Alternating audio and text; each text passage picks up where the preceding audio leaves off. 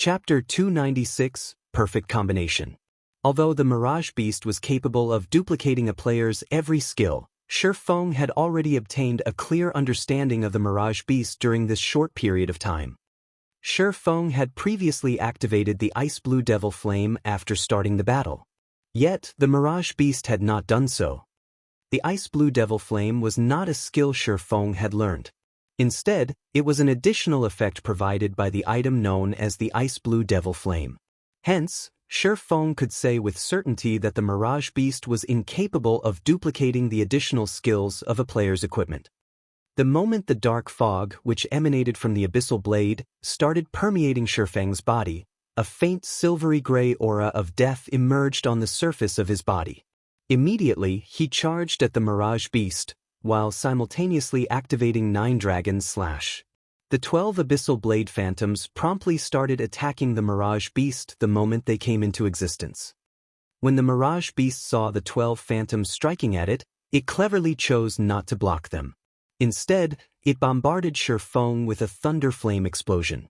As long as Feng died, the 12 Abyssal Blade Phantoms would naturally disappear along with him.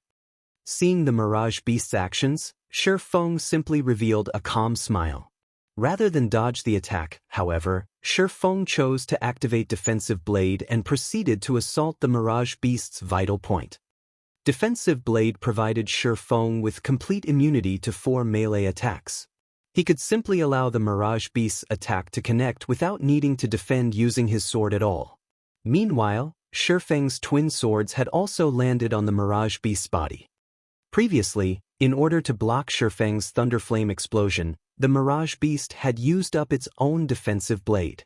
Hence, it had no choice but to endure Feng's attacks right now. Feng took this chance to make 7 consecutive slashes on the Mirage Beast's body. His normal attacks caused over -500 damage, while critical hits dealt over -1000 damage. Meanwhile, each of the Abyssal Blade Phantoms could also inflict over -200 damage. Out of the 7 sword strikes Feng landed on the Mirage Beast, achieved a critical hit. Coupling those sword strikes with the attacks of the Abyssal Blade Phantoms, Feng dealt over -7000 damage within this brief moment. It was a very impressive amount of damage. However, the Mirage Beast, which had taken on Feng's appearance, simply gave Feng a smile of disdain. The Mirage Beast looked as if it was saying, "This is your limit." The Mirage Beast had 200,000 HP, so -7000 damage was only a scratch to it. It would be perfectly fine again once it rubbed some spit on its wounds. On the other hand, now that Feng no longer possessed any life-saving skills, only death awaited him. A high HP is really a great asset. Feng sighed when he looked at the Mirage Beast's HP bar. In the next moment, though, Feng revealed a smile, saying, "However, you are still 10 years too early if you think you can overpower me just with this asset of yours alone." Feng activated the Purgatory Shadow's additional skill, Purgatory Power, increasing his attack speed by 100% and damage by 30% for 15 seconds. Feng then pointed the Abyssal Blade at the Mirage Beast charging at him. Abyssal Bind. 9 chilling chains instantly emerged from the ground, wrapping around and restraining the Mirage Beast. Abyssal Bind had a duration of 4 seconds. Despite being sealed, however, the Mirage Beast showed no signs of panic at all. It did not even try to resist in the slightest. Instead, it revealed a mocking expression as it looked at Feng, as if telling Feng to slash it as much as he wanted to. Previously, Feng had only managed to take away around 7,000 of its HP after attacking it for slightly over a second. Even if the Mirage Beast allowed Feng free rein for 4 full seconds, the most it would lose was around 30,000 HP. That was not even a quarter of its total HP. Moreover, after Feng exhausted all his skills, he would also lose his means of dealing bursts of damage. With neither life-saving skills nor bursting skills, the end result was obvious. Hence, the Mirage Beast felt very assured of its victory. Since the very beginning, this human never had a chance of defeating it. However, the Mirage Beast quickly discovered that reality was much crueler than fantasy. The Abyssal Bind indeed had a duration of only 4 seconds. However, the skill also possessed the effect of reducing its target's defense by 100%, and this allowed Feng's damage to abruptly soar. Now, each of Feng's normal attacks could deal over -700 damage. Miraculously, one of his attacks even triggered the Doom Curse, one of the Abyssal Blade's effects. Instantly, the Mirage Beast had its attributes reduced by 30%, and its maximum HP fell from 200,000 to 140,000. Engulfed by the storm of swords, the Mirage Beast's HP fell crazily. Feng also achieved critical hits with his attacks one after another, stacking layer upon layer of death aura around his body. In this situation, the Nine Dragons Slash could be said to be a perfect match for the Black Emperor inheritance. After activating the Nine Dragons Slash, Feng would not be lacking in death auras at all. Before the 4 seconds were up, the Mirage Beast's HP had already gone below the 70% threshold. Just as the Abyssal Bind was about to lose effect, and the Mirage Beast was about to regain its freedom, Feng abruptly leaped into the air and switched sword techniques. Simultaneously, he used 10 of the 30 layers of death aura he had accumulated to reduce the Thunderflame Explosion's cooldown. The level 7 Thunderflame Explosion had a cooldown of 30 seconds. Meanwhile, each layer of death aura could reduce a skill's cooldown by 3 seconds. After using 10 layers of death aura, Thunderflame Explosion could be used again. However, Feng was still not done. He then used the remaining 20 layers of death aura on himself, instantly increasing all his basic attributes by 40% and attack speed and movement speed by 20% for 10 seconds. After receiving this new buff, Feng executed Thunderflame Explosion, bombarding the Mirage Beast's head and sending sparks of flame flying all around. A damage of over -1,300 points appeared above the Mirage Beast's head, and the monster was placed into a fainted state for 3 seconds. Unless a monster was completely immune to control skills, powerful experts could usually restrain said monster continuously until death. Meanwhile, it was obvious that the monsters were not completely immune to control skills. They simply had a certain degree of resistance that would degrade the effects of control skills. Otherwise, it would truly be impossible for players to clear the 12 trials. Nevertheless, Feng was very clear about his own situation. Currently, as his level was still low and the number of skills he had learned was few, he only possessed explosive power but no staying power. After his short burst, if his enemy wasn't dead, the only options left for him were either to die or to flee. At present, Feng still had many gaps to fill in terms of the skills he had learned. However, the Black Emperor inheritance just happened to be able to fill these gaps, allowing him to create a perfect cycle with his skills. Without the Black Emperor inheritance, Feng would not have dared to challenge the 7th trial at all. The only pity was that the effects of the Black Emperor inheritance could only be used on the skills Feng had personally learned. It could not be used on the additional skills that came with equipment or weapons. If it were actually possible to do so, it would simply be too overpowered. Throughout the fainted debuff's 3-second duration, Feng had not only dealt a ton of damage himself, he had also managed to collect over 20 layers of death aura, thanks to the Nine Dragons Slash. When the Mirage Beast was about to regain consciousness, Feng spent another 10 layers of death aura to reset the cooldown of Thunderflame Explosion, before promptly using it on the Mirage Beast again. This time, however, the fainted debuff of Thunderflame Explosion was less effective on the Mirage Beast. The debuff's duration was less than 3 seconds now. However, Feng did not care about this matter, because at this time he was drowning in the pleasure he felt from brandishing his 2 swords.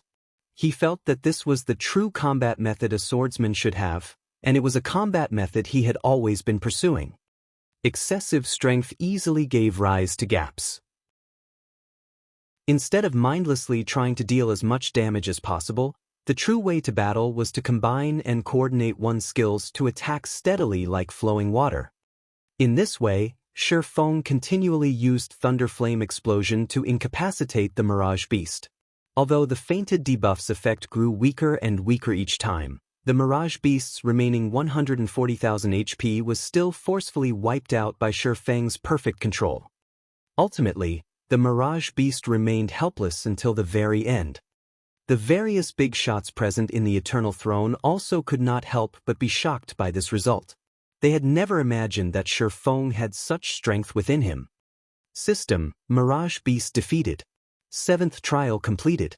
Rewarding 15 million EXP, 30 free mastery points, and 10 gold coins. Proficiency of all skills increased by 800 points. System: 7th trial cleared. Do you wish to start the next trial? The moment Feng received 15 million EXP, he instantly leveled up twice to level 23. Currently, only Blackie had reached level 23 throughout the entire White River City. However, Blackie had spent several days in order to go from level 21 to level 23. On the other hand, Feng had taken less than 10 seconds to do so. Feng then looked at the system notification. Although his heart was filled with anticipation towards the 8th trial, he still shook his head, thinking to himself, one needs to know when to stop. With the points I've earned, I can already exchange for an epic ranked item. If I were to choose to continue, I would no longer be an expert but a gambler. The 12 trials was the toughest trial of the War God's Temple. The difficulty of the trials would definitely multiply several-fold the further he went. In Feng's estimation, the monster of the 8th trial would not be just a special elite monster. Instead, it was highly possible for it to be a chieftain-ranked monster. A chieftain was much more powerful than a mere special elite.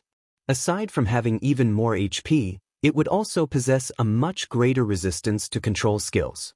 Chieftain-ranked monsters also possess team-wipe skills, and a single mistake would mean the end for Feng. Moreover, Feng did not possess the slightest idea what kind of monster he would be facing in the 8th trial. If it was a chieftain-ranked monster that he was completely unfamiliar with, then he practically had no chance of successfully killing it. The ability to make calm analyses was also a prerequisite to becoming an expert in God's domain. As a first-rate expert, Feng naturally knew when to decisively give up. Following which, Feng selected No in reply to the system's prompt. He was then teleported out of the 12 trials. Chapter 297, Stigmata. Interesting. Truly interesting. Sitting on a silver throne, Eucharis voiced his praise as he looked at Feng. Your performance has completely surpassed our expectations. It is also for this reason that we have decided to reward you with an additional 2,000 merit points. It was also a fact that the last time someone managed to clear the 7th trial was over a millennium ago. System: rewarding 2,000 War God's Temple merit points. That's generous of them. An expression of joy appeared on Feng's face. With 1,500 merit points, Feng could afford to exchange for a dark gold ranked item. Meanwhile, 4,000 merit points would be equivalent to an epic ranked item. Hence, the additional 2,000 merit points he received right now was truly a big harvest. Since you've already passed our test, walk to the center of the chamber. We will give you the strength necessary to locate the 7 treasures, Eucharis said. Feng then strode to the center of the Eternal Throne. There were countless divine runes inscribed on the floor there, joined together to form a huge magic array. Meanwhile, the 50 silver thrones were hovering around this magic array, the thrones themselves apparently connected somehow with this magic array. Let us begin then, Eucharis said as he looked at his companions. The lords of the silver thrones nodded their heads and promptly stood up. Immediately after, the mana inside the Eternal Throne started churning. The mana density here was no less than at the god's grave. Meanwhile, this thick mana clustered around the magic array, forming 50 dense-looking fluid balls. Each one of these fluid balls was the size of a basin.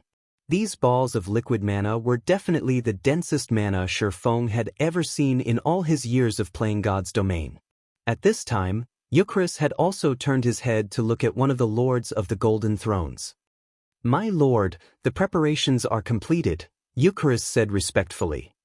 It is still not enough, the phantom sitting in a golden throne said in a low tone. Eucharis was confused by these words. The liquid mana they had formed was several hundred times more precious than even 7 luminaries crystals, and each and every drop had taken the 50 of them great efforts to form, not to mention 50 basin-sized liquid mana. Such an amount of liquid mana was more than enough to cast a silver Stigmata. It is rare to find good talent. Let us lend a hand as well, the phantom sitting in a golden throne said to his 8 other companions. Very well then.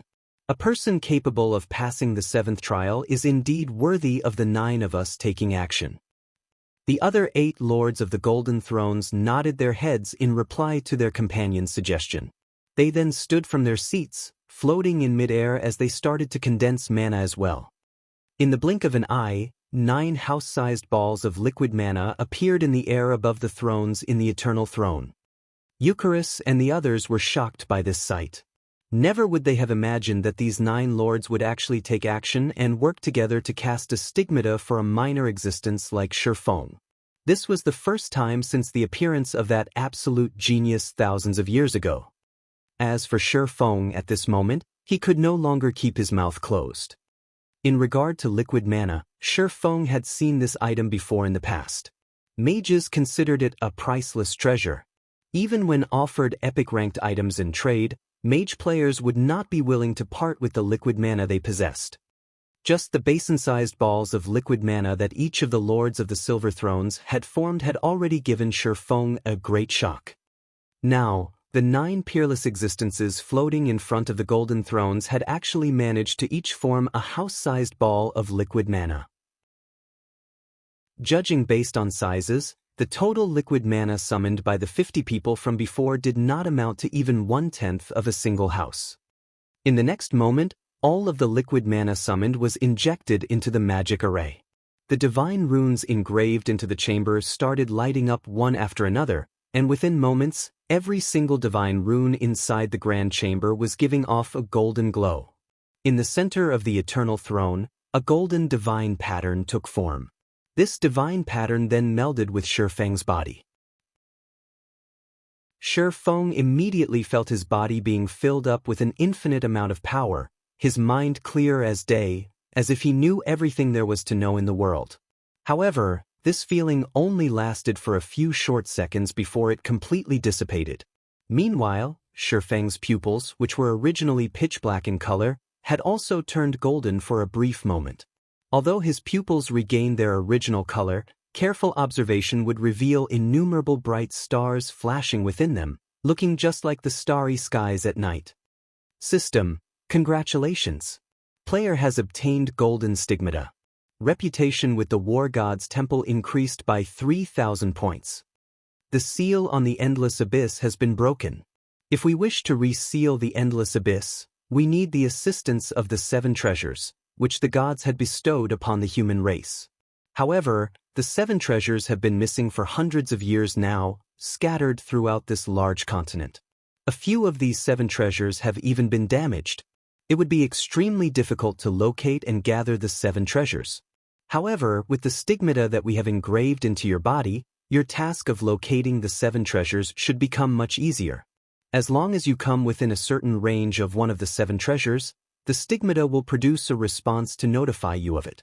If you happen to come across one of the 7 treasures that is damaged, the Stigmata can also aid you in repairing it. Now that our part here is done, we will move to suppress the Endless Abyss. The fate of the entire continent will depend on you now. I pray that you will be able to gather the 7 treasures as soon as possible. System, Legendary Ranked Main Storyline Quest, 7 Treasures, accepted.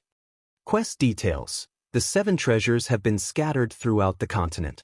Player is required to gather the 7 treasures within 2 years. Otherwise, the Endless Abyss will break through the War God's Temple's suppression and plunge all inhabitants of God's domain into misery and suffering, turning the continent into the playground of darkness. If player is unable to complete this quest, player's level will drop by 30, all attributes will be permanently reduced by 70%, and all EXP gained will be reduced by 90%. The system really is ruthless. If I can't complete this quest, this account would definitely have to be scrapped. Fortunately, I have 2 years to complete it. Feng inwardly clicked his tongue when he read the system notification. However, just what is this Stigmata thing? Feng wondered as there was nothing new on his body or in his bag. He then opened his status bar to take a look. As expected, there was an additional column labeled Stigmata there. Golden Stigmata automatically perceives the presence of the 7 treasures within a radius of 5,000 yards. Detect can be used once a day to search for the specific location of the 7 treasures within a radius of 50,000 yards. In addition, player will receive Stigmata's power, providing player with ignore levels plus 20 and all resistances plus 40.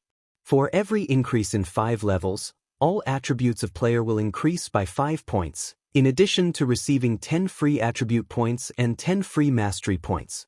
Player will also receive the skill Omniscient Eyes. Omniscient Eyes. A pair of eyes that can see through everything and find out all information. Nothing is capable of hiding from the Omniscient Eyes. The Omniscient Eyes have a perception range of 100 yards. Duration, 1 minute. Cooldown, 10 minutes. Such amazing effects. Feng's excitement after looking at the effects of the Golden Stigmata was indescribable. For starters, the additional 40 points in all resistances meant that he could ignore most of the environmental factors of many terrains. He would also receive reduced damage from spells. When battling against magic-type monsters, he could easily take on the role of an MT. However, the most amazing part about the Golden Stigmata would still have to be the increase in attributes. The Golden Stigmata was unlike the Abyssal Blade, whereby Feng would receive 2 additional free attribute points every time he leveled up. However, the Golden Stigmata would provide Feng with an average of 7 basic attribute points per level, 2 points of which were even free attribute points. This was definitely a huge increase. Moreover, the Golden Stigmata also provided Feng with a powerful identification skill. This skill would be of significant help when used against dungeon bosses or during field battles. It seems the Heavenly Dragon's breath is already waving its hands at me. Feng revealed a faint smile. Originally, the Heavenly Dragon's breath's requirement of 120 points in intelligence had given Feng a major headache. Now, however, with the bonuses provided by the Golden Stigmata and his magic weapon, as long as he received his promotion to a Tier 1 swordsman, he could definitely equip the Heavenly Dragon's breath before he reached level 30. He would actually get to equip a fragmented legendary item before reaching level 30. If it were in the past, Feng would not even have dared to dream about it. Following which, Feng called out the exchange interface of the War God's Temple and began to carefully look through the treasures there. Chapter 298, Deep Pockets. Previously, Feng had focused his attention purely on clearing the trials. Even when he upgraded the Abyssal Blade to level 20, he had only picked out a random level 20 Dark Gold weapon. The War God's Temple was one of the strongest powers in God's domain. This was a fact that remained true from ancient times up to the present. Feng had been able to fully experience this truth simply by seeing the various big shots in the Eternal Throne take action. Hence, one could just imagine how wealthy the War God's Temple's treasury would be. As for this War God's Temple exchange system, players would automatically activate it after obtaining the first clear on a 100-man team dungeon. However, one would already require large amounts of War God's Temple reputation even to exchange for a fine gold item. In God's domain, reputation with the War God's Temple was infamous for being extremely hard to obtain, not to mention meeting the required reputation for exchanging an epic item. If not for his quest, Feng would not have the chance to exchange for an epic ranked item. He would not even have the chance to lay eyes on them. He would not get the chance to see the never-before-seen divine artifacts, either. I wonder what sort of divine artifacts are in the treasury of the War God's Temple? Feng's heart was filled with anticipation as he filtered the exchange window to display only divine artifacts. A total of 2 divine artifacts was shown. Luminous Starlight, Divine Rank, Two-Handed Staff. Equipment requirement, Strength 3000, Intelligence 8000. Required merit points, 200,000. Skyfrost Blizzard, Divine Rank, Two-Handed Spear. Equipment requirement, Strength 10,000, Intelligence 4,000. Required merit points, 250,000. Although he could not see the exact attributes of these two items, just the merit points demanded and the equipment requirements of these two divine artifacts left Feng utterly speechless. Can a person really equip these divine artifacts? Feng had his doubts. It was simply unthinkable for a person to possess 10,000 strength. Even during his prime, Feng had not even been close to meeting such a requirement. After having his fill of looking at the divine artifacts, Feng filtered the window to display only epic-ranked items. Immediately, an endless list of items appeared before him. A simple glance told Feng that there were more than 10,000 items listed, and he could not help but wish he could take them all to enrich his own guild warehouse. If Zero Wing's guild warehouse had so many epic-ranked items stored within it, then dominating the entire Starmoon Kingdom would not be a problem, let alone conquering White River City. However, this was only a passing thought. Feng currently had 6,800 merit points, and he could exchange for only a single epic-ranked item at most. However, it was also not a simple task to choose a suitable item for himself out of these tens of thousands of items. For starters, let's forget about weapons. Armor should be a good place to start from, Feng thought. Presently, he already possessed a magic weapon, the Abyssal Blade. The dark gold-ranked Purgatory's shadow he now wielded was also sufficient for his current self. If he wished to further increase his strength, then he needed to replace some of the mysterious iron and secret silver-ranked equipment he was still using. Yet, when Feng looked at the long list of equipment, his mind was racked with indecision. However, Feng still managed to pick out a few good breastplates that caught his fancy. Not only did these breastplates offer large amounts of strength and agility, some even provided additional intelligence, an attribute that Feng was currently in need of. Meanwhile, the usage levels for these breastplates ranged between level 20 to level 80, and they all were epic equipment that could level up to level 100. One of these breastplates was called the Purple Fire Battle Armor, and it required 5,000 merit points. It was a breastplate that mainly focused on the strength attribute, in addition to providing a certain amount of intelligence. The other one was called Merciless and required 5,300 merit points. It was similarly a breastplate that mainly focused on the strength attribute, and likewise it provided a certain amount of intelligence. The final breastplate that caught Feng's fancy was a breastplate called the Carnage Chest Protector. It required 6,000 merit points to exchange for, and it provided a balanced amount of strength, agility, and intelligence. The design of the breastplate was also very good, and it was also Feng's favorite out of the three breastplates. However, if he were to exchange for the Carnage Chest Protector, he would not be able to do much with his remaining merit points. Let's take a look at some other items for now. After some contemplation, Feng filtered the exchange window to display ornaments that had a minimum equipment requirement of level 20. The merit points of the War God's Temple were extremely precious, so he needed to be extra careful when spending them. After browsing through the list for some time, Feng suddenly discovered an item he was extremely familiar with. Space Ring. However, instead of being of mysterious iron rank, this space ring was of epic rank. It was capable of storing up to 2,000 slots of items and cost 4,500 merit points. However, it would simply be a luxury to spend 4,500 merit points on this item, and Feng was definitely not willing to waste his precious merit points to purchase it. Isn't this the ring mentioned in the legends? Why is it categorized under epic-ranked items? Feng noticed another ring he was familiar with. 7 Luminaries Ring. Feng had done his fair share of research on the history of God's domain during his past life. The 7 Luminaries Ring was a ring crafted by one of the ancient gods, the Twilight Goddess. 7 formidable powers were sealed inside this ring, and each one of these 7 powers could match the power of a god. Meanwhile, the 7 Luminaries Ring allowed the simultaneous use of these 7 powers. Even a mere mortal would have the power to destroy heaven and earth when equipped with this ring.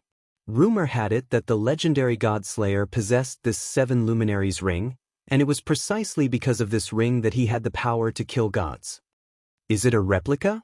Feng did not believe that the War God's Temple possessed the real 7 Luminaries ring. The reason being, an epic ranked item would not be powerful enough to decimate heaven and earth.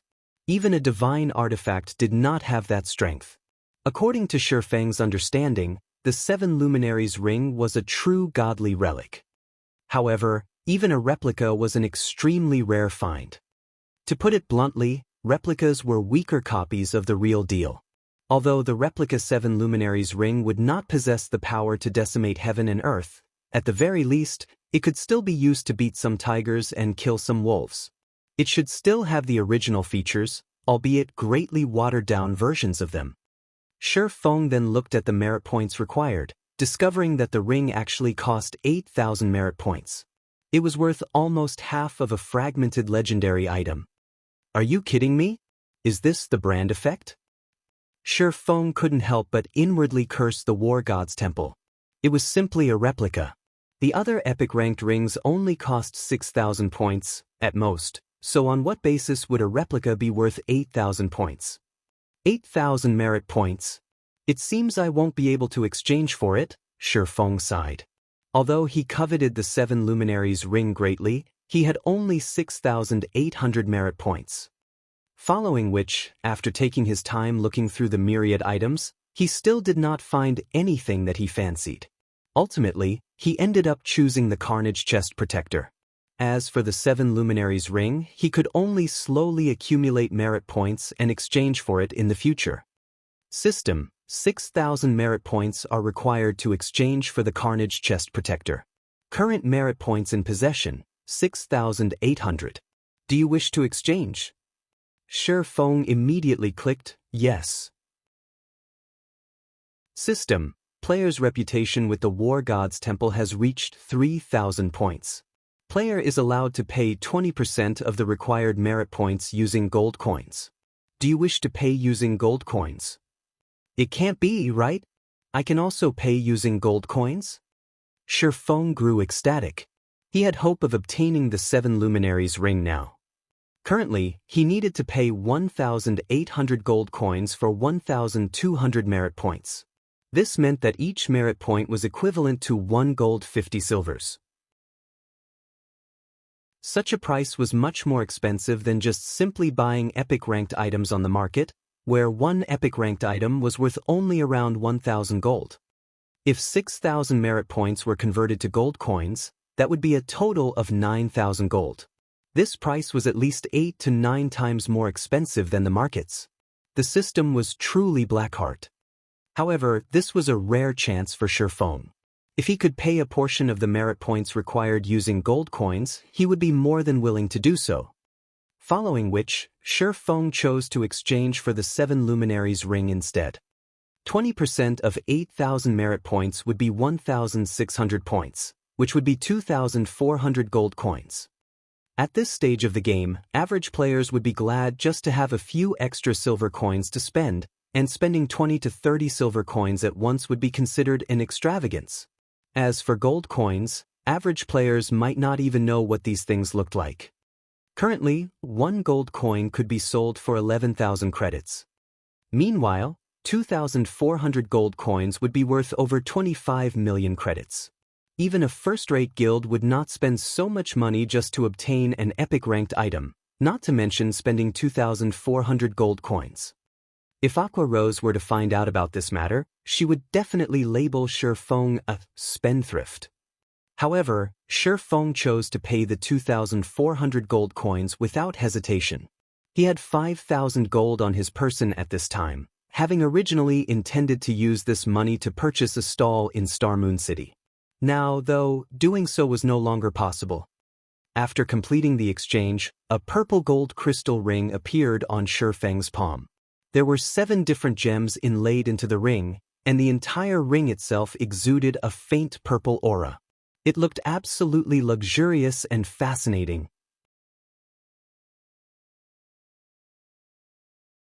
Chapter 299, One Word. When Feng received the ring, he could not help but grow excited. In the past, a legendary item had been sold for tens of millions of credits at the world auction. At that time, The news had thoroughly shocked the entire world. Many people felt that the person who purchased the legendary item was a complete fool. After all, it was simply an item inside a virtual world. It was nothing more than a data-generated item. Only a person whose head was caught in the door would spend so much money to purchase it. Now, if Feng converted the war god's temple merit points and gold coins he had spent into credits, the total amount would be even higher than the price of the auctioned legendary item. More importantly, he had spent such a large sum just to obtain an epic item, which was 2 ranks lower than a legendary item. However, even if Feng were called a fool several hundred times over, he would still be willing to do what he had done without hesitation. He was only afraid that he would not get such a chance. Back then, countless people had ridiculed the person who purchased the legendary item as a big fool. Later on, however, that person became the guild leader of King's Return, Odin. King's Return was a super guild, and the territories it occupied surpassed even an empire. Meanwhile, as the guild leader of such an amazing guild, Odin was an existence that made everyone feel fear and respect. The wealth and status he possessed was simply unimaginable. Did anyone laugh at him after that? The answer was no. Instead, the target of people's ridicule shifted to the fool who had sold the legendary item in the first place. At that time, not to mention several tens of million, even if traded using a city with a population of several millions, it would still have been a losing transaction. Meanwhile, the 7 Luminaries ring was a godly relic mentioned in legends. Although the one Feng had was only a replica, replicas could still be divided into different categories. If one took a replica of a fine gold item and a replica of an epic item and placed them side by side, without even making an in-depth comparison, one could already tell which one was the better item. After all, there was already a huge gap between the calibers of the 2 items. Moreover, the higher the quality of the target of replication, the greater the difficulty in replicating it. One could not produce a replica simply by wishing for it. The difficulty of producing an epic item that was the replica of a godly relic was much higher than simply producing a normal epic item. The difficulty of doing so might even rival the difficulty of producing a legendary item. The person who produced this ring must be a truly amazing forging sage. If the materials and energy used were of higher quality, the final product might even have become a legendary item. Feng was a forger himself, so he naturally could tell just how amazing the forger that managed to produce this 7 Luminaries ring was. The replica of a godly relic would definitely not have been easy to produce. Even a Grandmaster forger would not be able to produce one. It would only be possible for a forging sage.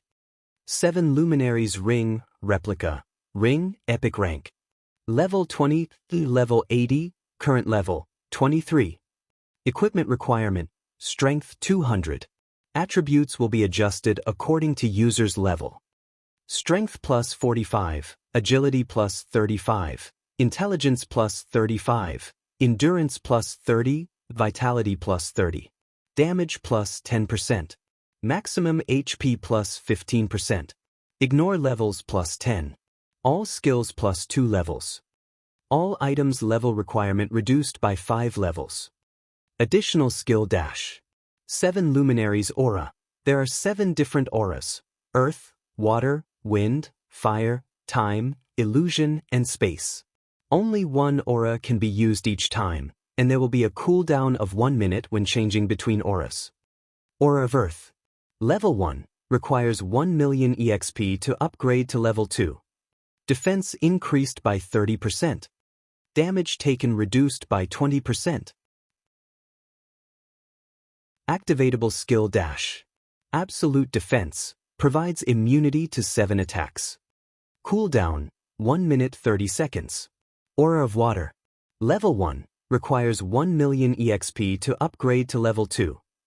Received healing increased by 30%. Cast consumption reduced by 20%. Activatable skill dash. Life Bloom heals selected target for 10% HP every second for 30 seconds. Cooldown 1 minute 30 seconds. Aura of Wind. Level 1 requires 1 million EXP to upgrade to level 2. Movement speed increased by 20%. Attack speed increased by 20%. Agility increased by 15%. Activatable skill dash. Wind Rider enables temporary flight and movement speed increase of 100% for 15 seconds. Cooldown, 2 minutes. Aura of Fire. Level 1, requires 1 million EXP to upgrade to level 2. Damage increased by 30%. Target's defense reduced by 20%. Activatable skill dash. Firestorm inflicts 500% damage within a range of 10 by 10 yards for 5 seconds. Cooldown, 5 minutes. Aura of Time. Level 1, requires 2 million EXP to upgrade to level 2. Cooldown of all skills reduced by 20%. Enemies within a 100-yard radius will have their movement speed and attack speed reduced by 20%, and cooldown of skills increased by 20%. Activatable skill dash. Absolute Time prevents enemies within a range of 50 by 50 yards from using any skills or tools for 20 seconds. Cooldown, 3 minutes. Aura of Illusion. Level 1, requires 2 million EXP to upgrade to level 2. All attributes increased by 20%. Enemies within a 100-yard radius will have all their attributes reduced by 20%. Activatable skill dash. Fantasy World. Immunity to all magic damage and 10% of magic damage received will be converted to healing to recover players' HP for 10 seconds. Cooldown, 3 minutes. Aura of Space. Level 1, requires 2 million EXP to upgrade to level 2. Immunity to all control and restricting effects. Activatable skill dash. Space Movement. Instantly move to any location within a radius of 300,000 yards. Cooldown, 10 minutes. As expected of a Godly Relics replica. Even if it is only at epic rank, apart from the basic attributes it provides being inferior to a legendary item, its other aspects are much stronger. Feng's surprise reached its limits after he read the attributes of the 7 Luminaries ring. This was the first time Feng was seeing the exact abilities of the 7 Luminaries ring. At this moment, Feng finally understood why the legends had said that even an ordinary mortal would have the ability to decimate heaven and earth when in possession of the genuine 7 Luminaries ring. One could even kill gods with this ring. Meanwhile, the 7 Luminaries ring in Feng's hand was only a replica. It was also only at epic rank, and it was tens of thousands of miles away from being comparable to the genuine article. However, even if it was only an epic-ranked replica, in Feng's eyes, it was already a miniature godly relic. It could easily outshine any other epic item. It would be great if I could upgrade this epic-ranked 7 Luminaries ring to legendary rank. Feng could not help but start fantasizing. If he could raise the 7 Luminaries ring's rank to legendary, then its value would become immeasurable. At that time, only divine artifacts would be able to suppress it. After Feng equipped the 7 Luminaries ring, his attributes greatly increased. His intelligence reached 91 points, only a small distance short of 120 points. I can use the Aura of Earth when acting as an MT, Aura of Water when acting as a healer, Aura of Wind when hunting or escaping, Aura of Fire when battling, Aura of Time and Aura of Illusion when fighting in a team battle, and Aura of Space when I'm in a hurry. This ring covers almost every possible situation. It truly is the most powerful epic item. Feng had mostly grasped the uses of the 7 auras in the 7 Luminaries ring. It really made one wonder just how powerful the genuine godly relic was. Just as Feng was fantasizing about the genuine godly relic, he suddenly thought of another matter. If he used the Aura of Space, he could still make it if he hurried to the Silverleaf Forest right now. After all, a distance of 300,000 yards could generally cover 2 regions. Feng could first teleport to Streamfort from White River City. Afterwards, he only needed to pass through 4 regions in order to arrive at the Silverleaf Forest. Under normal circumstances, even if Feng ran with all his might, he would still need around 5 hours to travel across these 4 regions. However, now that Feng could instantly travel across 2 regions, He might even arrive at the Silverleaf Forest before Gentle Snow's reinforcements did. Thinking so, Feng immediately departed from the War God's Temple and headed towards the teleportation hall of Star Moon City.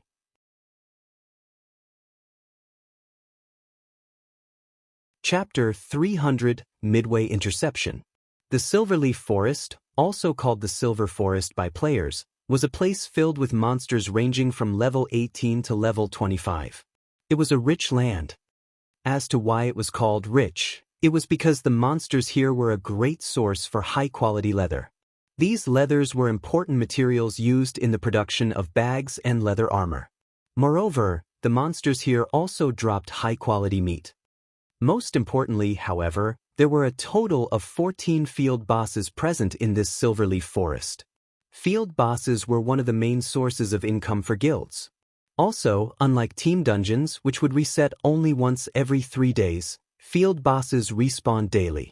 The improvement these field bosses could bring to a guild's equipment was quite significant. It was also the reason why Fire Dance had led Zero Wing's core team here to kill field bosses.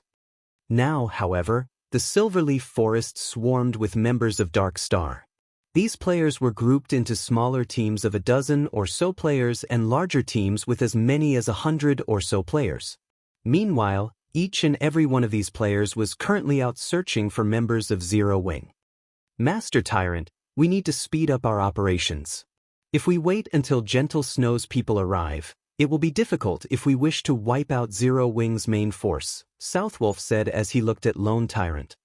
For her to actually willingly send out reinforcements, it seems that woman really does have a deep relationship with Zero Wing. Lone Tyrant was slightly surprised. His lips then curled into a sneer as he said, "Even so, she is too late. We've already searched through the majority of this Silverleaf Forest. We've also tightly blockaded the 3 exits for this place. In addition, we've also placed a guild war order to seal off the entire Silverleaf Forest, so the bastards won't be able to simply return to the city using a return scroll. It won't be long before we will find them and get rid of them.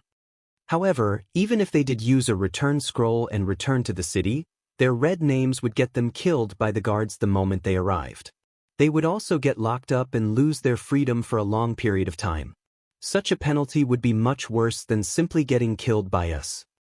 Southwolf nodded in agreement. In order to deal with Zero Wing's main force this time, Dark Star had spared no effort, sending out all the elite members it had. Even Underworld had sent a team of Underworld guards into the fray. There were over 10,000 players participating in the hunt this time around, and of those, 6,000 were used to hinder Zero Wing's reinforcements. With its current power, Zero Wing definitely could not contend against these 6,000 players.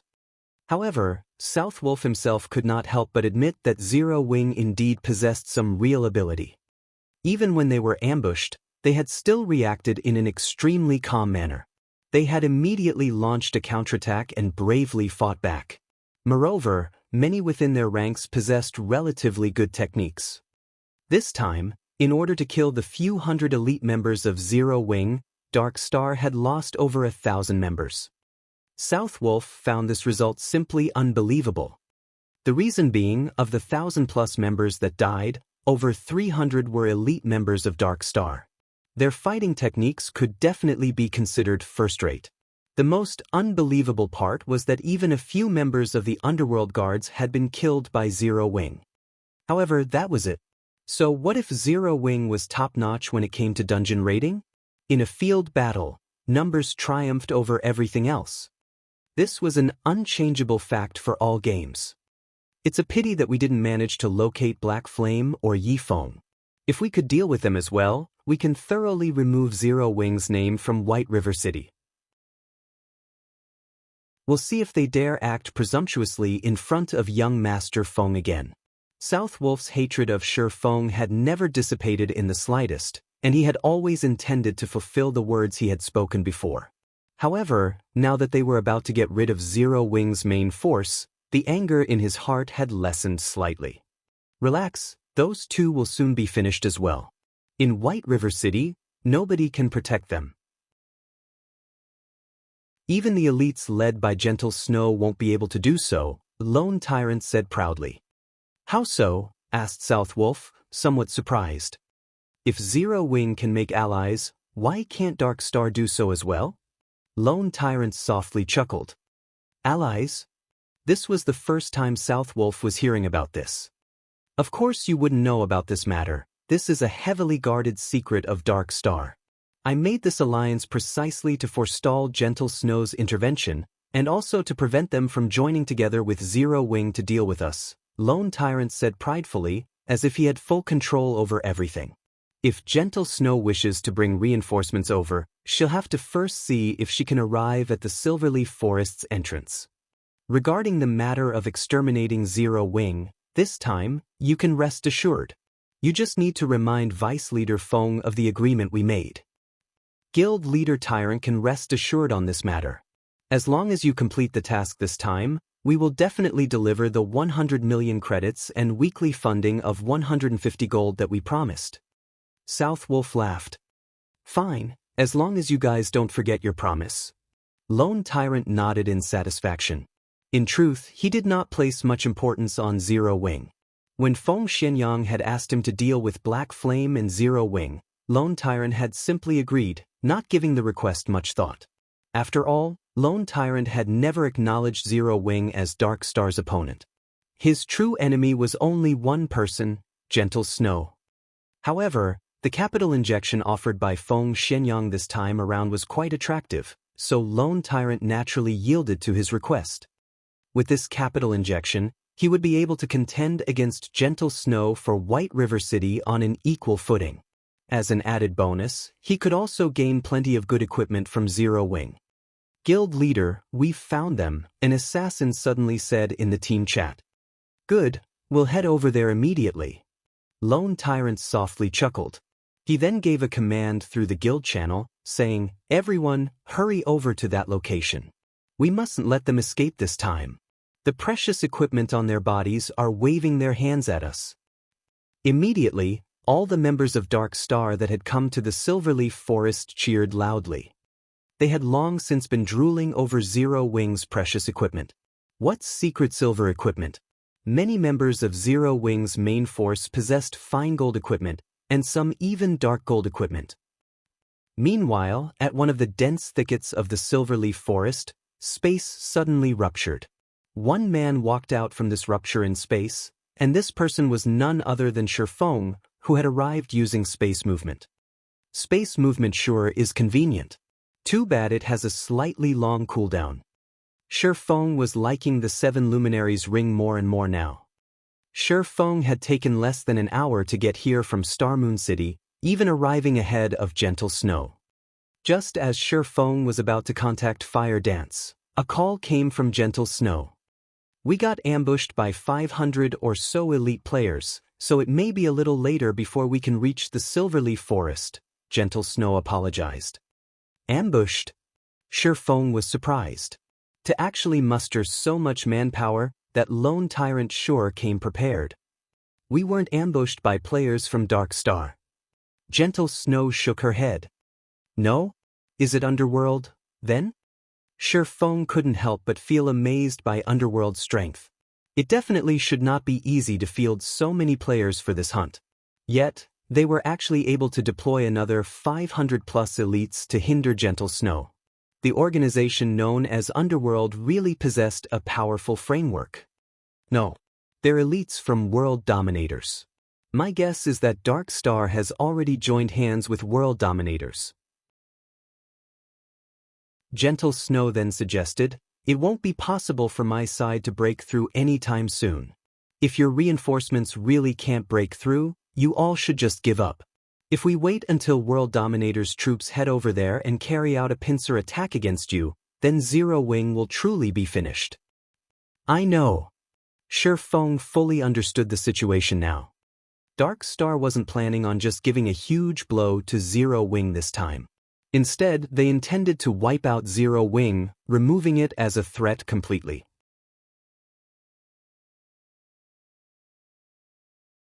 Chapter 301, Fangs. The reinforcements form Ouroboros definitely won't make it now. Zero Wing's forces had also been blocked at the outer perimeter of the Silverleaf Forest. According to Feng's understanding, Dark Star currently had over 3,000 members searching inside the Silverleaf Forest, including practically all of Dark Star's elites. The 6,000 or so players blockading the outer perimeter were merely cannon fodder. If this stalemate continued, World Dominators might succeed in carrying out a pincer attack with Dark Star, annihilating Zero Wing's forces. Aqua, would it be possible to break through on your side? Feng contacted Aqua Rose and asked. With the current numbers we have at hand, definitely not. However, I've already mentioned this matter in the guild channel and have sent for more members to hurry over. We should be able to gather another 3,000 members in half an hour. The level and quality of equipment of our guild members are much higher than Dark Star's, so as long as we can join with these 3,000 members, we can break through their blockade, Aqua Rose said confidently. She had faith in their guild's combat prowess. Although Zero Wing had far fewer members than Dark Star, with Dark Star having well over 30,000 members, there wasn't much of a difference in the number of elite players each guild possessed. Of Dark Star's 30,000 members, more than 10,000 were newbies around level 10. Meanwhile, the elites that managed to reach level 16 only numbered around 6,000. On the other hand, despite recruiting only a small amount of players, their member count only hovering slightly above 5,000, there were actually over 4,000 elites in Zero Wing who were over level 16.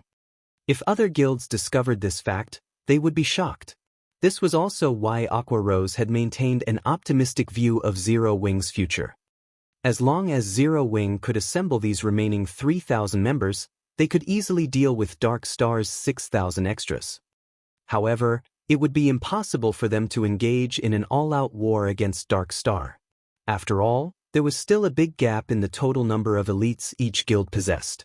On top of that, Dark Star still had over 10,000 extras. Even if their combat prowess was weak, they could still overwhelm and kill Zero Wing's elites using the advantage of numbers. I understand. World Dominators is currently hindering Gentle Snow's group.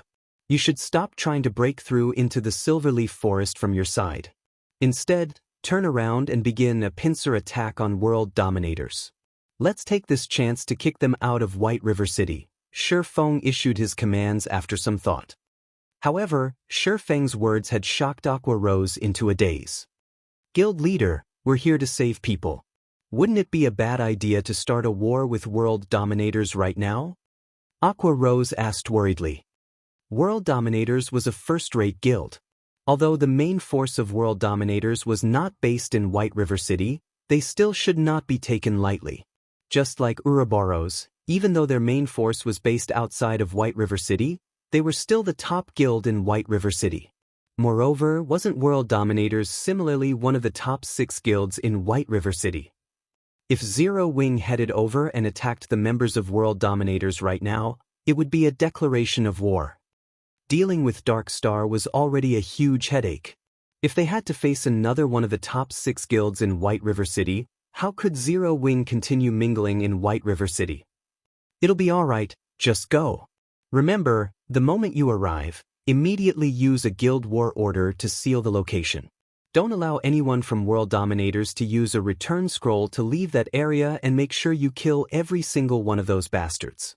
Teach them that there is a price to pay if they wish to take advantage of Zero Wing, Feng growled murderously.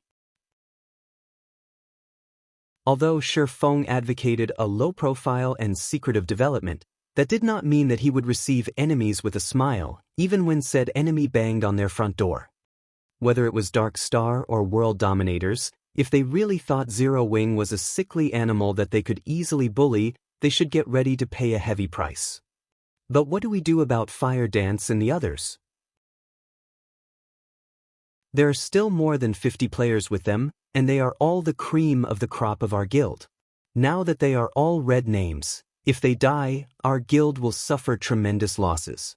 Although Aqua Rose could discern Feng's rage and killing intent from the tone of his voice, she still tried to dissuade him. I'll save Fire Dance and the others. Feng answered with absolute confidence.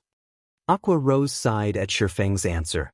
However, she no longer chose to pursue the matter, and instead she said, fine, but as the guild leader of Zero Wing, don't you think you should say a few words to your fellow guild members as well? You haven't expressed your intentions since Dark Star declared war against us. Although nobody in the guild has said anything about it, considering the weight of this incident and the declaration of war against world dominators, how can you stay silent? After the war with Dark Star began, both murderous intentions and excitement swept through everyone in Zero Wing. Many in the guild had expressed their eagerness for vengeance, speaking in the guild channel about how they were going to teach the bastards from Dark Star a lesson and show Dark Star know how amazing Zero Wing was. However, as the intensity of the battle between both guilds grew, and the number of deaths increased, the atmosphere in Zero Wing became heavy. Even though they had fought for so long, they still hadn't managed to break past Dark Star's blockade around the Silverleaf Forest. The number of dead Zero Wing elites inside the Silverleaf Forest also grew as time passed. Hence, it was inevitable that Zero Wing's momentum would falter. At this point, most of the Zero Wing members had already lost their motivation to continue fighting, not to mention carrying out a pincer attack on world dominators. Feng, of course, was aware of Aqua Rose's concerns. However, compared to just speaking through the guild channel, Feng had taken more decisive action and directly uploaded a post to the official forums. Dark Star, today you've dared to send tens of thousands of players to hunt the hundreds of players of Zero Wing. My Zero Wing guild will return this slight 100-fold. Even if we're down to our very last breath, we will massacre your 30,000 members as payback. The name of Black Flame, the chief forger of Star Moon Kingdom, had long since spread throughout the Star Moon Kingdom. Moreover, Zero Wing was also the first guild to own a guild residence. The moment this post uploaded, it immediately garnered the attention of the residents of Star Moon Kingdom. Crap, are they starting an all-out war? I show my support for Zero Wing. Zero Wing is as amazing as expected. Even though there are only several hundred, Dark Star actually had to send tens of thousands of players to hunt them. Does anybody know the final result? I heard that Zero Wing had lost over 300 members to Dark Star already, and there are still a few dozen being hunted down. On the other hand, Dark Star has already lost over 1,000 members. Right now, every player in White River City is discussing this matter. Amazing! With just several hundred players on their side, even when faced with more than 10,000 players, they can still kill over 1,000 players. Dozens are still alive too. I also want to join Zero Wing and become an expert. I despise Dark Star.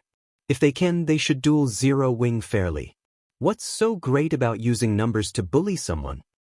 I am one of the members of Zero Wing that had been surrounded and killed. You guys should have seen how amazing our guild's Sister Dance and Brother Black fought. Sister Dance weaved across thousands of players, killing over 100 Dark Star members in a row.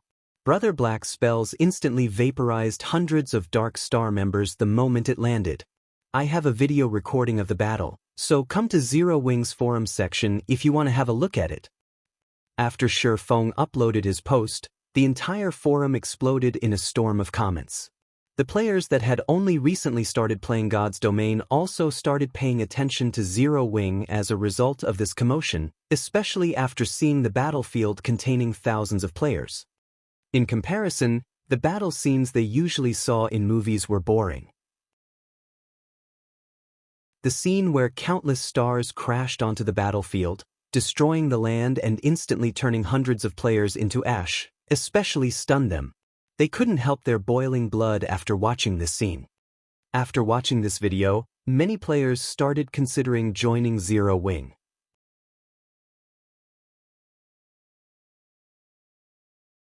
Chapter 302, Strong Capital. Feng had used the name of Black Flame when he uploaded his post. Hence, just a few minutes after the post went live, it had already received a massive amount of visitors. The number of replies easily passed 10,000. Shortly after, the post had been automatically pinned at the top of the forums by the game officials, and there was also an additional bright red "War" tag on the post. This single word was eye-catching. Meanwhile, due to Feng's post, the originally crestfallen guild members' fighting spirits immediately reignited, and they hungered for Dark Star's death. Moreover, the video of Dark Star's ambush of Zero Wing had also shocked its viewers. The video allowed everyone to understand that even players could become so powerful. When the stars of light descended, the scene seemed as if the world was coming to an end, and within an instant, hundreds of players had been vaporized. Even players outside of the spell's damage range were not spared as the wind generated by the spell's impact sent them flying. Seeing the power of this skill, everyone finally understood why Blackie had such a high level. While everyone else struggled to kill a single monster, Blackie could simply lure several hundred monsters and kill all of them with a single move. How could anybody hope to compare to such a leveling speed? After watching this video, countless players started dreaming of the day that they, too, could possess such power. Such a skill was far more useful than any piece of quality equipment. Dark Star, just you wait. I will kill everyone who tries to block our way. That's right. Brother Black and Sister Dance are waiting for us right now. How can we be so shameful? Aren't they just 6,000 monkeys? Even if I have to die 10 times over, I will extinguish Dark Star. The members of Zero Wing all released spirited battle cries as they glared at the members of Dark Star blocking their path. As long as Aqua Rose gave the command, they would charge and take action. However, just as they turned their gazes to Aqua Rose, Zero Wing's vice leader, Feng's voice suddenly dominated the guild channel. I'm sure everyone is clear about what has happened today. Dark Star has declared all-out war against us, and they wish to wipe our names from White River City. Although we, Zero Wing, have just started our journey and the member count of our guild cannot compare to the other guilds in White River City, Dark Star has actually started a war with us, thinking that we are easy to bully. What do you all think we should do about this? Kill them all. That's right. Why should we fear fighting back? Now, let's show those bastards that, if they wish to swallow us whole, they should prepare to lose a few teeth. Since everyone is going to try their best as the guild leader, I cannot be stingy. Before the battle, I sent for someone to retrieve some battle tools stored inside the guild warehouse. Everyone should now look for Vice Leader Aqua Rose for your share. Also, for those who participate in today's battle, you will gain 10 guild points for each enemy you kill. Those who manage to accumulate 10 kills will be rewarded one piece of secret silver equipment, while those who kill 50 will get a piece of fine gold equipment. If you manage to kill 100, you will even receive a private room in the guild residence. Even if you die in battle, you will still receive 10 guild points as compensation. The moment Feng finished his monologue, everyone's hearts beat fervently, and their eyes glowed with excitement. Zero Wing's administration was very thorough, and one could only use guild points to exchange for items from the guild warehouse. However, it was extremely difficult for members to earn guild points. If converted to coins, each guild point was worth around 30 copper. Meanwhile, trading them for a level 10 bronze equipment required 30 guild points, which would be 9 silver coins. Currently, level 10 bronze equipment only sold for around 7 to 8 silver coins on the market. To put it simply, it was not a worthwhile exchange. It was also for this reason that another batch of players had withdrawn from the guild.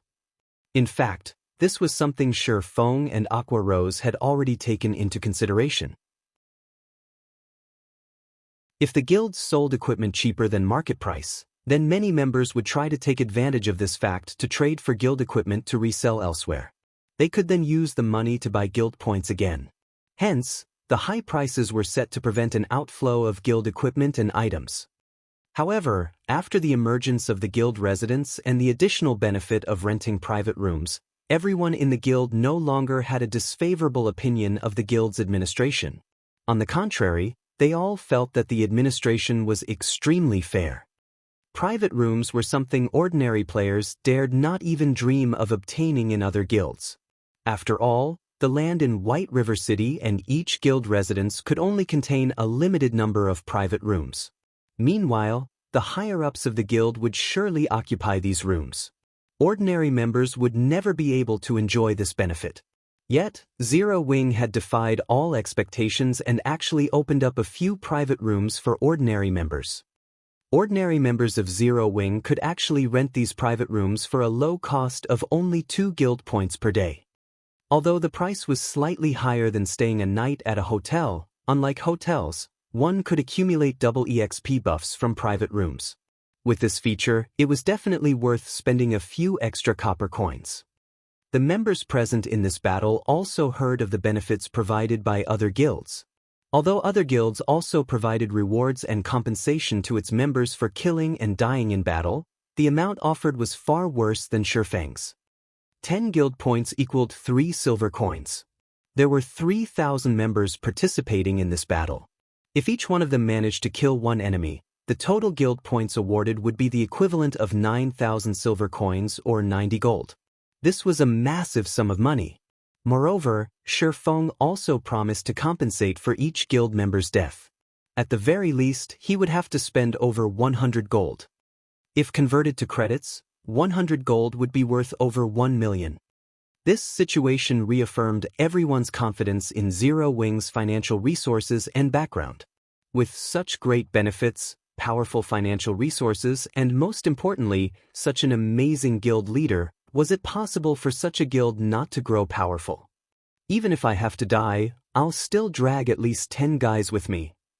Humph, don't you have any ambition? Didn't you hear the guild leader say that he would reward those who managed to get 100 kills with their own private room? You have to be capable of actually doing that first. Have you not seen how easily Brother Black and Sister Dance managed it? The momentum pushing the guild members to kill their enemies was stronger than ever now. Although the guild would only rent out, not sell, any of the private rooms, one could imagine how much a private room would cost. It was definitely not something worth a measly 1,000 guild points. Although their chances of actually killing 100 people were slim, there was still a small possibility. Naturally, they would fight for that glimmer of hope. Everyone, come to me to receive the frost grenades. Each person will only get 2. Party leaders will get 3 frost grenades and 1 tier 0 attack or defense magic scroll. Team leaders and vice team leaders will receive 5 frost grenades and 1 tier 1 magic scroll. After Feng finished his speech, Aqua Rose started distributing the supportive tools to every guild member. In order to display Zero Wing's might to everyone in Star Moon Kingdom, Feng bled his pockets dry this time. He retrieved all the supportive tools from inside the guild warehouse for this battle. The moment everyone received the supportive tools, everyone felt even more certain of their victory over Dark Star. Just by arming all of them with a single frost grenade, they could easily force Dark Star's 6,000 members to eat a huge loss. Adding in the control effect of the frost grenades, their chances of defeating these 6,000 players increased by at least 30%. Vice Leader Aqua, how should we fight? We'll all listen to your commands. That's right. With these tools of war, I can easily kill over 10 people and earn a ton. 100 people, here I come. Let's hope that those bastards don't run away. Everyone started joking around as they felt confident in defeating Dark Star now. Since everyone is ready, follow me. Aqua Rose nodded. The next moment, however, she turned around and ran in the opposite direction of the Silverleaf Forest.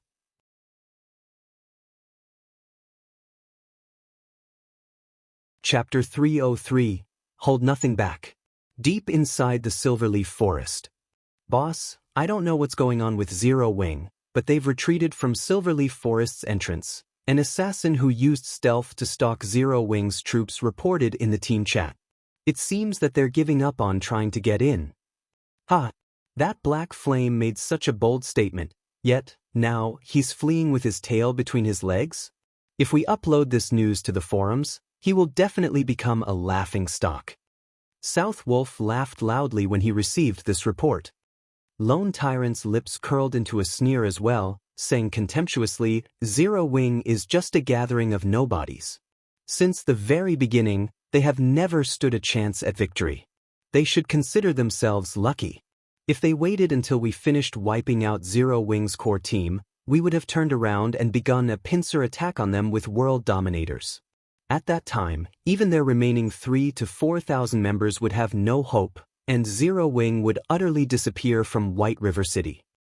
Guild Leader Tyrant is as amazing as expected. It turns out that you had such a plan readied as well. No wonder you are an expert capable of competing with Gentle Snow over White River City. Not only do you possess extraordinary strength, but your intellect is also at the top of White River City. South Wolf flattered as he came to a realization. As long as you can remove Zero Wing's name from White River City, the only obstacle in your way will be Ouroboros. However, with Dark Star and World Dominators working together, even the team led by Gentle Snow would no longer pose a threat. At that time, Guild Leader Tyrant would become the true overlord of White River City. It's still too early to make such claims. Lone Tyrant chuckled as pleasure filled his heart. He then continued, saying, ultimately, Gentle Snow is a well-known expert and leader in the virtual gaming world. I'm afraid that I'll need more strength before I can chase her out of White River City. When the time comes, it will also depend on whether or not Underworld plays its part. Guild Leader Tyrant can rest assured. As long as Dark Star possesses a high chance of becoming the overlord of White River City, Underworld will invest greatly in it. When the time comes, Underworld will send even more experts to help Dark Star solidify its position as overlord. South Wolf laughed, answering with certainty. With your word, South Wolf, I can rest assured. Lone Tyrant laughed with South Wolf. Currently, confidence regarding Dark Star's future filled Lone Tyrant. Now that Zero Wing has given up on saving Fire Dance and the core members, although I pity them slightly, we should still quickly end their lives. When South Wolf thought of Fire Dance's sexy body, a lecherous smile unconsciously appeared on his face. Elsewhere, Fire Dance and her group were currently in a very precarious situation. Players from Dark Star had them surrounded, and although they had constantly carved out a path of bodies, they could not use return scrolls to escape. Dark Star had the Silverleaf Forest under siege, and all exits were blocked. If this situation continued, they would, sooner or later, lose their lives. However, they could not afford to die. At this moment, there were only 30+ players remaining in their team, and they all were red names. As for herself and Blackie, their names were already close to turning black now. If they died, losing 3 or 4 levels would only be a small matter. The most crucial point was that they could not afford the loss of their equipment. Sister Fire Dance, what are we going to do now? The bastards from Dark Star have discovered our location again, Lonely Snow asked. At this moment, he appeared to be in quite a sorry state. After being surrounded and attacked over a dozen times, his willpower had started to falter as well. Unfortunately, no matter what they did, they could not find a way to escape from Dark Star. Let's retreat first, then talk. Aqua Rose and the others are currently breaking through the entrance now. Moreover, they also have a large stock of supportive tools, so they can definitely break past Dark Star's blockade. We just need to hold on for a little while longer before we're rescued. Fire Dance had also racked her mind, trying to think of a way to escape. However, Dark Star simply had too many players. No matter how they tried to run, another group of players always waited for them. If not for the fact that their equipment and techniques were so impressive, they would have long since died. Just as everyone was desperately running for their lives, Feng contacted Fire Dance and suddenly joined the team. Guild Leader, you're finally here.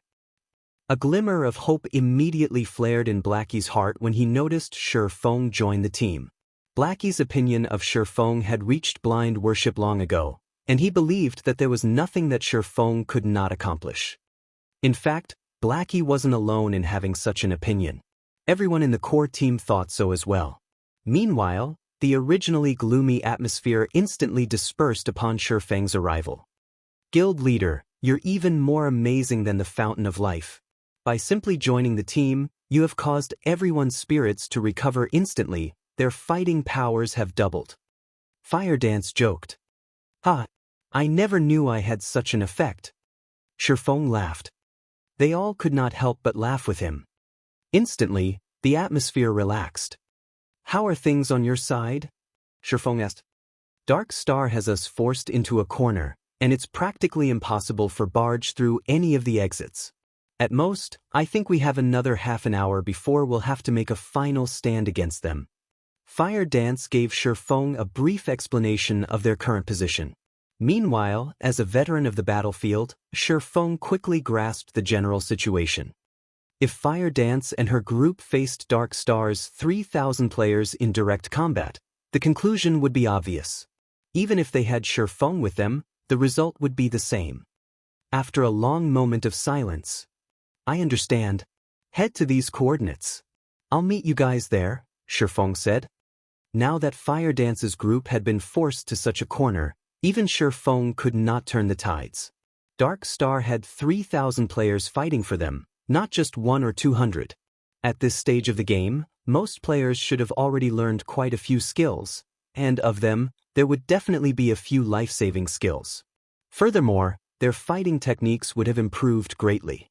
It was no longer possible for Feng to slaughter them by the hundreds as he had with Martial Union. Fortunately, Feng was very familiar with the Silverleaf Forest. After giving it some thought, he concluded that there was only one location Fire Dance and the others could head to survive. The chances for survival was less than 30%. However, a 30% chance of survival was far better than none at all. After all, if they faced Dark Star's 3,000-strong army, they would die 10 out of 10 times. Hopefully, Aqua Rose can take action quickly. Otherwise, we really will suffer a total defeat. Following which, Feng disconnected his call with Fire Dance. He then activated the 7 Luminaries Ring space movement once more, teleporting to the meeting location that he gave Fire Dance's group. Although Guild War orders could seal off the usage of teleportation scrolls, they were completely useless against the power of the 7 Luminaries Ring. On the gravel road leading to the Silverleaf Forest, the players from World Dominators had already started battling the players from Ouroboros. Throughout their battle, both sides had constantly sent for more reinforcements, involving more and more players in the fray. Both sides were first-rate guilds with extraordinary backgrounds. To hinder Gentle Snow's advance, World Dominators had sent over 10,000 players to this fight. Meanwhile, Gentle Snow had even more players on her side. Currently, her army had increased to over 14,000 players. The intensity of the battle between these two guilds far outstripped the battle between Dark Star and Zero Wing. This massive encounter had shocked many players in White River City. Just what was happening in White River City? Why were 4 of the top 6 guilds in White River City battling it out against each other? Moreover, it wasn't just a minor skirmish between guilds. These 4 guilds had actually started a full-fledged war against each other, where only one side would rest when the other was obliterated. Such a situation was simply unimaginable in other cities. Players were still in the initial stages of God's Domain, and currently, every guild in God's Domain fully occupied themselves with raiding dungeons and development. Yet, these 4 guilds in White River City actually dared to start a full-fledged war. Regardless of which side won or lost, they would all be losers in God's Domain. Snow, this war is getting out of hand. Both sides have already incurred over 1,000 fatalities. If this situation continues, Emperor's Light and the Assassin's Alliance might be tempted to take advantage of the situation. I think we should retreat for now. After fighting for so long, we have fulfilled our duty to Zero Wing, Zhao Yueru urged as she looked at Gentle Snow, who currently issued commands.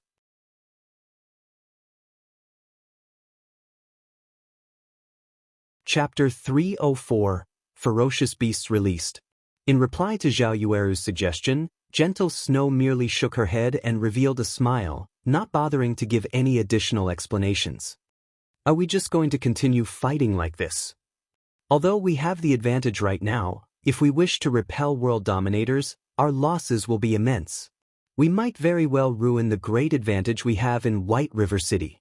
Snow, you should know that the people of Star Moon City have long since had an opinion of you. If we lose the advantage we have in White River City, they will take advantage of the situation and cause you trouble.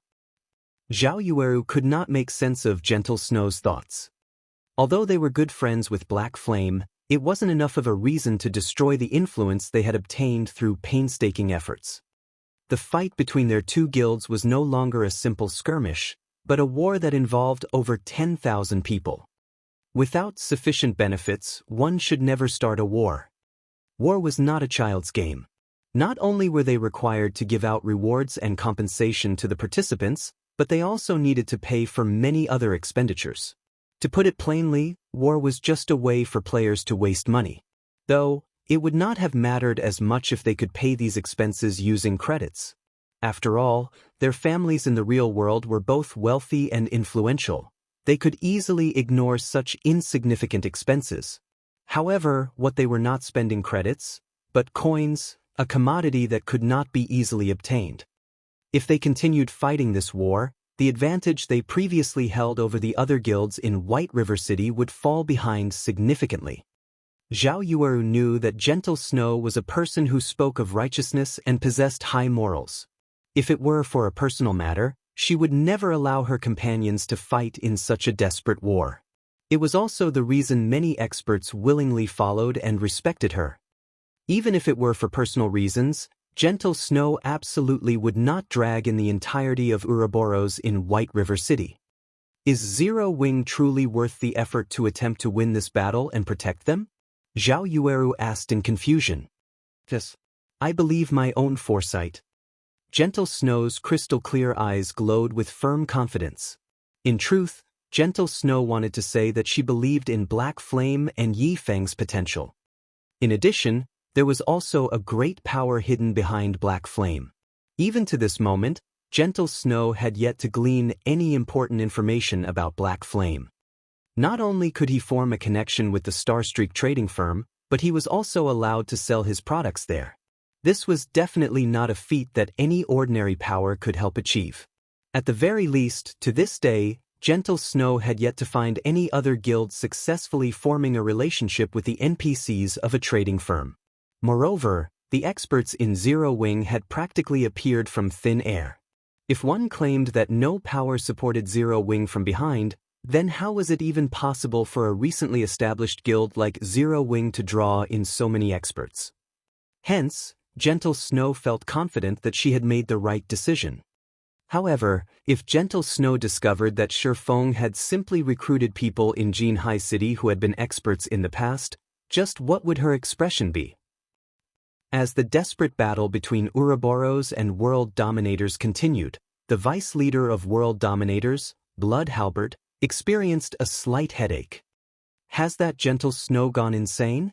Isn't she just helping out some foreign guild? Is there a need to try so desperately? Blood Halberd appeared disappointed and confused as he looked at the casualty report he had received. As of this moment, they had lost over 1,500 players. Just the compensation they had to pay out had already reached astronomical amounts.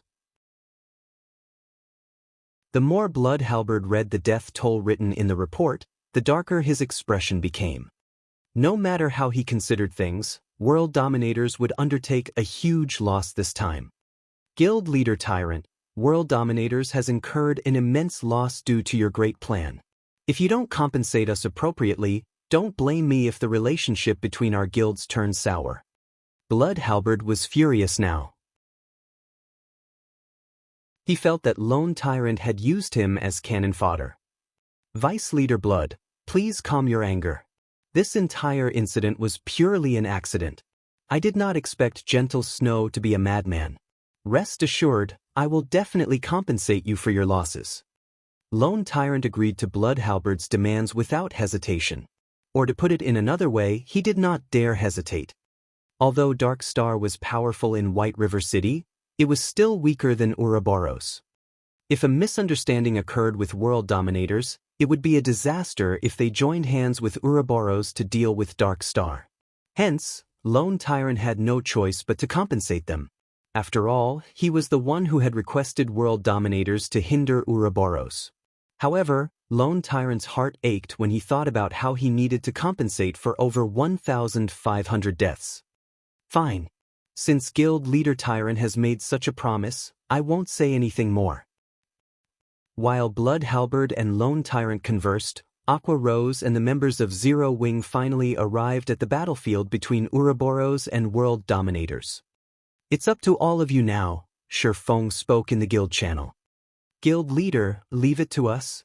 At worst, we will just have to die once.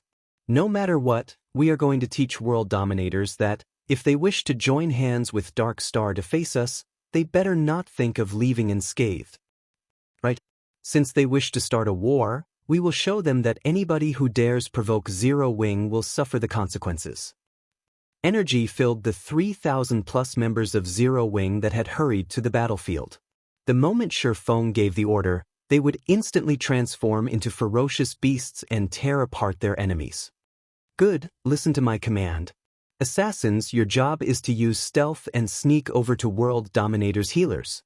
Shield warriors, guardian knights, berserkers, and swordsmen, all of you are to charge into the heart of World Dominators and break their formation.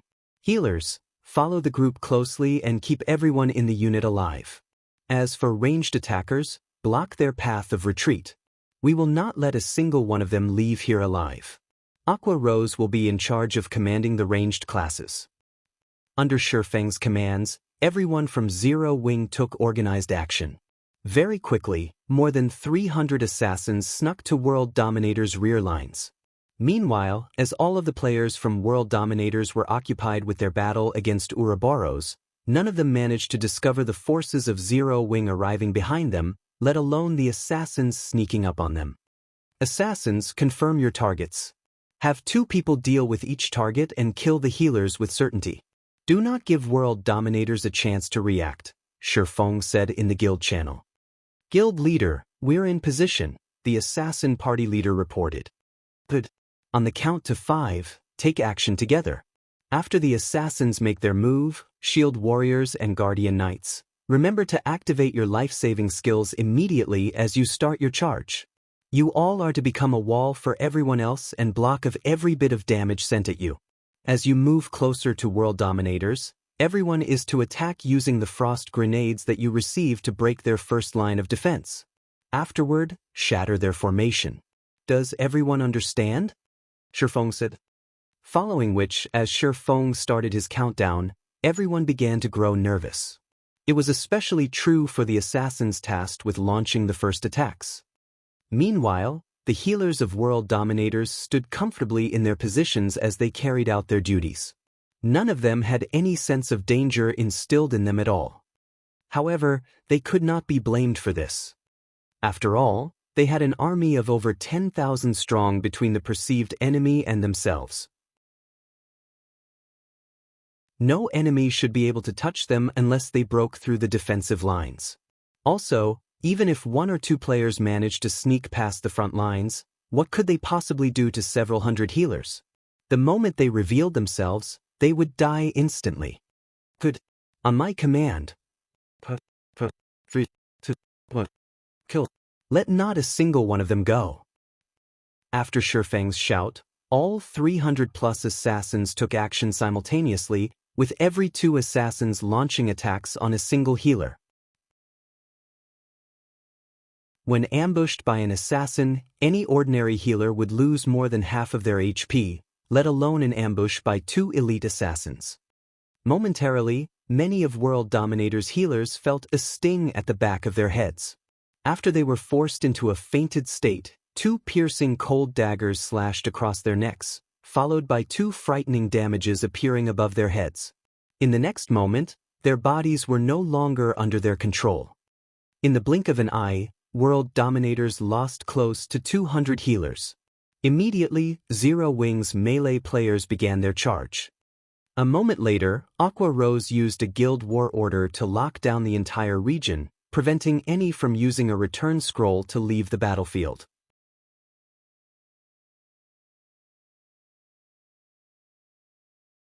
Chapter 305, Zero Wing's Might.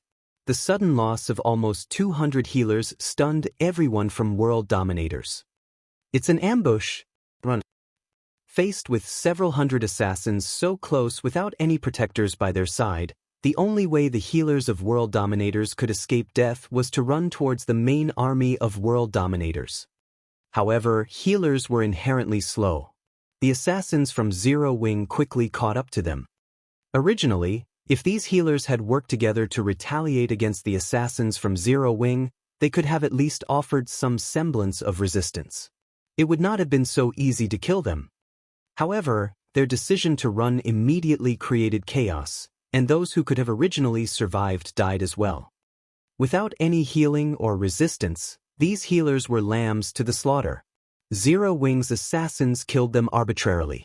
By the time the rear guards of world dominators came to the rescue, a majority of their healers were already dead. Just as the surviving healers thought they were safe, they quickly discovered several thousand players charging in their direction. Every one of these players was like a ferocious tiger as they crashed into their enemies' ranks, and the several hundred players who served as world dominators' rear guards were instantly dispersed. This situation allowed the assassins to continue their slaughter of the healers. Guild leader, not good. Our rear line has been ambushed, and we've lost over half of our healers already. These newcomers are fierce, and the rear line needs help to hold them off, one of the team leaders defending against Zero Wing's ambush hurriedly reported. Who are these people? Blood Halberd had been busy issuing commands from the front lines all this time. The moment he received the report, he immediately turned to look. He discovered that there were actually several thousand players charging and killing into their ranks, and anyone from world dominators who tried to block their charge instantly died. These newcomers were like a sharp blade, instantly splitting world dominators' forces in half with their precision charge. World dominators currently fought a desperate battle against Ouroboros, and the damage they received from such an ambush was self-evident. Without the healers' support, the shield warriors and guardian knights who stood on the front lines rapidly fell, one after another. The front line was also continuously forced into a retreat, and within moments, over 100 players from world dominators had died. Damn, just who are they? To actually dare start a war against world dominators? Do they not want to live anymore? Blood Halberd's eyes had already become blood red from anger. He wished he could immediately chop their ambushers into 1,000,000 pieces. Guild leader, they're wearing a 6-winged emblem on their chests. They should be players from Zero Wing, a ranger reported. Zero Wing? Weren't they fighting Dark Star? Why have they suddenly appeared here? Questions filled Blood Halberd's mind. However, he halted his thoughts as he spoke through the guild's war channel. These losers have actually dared ambush us. They're simply overestimating themselves. Everyone, turn around and focus all your attacks on Zero Wing. Wipe these fools from Zero Wing out first. Blood Halberd was one of the upper echelons of world dominators, and he had experienced many battles that involved tens of thousands of players in the past. Thus, he was very clear on what actions he needed to take right now. World Dominators was no longer a match for Ouroboros in this battle. Now that Zero Wing had ambushed them from behind, launching a pincer attack with Ouroboros, World Dominators was in a fatal situation. If they continued this battle, they would suffer total annihilation. The only options they had was to either break through from one side, or defend their positions and wait for help. Since the second option was clearly not viable, the only option they had left was to break through and escape this battlefield. However, it was clearly impossible for them to break through from Ouroboros' side. That left them with annihilating Zero Wing. Regarding numbers and total combat power, World Dominators was above Zero Wing by leaps and bounds. Meanwhile, on Ouroboros' side, Gentle Snow very quickly noticed that someone had ambushed World Dominators. Moreover, the ambush came from directly behind World Dominators. Although Gentle Snow did not know who launched the attack, this was a great chance that she could not miss. They might even be able to give World Dominators a huge blow in this situation. Everyone, charge forward. Don't let World Dominators reorganize their formation. Gentle Snow commanded her forces, wearing a faint smile on her face. To readjust their formation, World Dominators turned around to attack Zero Wing. Unfortunately, that decision came at a high price. Unwittingly, World Dominators lost thousands of their members. Blood Halberd's heart bled at this sight. Although they had fought Ouroboros for a long time, they had only lost around 1,000 or so players. Now, in just a few short minutes, they lost several times that amount. Kill. Annihilate Zero Wing. Blood Halberd bellowed through the guild channel as he pointed his sword at Zero Wing's 3,000 members. Currently, World Dominators still had close to 10,000 players alive. It would be an easy task for them to deal with just 3,000 players. Both sides immediately entered a desperate struggle, flames and arrows filling the skies. A few independent players that stood a distance away were thoroughly shocked when they witnessed this scene. This battle was far more realistic and shocking than any movie they had watched before. Sounds of smashing and swords clashing filled the surroundings. There was also the constant stream of spells bombarding the land, sending debris and dust flying into the air. This was truly a bloody battlefield. In this battlefield, personal strength was insignificant. When struck by hundreds of fireballs and frost arrows, even the most powerful MTs would die instantly. Very good. It should be about time to use them now. Feng closely observed the battle through the live stream from Aqua Rose. After watching both sides clash for some time and seeing how closely packed the players on the enemy's side were, Feng commanded in the guild channel, "Use all your frost grenades and magic scrolls now. Hold nothing back and use all of them at once." The members of Zero Wing who had long since hungered for this moment immediately tossed the frost grenades in their hands. This time around, the members of Zero Wing only used basic frost grenades. Moreover, frost grenades were only half as effective when used against players, so each basic frost grenade only dealt 100 damage to players. However, with several thousand players using them simultaneously, the accumulated damage could easily exceed 10,000 points. Currently, a majority of the players in God's domain were around level 15, and even top-tier experts would be level 20 at best. Meanwhile, a level 20 Shield Warrior or Guardian Knight would only have around 3,000 HP. In the face of so many basic frost grenades, these players were cannon fodder. They could die at any given moment. Shortly after the basic frost grenades were thrown, a large swath of players from World Dominators died. As for those lucky enough to survive, they transformed into pure white ice sculptures. Immediately, the reinforcements from World Dominators who were just about to charge over were stunned stiff on the spot, intense fear permeating their hearts. As for Gentle Snow who stood at a far distance, she had only noticed the center of the battlefield suddenly transforming into a snowy field. In this lush, green land surrounded by blistering hot temperatures, this white contrast made for relatively beautiful scenery. However, Blood Halberd was not in the mood to appreciate this pleasing sight. Zero Wing's combined frost grenade attack had instantly killed over 1,000 players. Adding in the follow-up control effect of the frost grenades and Ouroboros' continuous assault from behind, the death toll in this brief moment was at least 3,000. Moreover, even without this wave of frost grenades, Blood Halberd had discovered something very important. Although Zero Wing only had around 3,000 members, a large majority of them were elite players. Not only did they possess high levels, but their equipment was also of good quality. With these two advantages, these players could easily take on 2 to 3 average players. If the 10,000 or so players of World Dominators faced off against 3,000 average players, it would not take them very long to annihilate the latter and break out of this pincer attack. However, it was a completely different story if they faced 3,000 elite players. There was absolutely no way to break through this hurdle in a short time. Not to mention, they also had to pay a huge price to do so. It was the same situation when World Dominators had initially hindered Ouroboros' advance towards the Silverleaf Forest. At that time, they had only used several hundred elite players to block Ouroboros' army of 2,000 players. Now that World Dominators faced 3,000 elite players, in addition to the previous frost grenade attack, Blood Halberd began to consider suicide.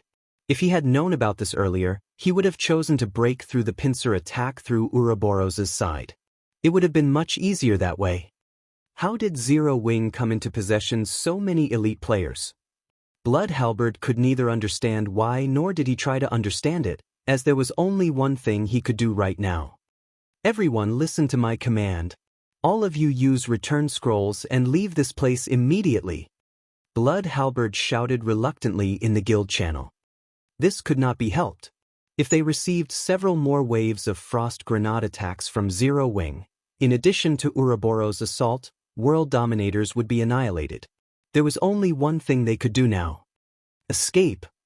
Although it would be both costly and time-consuming to use return scrolls, and even more people would die, it was a much better alternative than suffering total annihilation.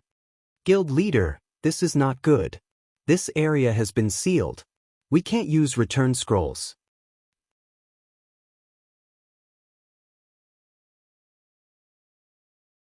Chapter 306, The Price of Being a Passerby. His subordinates' reports stunned Blood Halberd. Do they really intend to fight to the bitter end? Blood Halberd's eyes turned crimson, his current mood similar to an imminent volcanic eruption. With the entire area sealed off, preventing the use of return scrolls, world dominators had no way to escape. The steep slopes on both sides of this area left only one line of movement available. One could only advance forward or retreat backward. There was no third option available.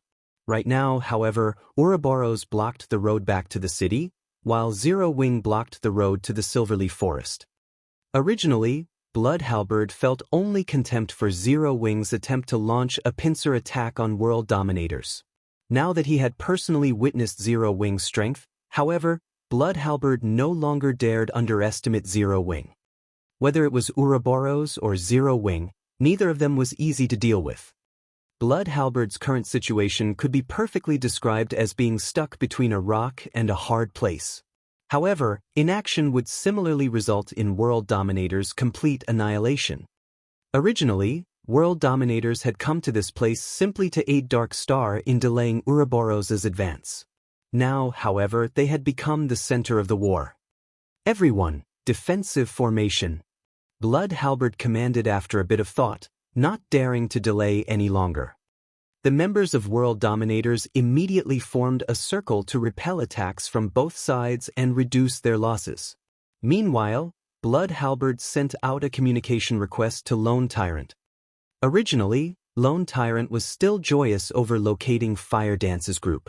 However, he suddenly received an urgent call from Blood Halberd.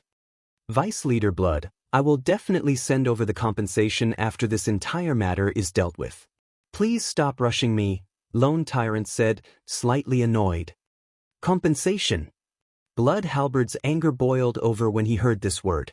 Originally, Dark Star was the one responsible for dealing with Zero Wing. However, World Dominators now had to handle both Zero Wing and Ouroboros, placing Blood Halberd's guild in such a dangerous situation. Was this something mere compensation could make up for? Guild Leader Tyrant, I promise to help you delay Ouroboros, not to start an all-out war with them.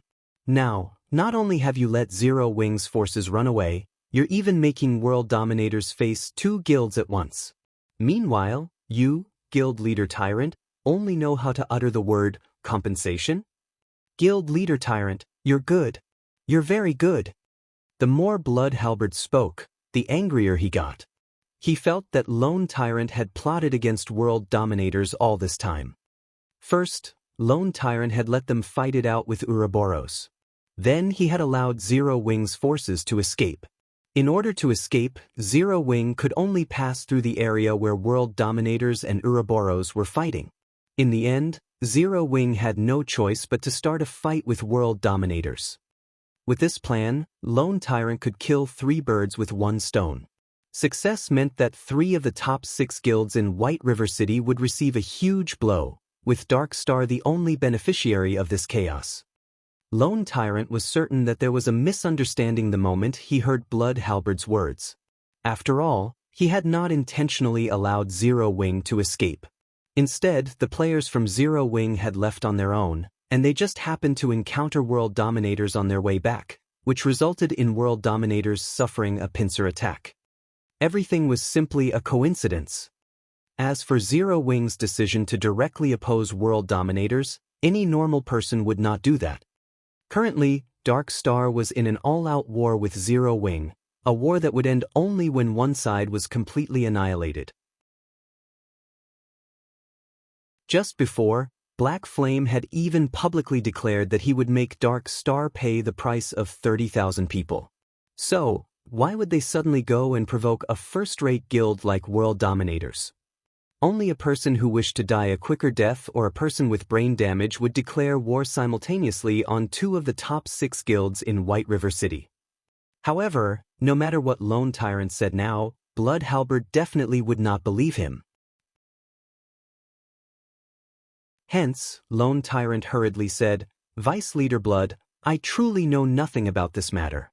I'll send my army over there right away. If we execute a pincer attack, I'm sure we can wipe out Zero Wing."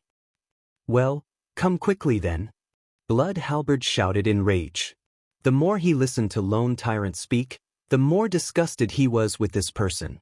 Lone Tyrant had actually used World Dominators as bait. However, the priority right now was for the guild to escape this predicament. Everything else was secondary. "Okay, I'll have them head over immediately." Lone Tyrant ended the call and promptly contacted his troops stationed outside the Silverleaf Forest.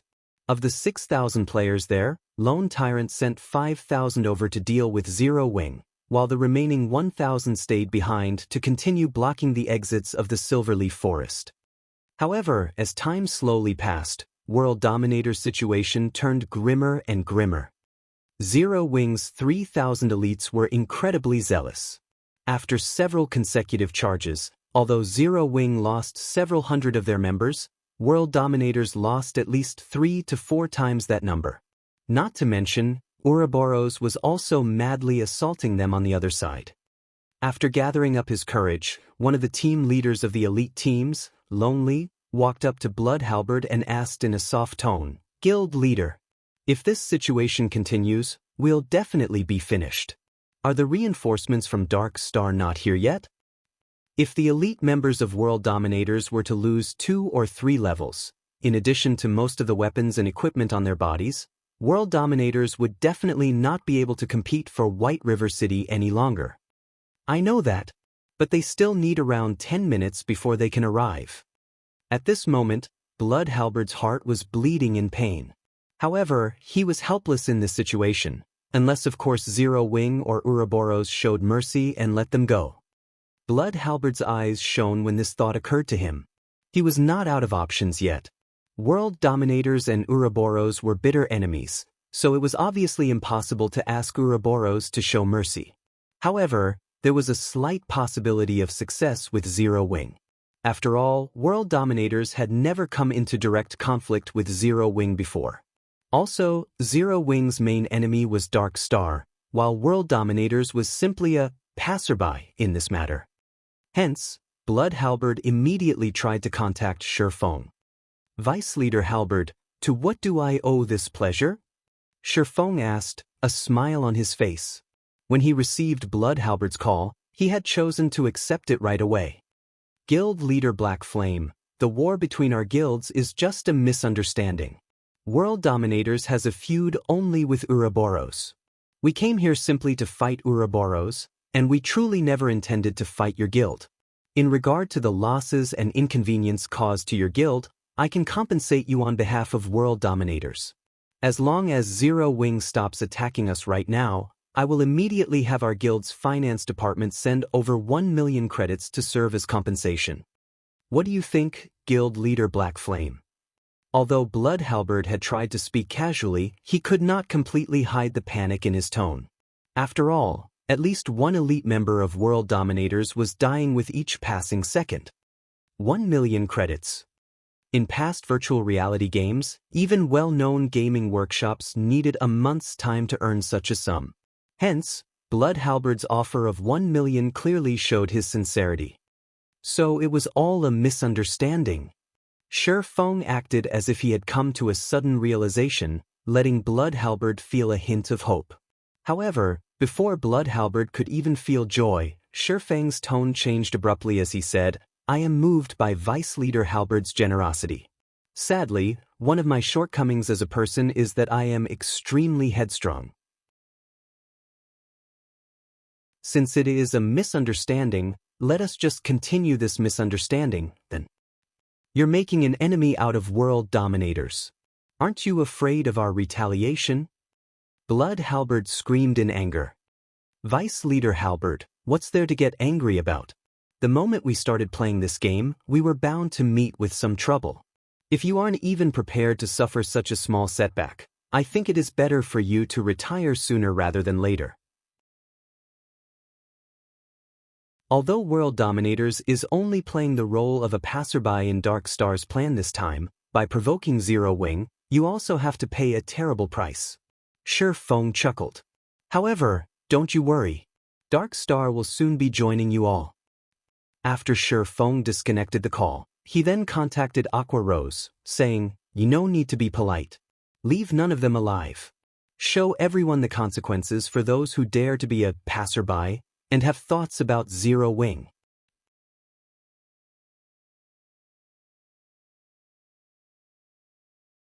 Chapter 307, Famous in a Single War. Damn. This black flame is practically a mad dog that bites anyone it sees. Blood Halberd cursed. I'll definitely remember this matter. If there is a chance in the future, I'll definitely not let him off. Vice Leader, we've lost too many healers. This long battle is also taking a heavy toll on the remaining healers' mana. They can't leave their combat status to use the magic spring, so they can only rely on mana recovery potions to replenish their mana. However, most of them have already consumed all the potions they have. If the reinforcements from Dark Star still don't arrive, we will definitely be finished, Lonely reported hurriedly. Naturally, Blood Halberd was aware of this matter. Before Zero Wing's intervention, World Dominators had been able to split its healers into two teams, with one team healing the players at the front and the other falling back to replenish their mana and rotate them accordingly. However, Zero Wing's ambush had taken out over half of World Dominators' healers. If World Dominators were to insist on maintaining the rotation system, its death toll would at least double. Damn that lone tyrant. If he had not goaded me into hindering Ouroboros, we would not have fallen into this situation. Blood Halberd also hated Lone Tyrant greatly at this moment, regretting his decision to listen to him. If he had known that Zero Wing was so powerful, and also how insane Black Flame was, he definitely would have chosen to watch this entire affair play out from a safe distance. In the end, he now suffered from his own decision. Originally, there had already been a gap between World Dominators and Zero Wing in overall combat power. Now that World Dominators had lost the support of its healers, that gap had widened further. Following the crippling of World Dominators' healers, its players were like wheat being reaped, their lives effortlessly harvested by the members of Zero Wing. In contrast, Zero Wing's healers carried out their task with great zeal. The frontline players of Zero Wing found it hard to die even if they wanted to. Within moments, the mortality ratio of the two guilds soared to frightening heights. When Zero Wing initiated their ambush, the mortality ratio had only been 1 to 3, with World Dominators having the higher number of deaths. Now, however, that ratio had risen to 1 to 8 and would soon approach 1 to 9. In other words, for every player Zero Wing lost, World Dominators would lose 8 or 9 players. On the other front, the players from Ouroboros were fighting valiantly as well, and they had succeeded in pushing the original mortality ratio of 1 to 1, 2 up to the current ratio of 1 to 3. No, we can't wait any longer. At this rate, we'll be completely annihilated by the time the reinforcements from Dark Star arrive. Both anger and grief filled Blood Halberd at this moment. World Dominators had started this war with over 10,000 members. Yet now, only 5,000 or so members remained alive. Immediately, Blood Halberd shouted in the guild channel, "All of you, charge together with me. We're leaving with as many lives as we can." At Blood Halberd's command, everyone from World Dominators commenced a desperate charge while ignoring even the magical bombardments from enemy mages. Naturally, such an exodus only made it much easier for Zero Wing and Ouroboros to kill them. The price these two guilds had to pay also lessened greatly. However, with 5,000 plus players desperately trying to escape en masse, It was also impossible for the two guilds to kill every single one of them. In the end, less than 500 of the 10,000-plus members world dominators had started this war with made it out alive. Everyone else died. After suffering such a massive loss, world dominators no longer had any chance of competing for dominance in White River City. Zero Wing really is amazing. Although they only number around 3,000 or so, a large majority of them are actually elite players. After obtaining victory in this battle, Zhao Yueru had a renewed opinion of the guild called Zero Wing. With only around 5,000 members in Zero Wing, its total member count was not even comparable to a third-rate guild's. However, after Zhao Yueru witnessed the combat power its 3,000-plus members displayed in this battle, she no longer found it strange for Zero Wing to be considered one of the top 6 guilds in White River City. Zero Wing was indeed worthy of its fame. Second-rate and third-rate guilds would be no match for Zero Wing at all. Moreover, the destructive force displayed by the frost grenades that Zero Wing had used was simply too shocking. If not for those tools of mass destruction, this war might still be ongoing right now, while the price Ouroboros had to pay would also be greater. Snow, your foresight is as diabolical as always. Zero Wing is indeed not a simple existence, Zhao Yueru giggled. Although world dominators managed to escape with a few hundred of its members, its heavy losses this time means it no longer has any chance of fighting over White River City. Without this old nemesis of ours, Ouroboros has a greater chance of becoming the overlord of White River City. Gentle Snow rolled her eyes at the giggling Zhao Yueru. The girl actually dared describe her in such a way.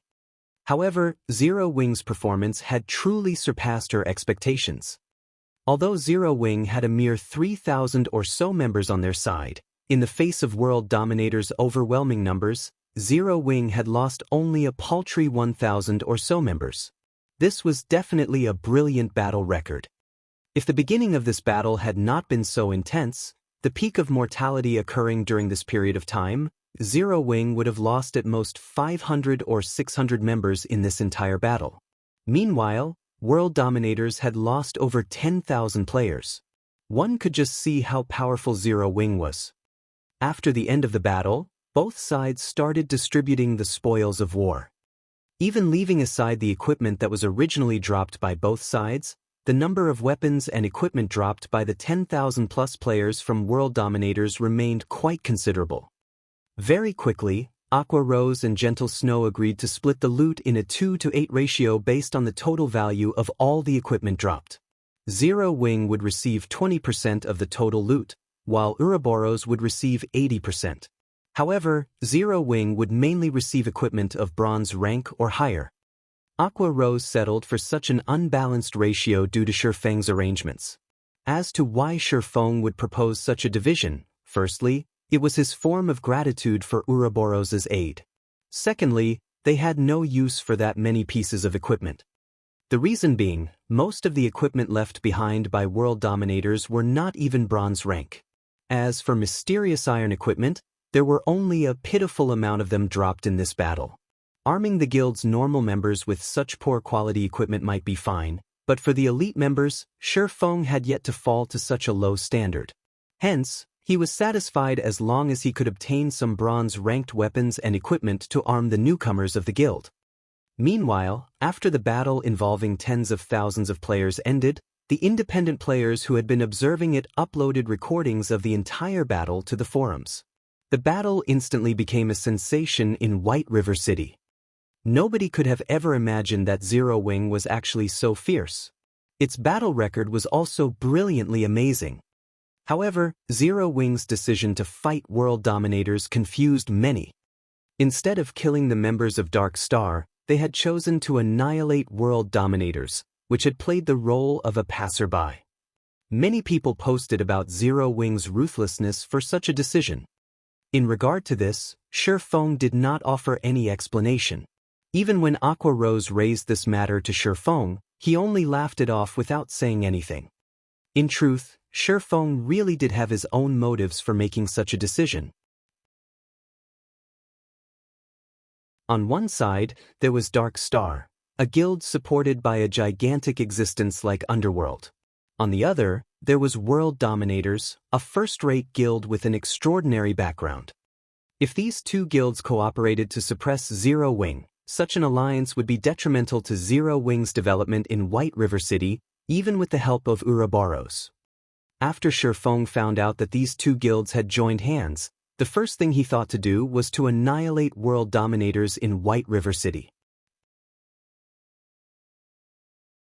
Although World Dominators was a first-rate guild, their main force was not based in Star Moon Kingdom. There were countless cities in God's domain. After World Dominators spread its forces widely, it had only a few experts in each city. The guild would only make a small investment in a small city like White River City.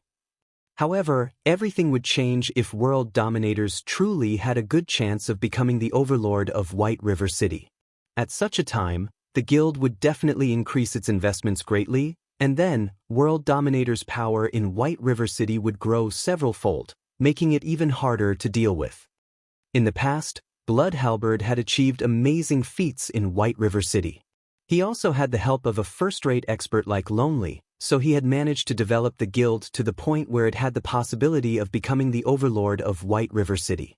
As a result, World Dominators had boosted the number of experts and funding it sent over, in order to solidify its influence over White River City. Thus, the guild's power in White River City greatly increased, and it became even more powerful than the current Ouroboros. Now that World Dominators had decided to oppose Zero Wing, Feng definitely could not allow it to develop in White River City. Otherwise, they would have to face a powerful foe in the future. This was also the reason why Feng Xianyang decided to annihilate Zero Wing without hesitation after Feng rejected Feng Xuanyang's proposal. Although Feng Xuanyang's decision was due in part to his vicious personality, the more important reason was how very great a potential a guild that possessed a guild residence had. If he did not destroy Zero Wing while the guild was still in its infancy, he would be raising a tiger to serve as his future enemy. Feng's actions were exactly the same as Feng Xuanyang's. He was killing a powerful opponent that was still in its cradle. Meanwhile, World Dominators starting a fight with Ouroboros at a place with only one escape route was the perfect chance for Feng to do so. Naturally, Feng would not let such a rare chance get away. Shortly after the battle with World Dominators ended, Fire Dance and the others also arrived at the location Feng had appointed. Guild leader, we've already arrived at the location you specified. What are we supposed to do next? Fire Dance said in the team chat after confirming her group's location.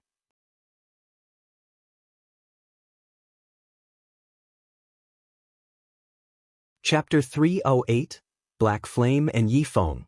Good, I'll head over there now, Feng said. Standing atop a tree, he inspected his surroundings before jumping off the tree and proceeding towards the meeting point. Now that Fire Dance and the others had accomplished the difficult first step, what remained depended solely on luck. If his plan worked, then Fire Dance's group would succeed in escaping. As for directly confronting Dark Star, choosing to face over 3,000 elites from Dark Star was simply suicidal. Someone's coming over. While Feng was traversing the forest, his keen five senses suddenly picked up on movement a short distance away. He promptly jumped up onto a tree. Towards the west side of the forest, a team of over 100 elite players was currently searching the vicinity as they moved.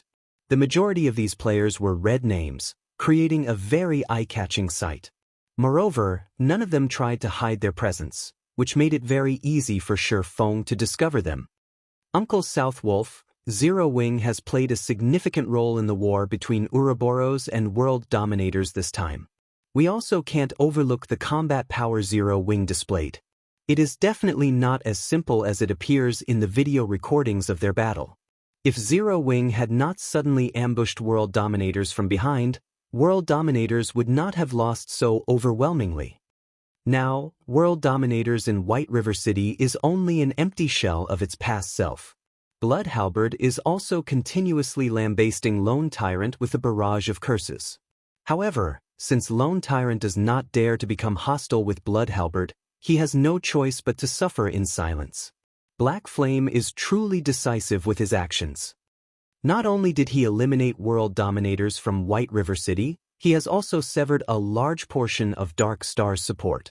In addition, the post he made before declaring war on Dark Star has led to the war between Zero Wing and world dominators receiving widespread attention.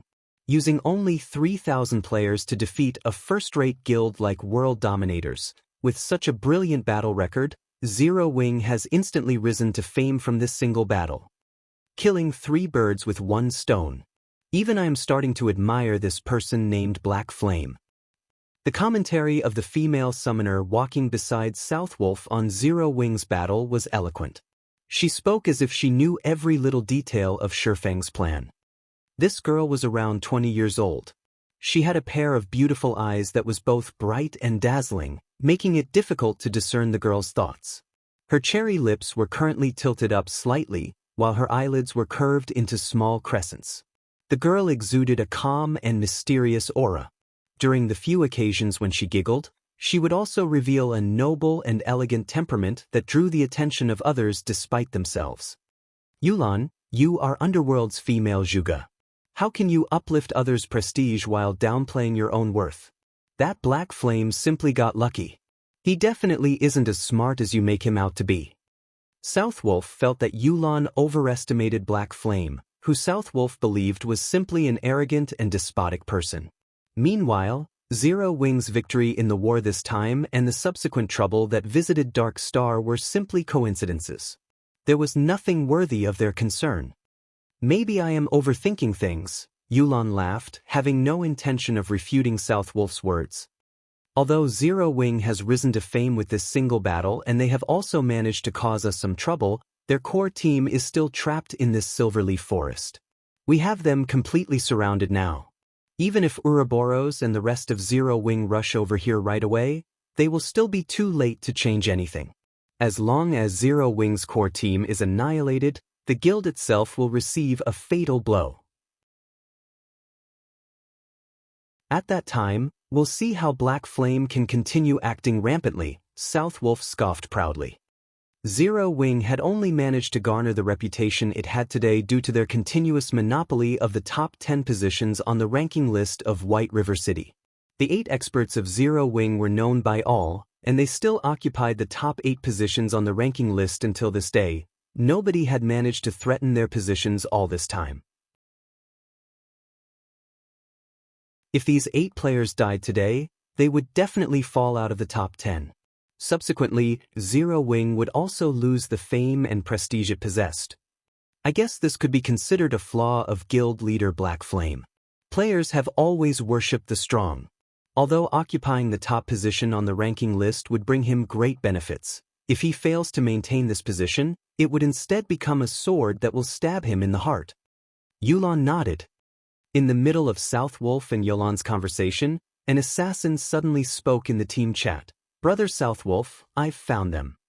Assassins were not only proficient in the art of assassination, they were also proficient in the art of tracking. Hence, assassins were definitely the best choice when hunting for players. Good. Even the heavens are aiding me. I will bring an end to Zero Wing. Blade, immediately inform guild leader Tyrant of this and have them come quickly. We'll go ahead and delay Fire Dance's group. The moment everyone arrives will be their time of death. Southwolf laughed. It is a pity Yi Feng isn't with them. Otherwise, I will definitely make him regret making a mockery out of Underworld. Regardless, I will use the deaths of Zero Wing's core team members as a greeting gift to him. Yi Feng? Uncle Southwolf, are you referring to the God-ranked expert of White River City, that Yi Feng?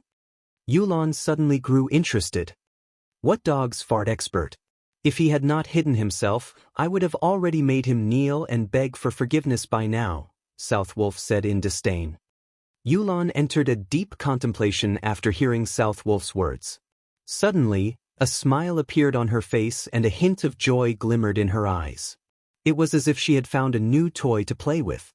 Laughing lightly, she said, "First, there is Black Flame, and now there is Yi Feng, a God-ranked expert. Zero Wing is truly an interesting existence." Just as Southwolf's group was closing in on Fire Dance and the others, Feng hid himself within the dense treetops, waiting for Southwolf's group to approach him. Guild leader, we're ready, Fire Dance said through the team chat.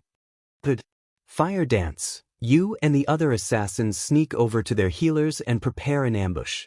Make sure to maintain a certain distance from their group and be careful of detection.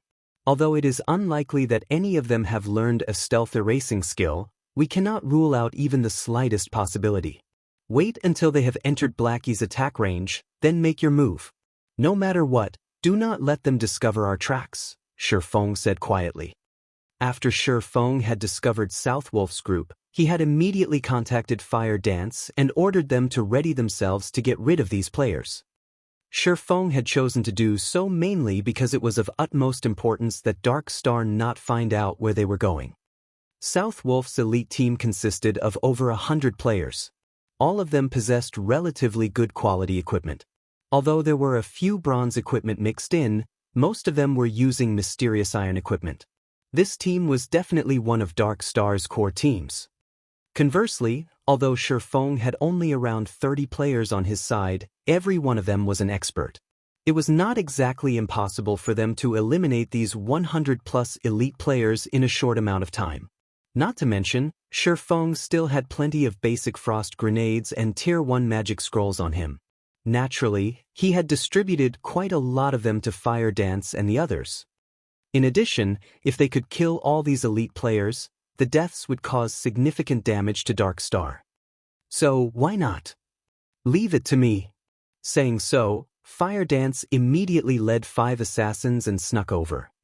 Although Southwolf's group consisted of 100-plus elite players, their levels were only around level 17, with level 19 being the highest. Meanwhile, Fire Dance was currently level 21. Fire Dance's techniques and equipment also surpassed these elite players by leaps and bounds. All these factors combined allowed Fire Dance to effortlessly sneak up on the enemy's healers. The 5 other assassins accompanying Fire Dance were not weaklings either. They were all core members of Zero Wing, sporting equipment of mysterious iron rank or above, and were also at level 20 right now. When they snuck up on the healers of Dark Star, none of them were detected. So when Southwolf and his group walked into Blackie's attack range, they all remained unaware of the looming danger. Kill! Feng commanded through the team chat, and immediately, everyone sprang into action.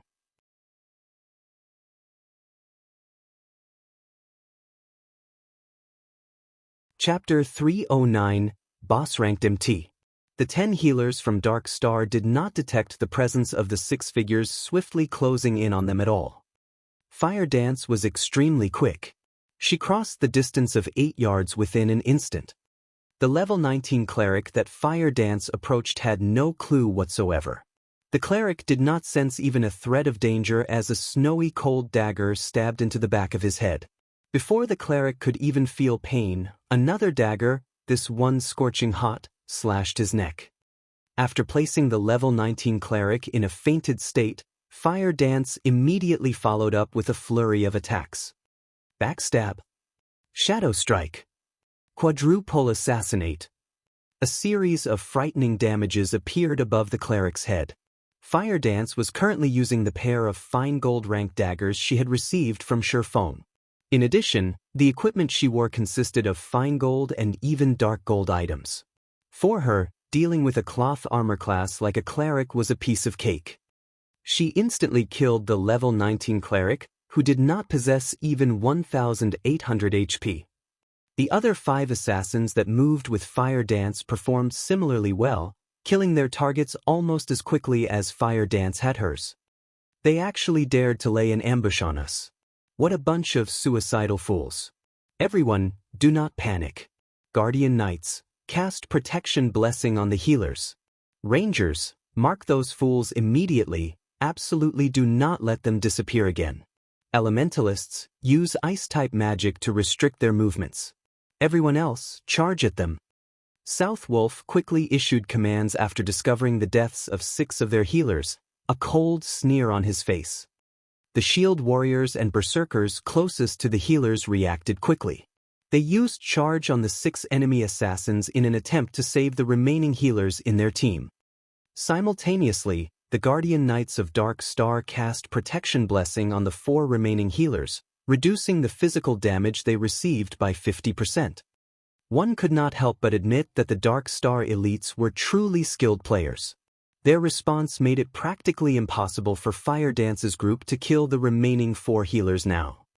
In the face of the Shield Warriors and Berserkers' charge and also the barrage of frost arrows sent by the Elementalists, Fire Dance and her fellow assassins promptly used wind steps, gaining more than a second's worth of invincibility thanks to the skill's effect. All 6 of them then turned around and ran, leaving behind only the corpses of the 6 healers they killed as they plunged into the forest. Despicable! Assassins, chase after them. Make sure you don't lose track of them. South Wolf bellowed, anger filling his heart. Their team consisted of 100+ elite players. Yet, not only had they lost 6 of their healers in an ambush by 6 assassins, they had even allowed these ambushers to escape. Wouldn't they become laughingstocks if others were to find out about this matter? Before the elites of Dark Star could set off in pursuit of Fire Dance's group, the female summoner, Yulan, suddenly shouted loudly, "Do not chase after them. Everyone, scatter immediately." The moment Yulan finished speaking, she promptly sprinted away from this part of the forest.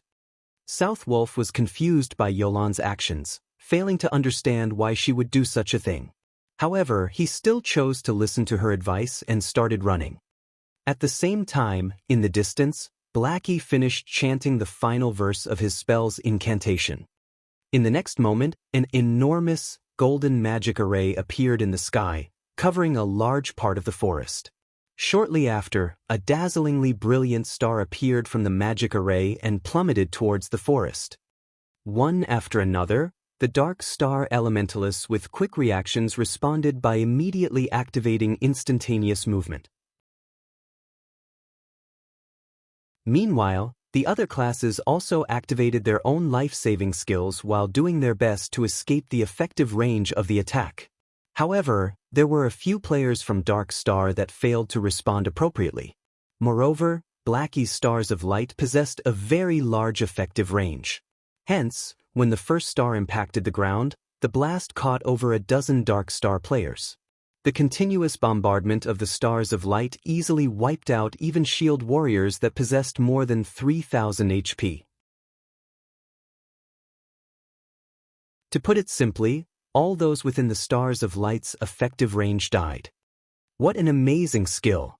Now that I'm seeing it in person, this skill is extraordinary as expected. Aside from Black Flame and Yi Feng, the top ranker of White River City cannot be taken lightly either. Although Yulan had managed to avoid the bombardment of the Stars of Light, she still could not help but marvel at the terrifying destructive power of the skill. Yulan, if not for your reminder, we would have lost more than just a dozen or so members. At this moment, South Wolf had yet to recover from his shock. After all, he had originally been standing at ground zero of the attack. If he had not escaped as quickly as he had, he might have been among the dozen or so players who had died. Uncle South Wolf, please contact Guild Leader Tyrant immediately and have them on the lookout in their vicinity. Make sure they don't split up, as the ambushers from Zero Wing are definitely not limited to just those 6, Yulan said in the team chat after surveying her surroundings. You worry too much. Although we have lost some of our people, this team of ours consists entirely of Dark Star's elite. Fire Dance's group has only around 30 or so members remaining. In a direct confrontation, they stand no chance against us at all. The most they can achieve right now is an ambush on us. Now that they have revealed themselves, it is the perfect chance for us to pursue them. So, how can we choose to wait for our deaths in this place? South Wolf felt that Yulan was panicking slightly after seeing the Stars of Light. Originally, Yulan had wanted to dissuade South Wolf. However, the latter was simply too impatient. He also did not wish to miss this great chance to get rid of Fire Dance and her group. Hence, before Yulan could say anything more, South Wolf had already led the team off, charging in the direction where Fire Dance and the others had disappeared. Just in time. Seeing South Wolf and his team running over, Feng revealed a smile as he waved his hand. At Feng's gesture, Cola and the other plate armor classes immediately charged forward to meet with the Dark Star members. The moment South Wolf's group noticed the dozen or so Zero Wing members charging at them, they too did not hesitate to hasten their steps, their eagerness to get rid of Cola and the others showing clearly in their eyes. Cola was the chief MT of Zero Wing, and his current level was at level 21. In addition, Cola was mostly geared with fine gold equipment, secret silver being the purest quality for the items he had on him. The Arclight Guard in his hand was also a dark gold ranked shield. With such good items, Cola's HP exceeded the 3,900 threshold, and his defense was likewise frightening. When a flame explosion sent by one of Dark Star's elementalists landed on him, the spell barely managed to deal slightly over -300 damage.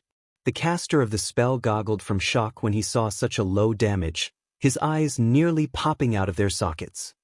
Meanwhile, an arrow shot by a ranger from Dark Star dealt only around -100 damage. The attack could barely be considered a scratch on Cola. To make matters worse, Cola also excelled at dodging. In the face of a sky filled with spells and arrows, Cola actually managed to dodge over half of these attacks. Meanwhile, standing at the rear, Violet Cloud merely had to gesture with her delicate hand, casting a basic recover on Cola. Instantly, the spell fully restored the 400+ HP Cola lost, returning the Guardian Knight to full health. Moreover, recover was a skill that restored the target's HP once every 3 seconds for a duration of 15 seconds. Seeing this scene, everyone from Dark Star was immediately dumbfounded. What kind of healer is she? I am a cleric as well, yet my recover can restore only around 200 HP each time. She's already comparable to the top 5 healers of Dark Star. A cleric for Dark Star commented in shock. Originally, they were already having a hard time trying to kill Cola. Now that there was also an amazing healer supporting him from behind, it was simply impossible for them to kill him. Shortly after both sides started confronting each other, the players from Dark Star suddenly discovered a shocking matter. Cola's HP had actually risen past 5,000. Moreover, the heals he was receiving had also increased from the original 400+ to 500+, making him even more impossible to kill. Unknown to the members of Dark Star, Cola's sudden upgrade was all due to the Arclight Guard's passive skill, Sound of Life. Every time Cola received an attack, he would receive a stack of Power of Life. Each stack of Power of Life increased Cola's maximum HP by 3% and the healing he received by 2% for 1 minute, and Cola could accumulate a maximum of 10 stacks of Power of Life. Hence, Cola suddenly became much more powerful. Kill him. All ranged classes focus fire on him. South Wolf knew that if Cola did not die, it would be a huge blow to the team's morale. Therefore, killing Cola had priority. Immediately, half a dozen berserkers surrounded Cola, while the ranged damage dealers sent a continuous stream of attacks at him. They no longer treated Cola like a player but a boss monster. In response to their actions, Cola simply smiled in disdain. He then activated Protection Blessing, reducing the damage he received by 50%. Now, the highest damage the players from Dark Star managed to inflict on Cola did not exceed -200 points. A majority of the attacks were even below -100 damage. In the face of Cola's 5,000+ HP, such damages were simply insignificant. However, due to the large number of attacks, Cola's HP quickly fell below the 50% threshold. Right then, Violet Cloud took action again. She casually cast Guardian Shield and Recover on Cola. At Violet Cloud's current level, her Guardian Shield would provide her target with a buff that could absorb over -700 damage. She followed up with Healing Light. In the next moment, a healing value of +1,600 appeared above Cola's head, in addition to the 500+ HP regenerated with Recover. Cola's HP instantly went back up to full again.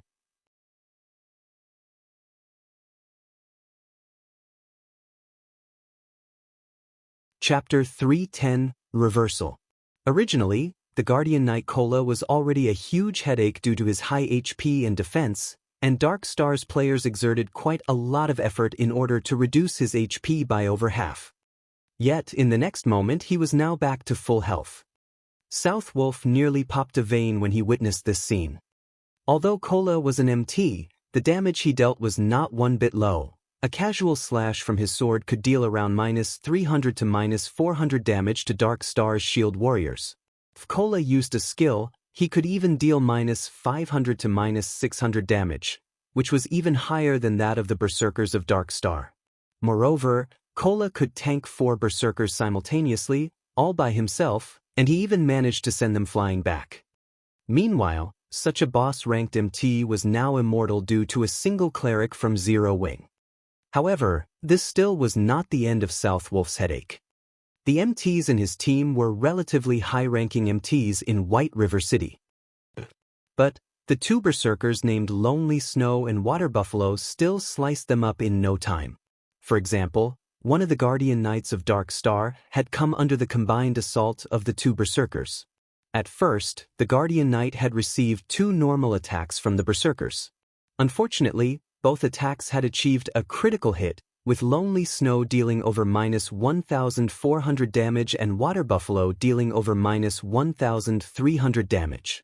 Without leaving any gaps, the 2 then followed up with Beheaded, both of their skills dealing over -1,000 damage each. As a result, even though the Guardian Knight had 2 healers focusing on him, his 3,000 HP was still reaped away within an instant. Meanwhile, Fire Dance was even more amazing than the 2 Berserkers. After dishing out a flurry of attacks, she followed up with a 7-star Eviscerate that achieved a critical hit, dealing over -2,300 damage. Within moments, 1 more Guardian Knight of Dark Star died. Southwolf had even begun to suspect that the members of Zero Wing were no longer playing the same game Dark Star's players were. After all, whether it was Zero Wing's MT, healer, or DPS, all of them were so powerful. On the other hand, the players of Dark Star were like paper, dying from just a touch. With merely a brief exchange, Southwolf's team had already lost 9 members. It should be known that all these players were core members of Dark Star. They were not random noobs that could be found anywhere on the streets of White River City. Each and every one of them was a skilled player and they all had a good sense for battle. Although they were not comparable to experts, neither were they far from one. Yet, even so, these elite players still died with barely any resistance. As the battle continued, the players from Dark Star grew more and more frightened. They had yet to kill a single player of Zero Wing, even until now. This was definitely a huge psychological blow to the elites of Dark Star. Don't panic. We outnumber them thrice over. Assassins and Rangers, take out their healers first. As long as the healers are dead, the others will soon follow, even if their combat power is superior. Southwolf was no idiot, and he immediately sought to utilize Dark Star's advantage. Zerg Tactics. It was the easiest tactic for obtaining victory in any virtual reality game. As Southwolf had the numerical advantage, he could afford to divide his troops into 2 groups, one to pin down the enemy forces, and another to circle around and strike at the enemy's weak point. Very quickly, over 20 assassins and rangers from Dark Star flanked Zero Wing's forces and immediately charged towards Violet Cloud's group of 5 healers. Contrary to expectations, however, even when Violet Cloud's group noticed Dark Star's players charging towards them, none of them chose to run away. Instead, they continued healing their allies at the front, paying no attention to their attackers at all. In regard to the healers' lack of reaction, Dark Star's players did not give it too much thought. They simply continued charging forward, having concluded that Zero Wing's healers had already given up on escaping. When there was only a short distance of 8 yards between the assassins and Violet Cloud's group, an intermediate frost grenade suddenly landed, exploding in the midst of the assassins.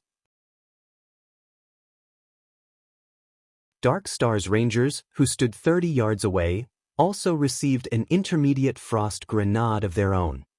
In the blink of an eye, both groups were frozen solid. A damage of -400 also appeared above each of their heads. Although the 8 assassins immediately used Vanish to escape the freezing effect, they were still unable to advance as an ice wall appeared, blocking the path between them and Violet Cloud's group. Meanwhile, the person responsible for casting this ice wall was one of the 5 demon generals that Feng had recruited, Ice Queen Su Qianlu. Ice Wall was the perfect skill for this scenario. Without magic immunity, if the assassins were to charge into the ice wall, their movement speeds would slow to a crawl. At that time, their fates would be as good as sealed. Although Ice Wall had a short duration of only 2 to 3 seconds, it still provided the healers with a brief, but important, moment of respite. As for the Rangers of Dark Star, none of them had any skills that could be used to dispel the effects of control skills, and neither did any of them possess any life-saving skills. Hence, they could do nothing but stand there and watch. At this moment, Feng used silent steps and suddenly appeared behind these frozen Rangers.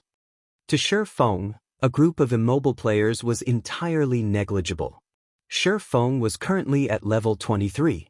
He was also equipped with the newly acquired 7 Luminaries ring, and had recently received the golden Stigmata. His overall attributes surpassed these elite players manyfold. Moreover, Feng currently had the aura of fire activated, the aura effect increasing his damage by 30% while also reducing his target's defense by 30%. Immediately, Feng sent a level 8 thundering flash at the group of Rangers. Green arcs of lightning crackled as they instantly pierced the bodies of these Rangers. Damages of -1,102, -1,528, and -2,140 appeared above each of the 12 Rangers' heads. Although none of Feng's attacks had achieved a critical hit, these Rangers had only around 2,000 HP. Meanwhile, Feng's Thundering Flash had dealt more than -4,700 damage in total, far surpassing the Rangers' maximum HP. The members of Dark Star saw Feng killing all those Rangers with a single strike. Each and every one of the witnesses was completely dumbfounded, their jaw hanging wide open. Southwolf nearly had his eyes pop out of their own sockets. The 12 Rangers simultaneously collapsed to the ground, their actions in complete unison. In the next moment, piles of weapons and equipment were scattered around their bodies. In this chaotic battlefield, this scene was both striking and shocking. The 12 Rangers were all either level 18 or level 19 players. Most of the equipment they used was also level 15 mysterious iron equipment, and every one of them had more than 2,000 HP. Yet, they were killed off so easily. Moreover, it wasn't just one person that got killed but an entire group. For a moment, Southwolf believed that he was dreaming. He even considered giving one of his subordinates a slap and then asking said subordinate if it hurt, to confirm whether or not this was a dream. As for the assassins of Dark Star who had been waiting for the ice wall to disappear, after witnessing this unforgettable scene, they had completely forgotten their original task of dealing with Violet Cloud's group of healers. They idly stood there as they watched their ranger companions die, their minds empty of all thought. They then swallowed a big gulp of saliva as they suddenly recalled an important matter. With the number of murders they had committed so far, if they died as well, not only would they lose 2 to 3 levels, they would even lose all the equipment on their bodies. Watching from a distance, Blackie was similarly astonished by the instant deaths of the 12 elite players. However, he had long since grown inured to Feng's horror-inducing feats, so he quickly regained his composure and threw a basic frost grenade at the still-dazed assassins of Dark Star, freezing them once more. This time, none of the assassins could use Vanish to remove the freezing effect on them. Hence, they could only obediently stay frozen. Following which, Blackie chanted an incantation and used Hell Flame. One could easily imagine the might of a Hell Flame that was powered by the epic-ranked Staff Mavis's Guard. Damages of over -1,000 points immediately appeared above these assassins' heads, and within 3 seconds, all of these assassins turned into ashes, leaving behind a pile of shining weapons and equipment. However, this was still not the end. After Feng had dealt with Dark Star's Rangers, he then cast Firestorm, the activatable skill of the aura of fire at the heart of the battlefield. Firestorm inflicts 500% damage within a range of 10 by 10 yards for 5 seconds. Cooldown, 5 minutes. In terms of damage, Firestorm did not lose out to Stars of Light by much. However, it had a much smaller effective range. Currently, Cola was surrounded by plenty of Dark Star's elite players. Before anyone could react, a storm of flames suddenly emerged above them, and the HP of all of Dark Star's players within 10 yards of Cola fell at a crazy rate. Although Shield Warriors and Guardian Knights were classes with high HP and defense, Feng's equipment was simply too amazing, which resulted in his current attack power being well over 800 points. With such a high base value, even though the Shield Warriors and Guardian Knights of Dark Star possessed plenty of damage reduction items, they still received more than minus 2000 DPS. As for the other classes, they received more than minus 3000 DPS.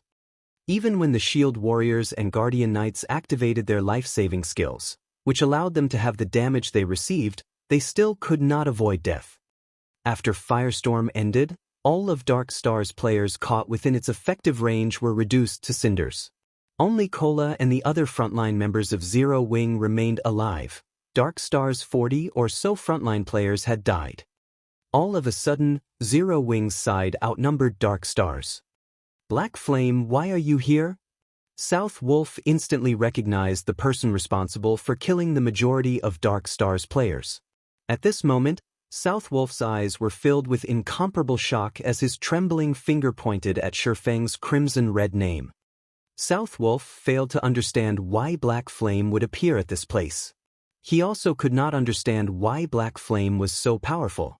Wasn't Black Flame just a forger? Originally, there had been a huge numerical difference between the two sides. However, in the blink of an eye, a strategic change occurred, all because of Black Flame's fleeting blow. Dark Star was no match for Zero Wing even when Dark Star had the advantage of numbers. Now that the situation was reversed, the end result was obvious.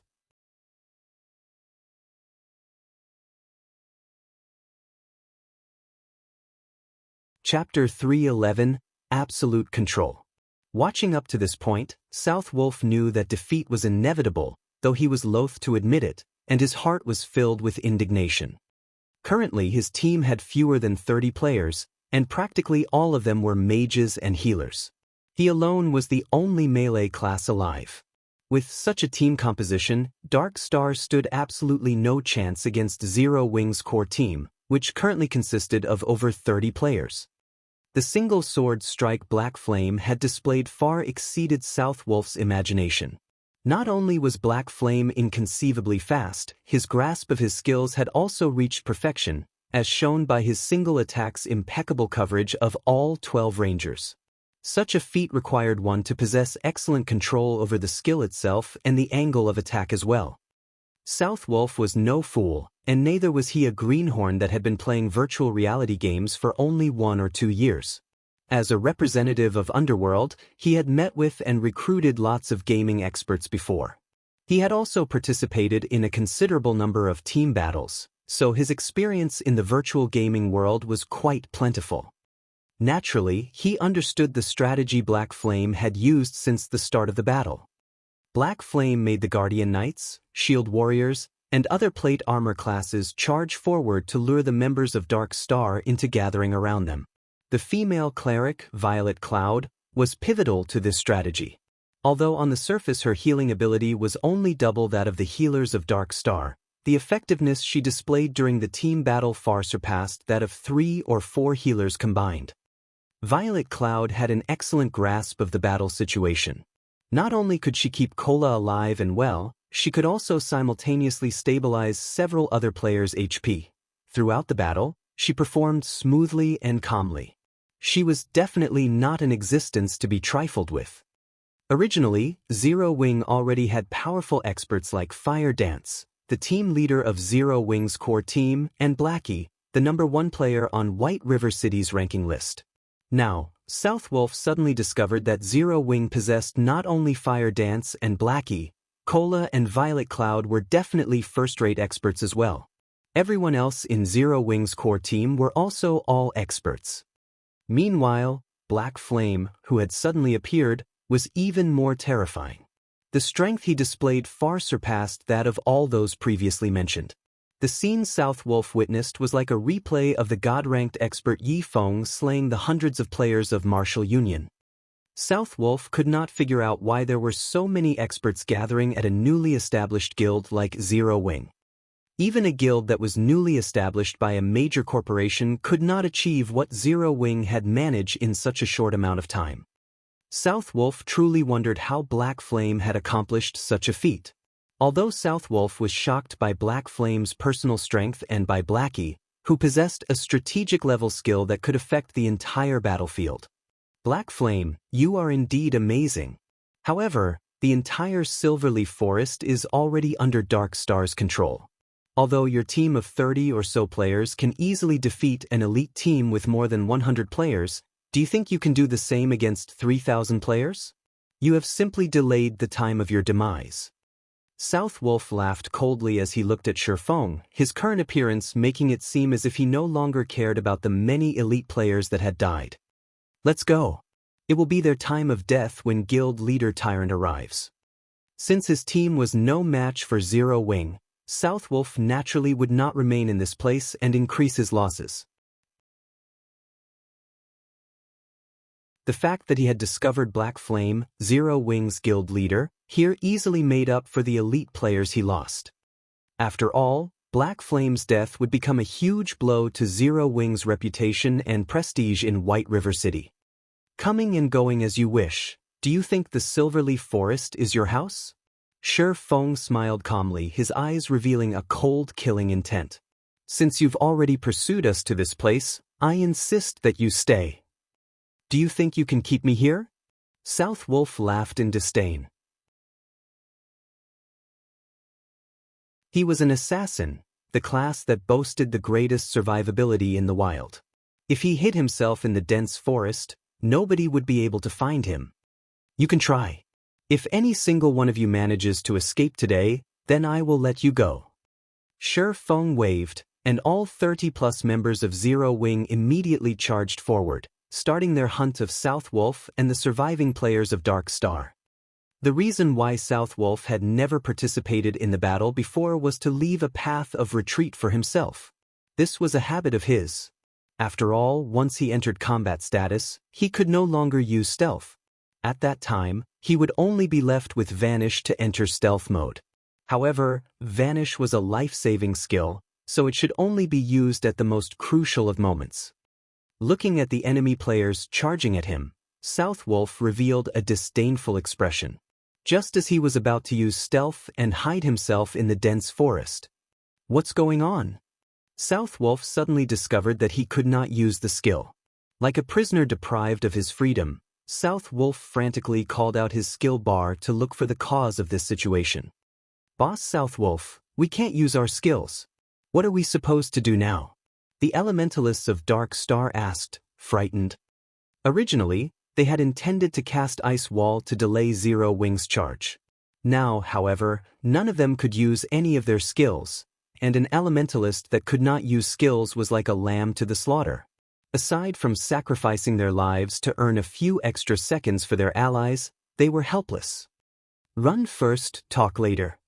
South Wolf was confused about this situation as well, and he suspected that something must have gone wrong with the system. Since none of them could use skills, they could only rely on their 2 feet to escape. As an assassin, South Wolf had great confidence in his own speed. However, just as he was turning to escape, he suddenly discovered that his movement speed had been greatly reduced. Everyone else from Dark Star faced a similar situation as well. Just what is going on? South Wolf started panicking as the players of Zero Wing raced closer and closer to them. However, he was simply helpless in the situation.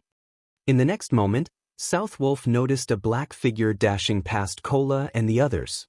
Like a mad gale, the figure instantly caught up with the escaping players of Dark Star.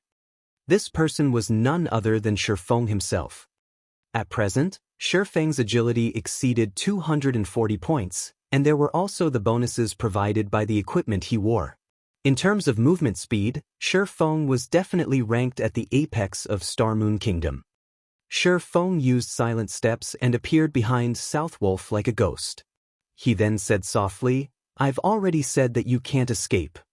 Previously, while Feng was conversing with Southwolf, he had secretly switched the aura of fire on the 7 luminaries ring to the aura of time. Meanwhile, the aura of time reduced the movement speed and attack speed of enemies within a 100-yard radius by 20% and increased the cooldown of their skills by 20%.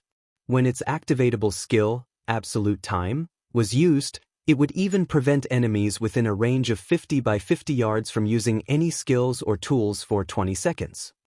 After Feng used Absolute Time to envelope this entire area, everybody from Dark Star could not use any skills or tools for 20 seconds. Dark Star's current surviving members mostly consisted of mages and healers, so this restriction had truly rendered them completely helpless. One could say that the moment Southwolf's team stepped into this region of the Silverleaf Forest, their lives passed into Feng's hands. Just what did he do? Southwolf's heart was filled with shock when he noticed Feng appearing behind him. Before Southwolf could even ponder on the subject, Feng's abyssal blade had already left its scabbard. Countless silver lights pierced the numerous vital points on Southwolf's body.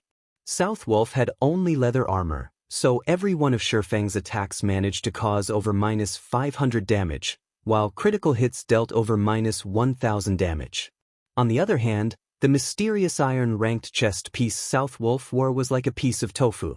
Not only was it easily pierced by Feng's abyssal blade, each attack it received greatly diminished the armor's durability. Just 3 strikes had nearly reduced it to scrap already. Feng's attacks were lightning fast, and he had brandished his sword 8 times in a single series. By the time Southwolf had recovered from shock, his 2000+ HP was completely gone. Suddenly, Southwolf's field of vision turned gray, while his body fell to the ground involuntarily. Even as he died, shock and confusion still filled his face. As Southwolf had not participated in any of the battles so far, his name remained white all this time.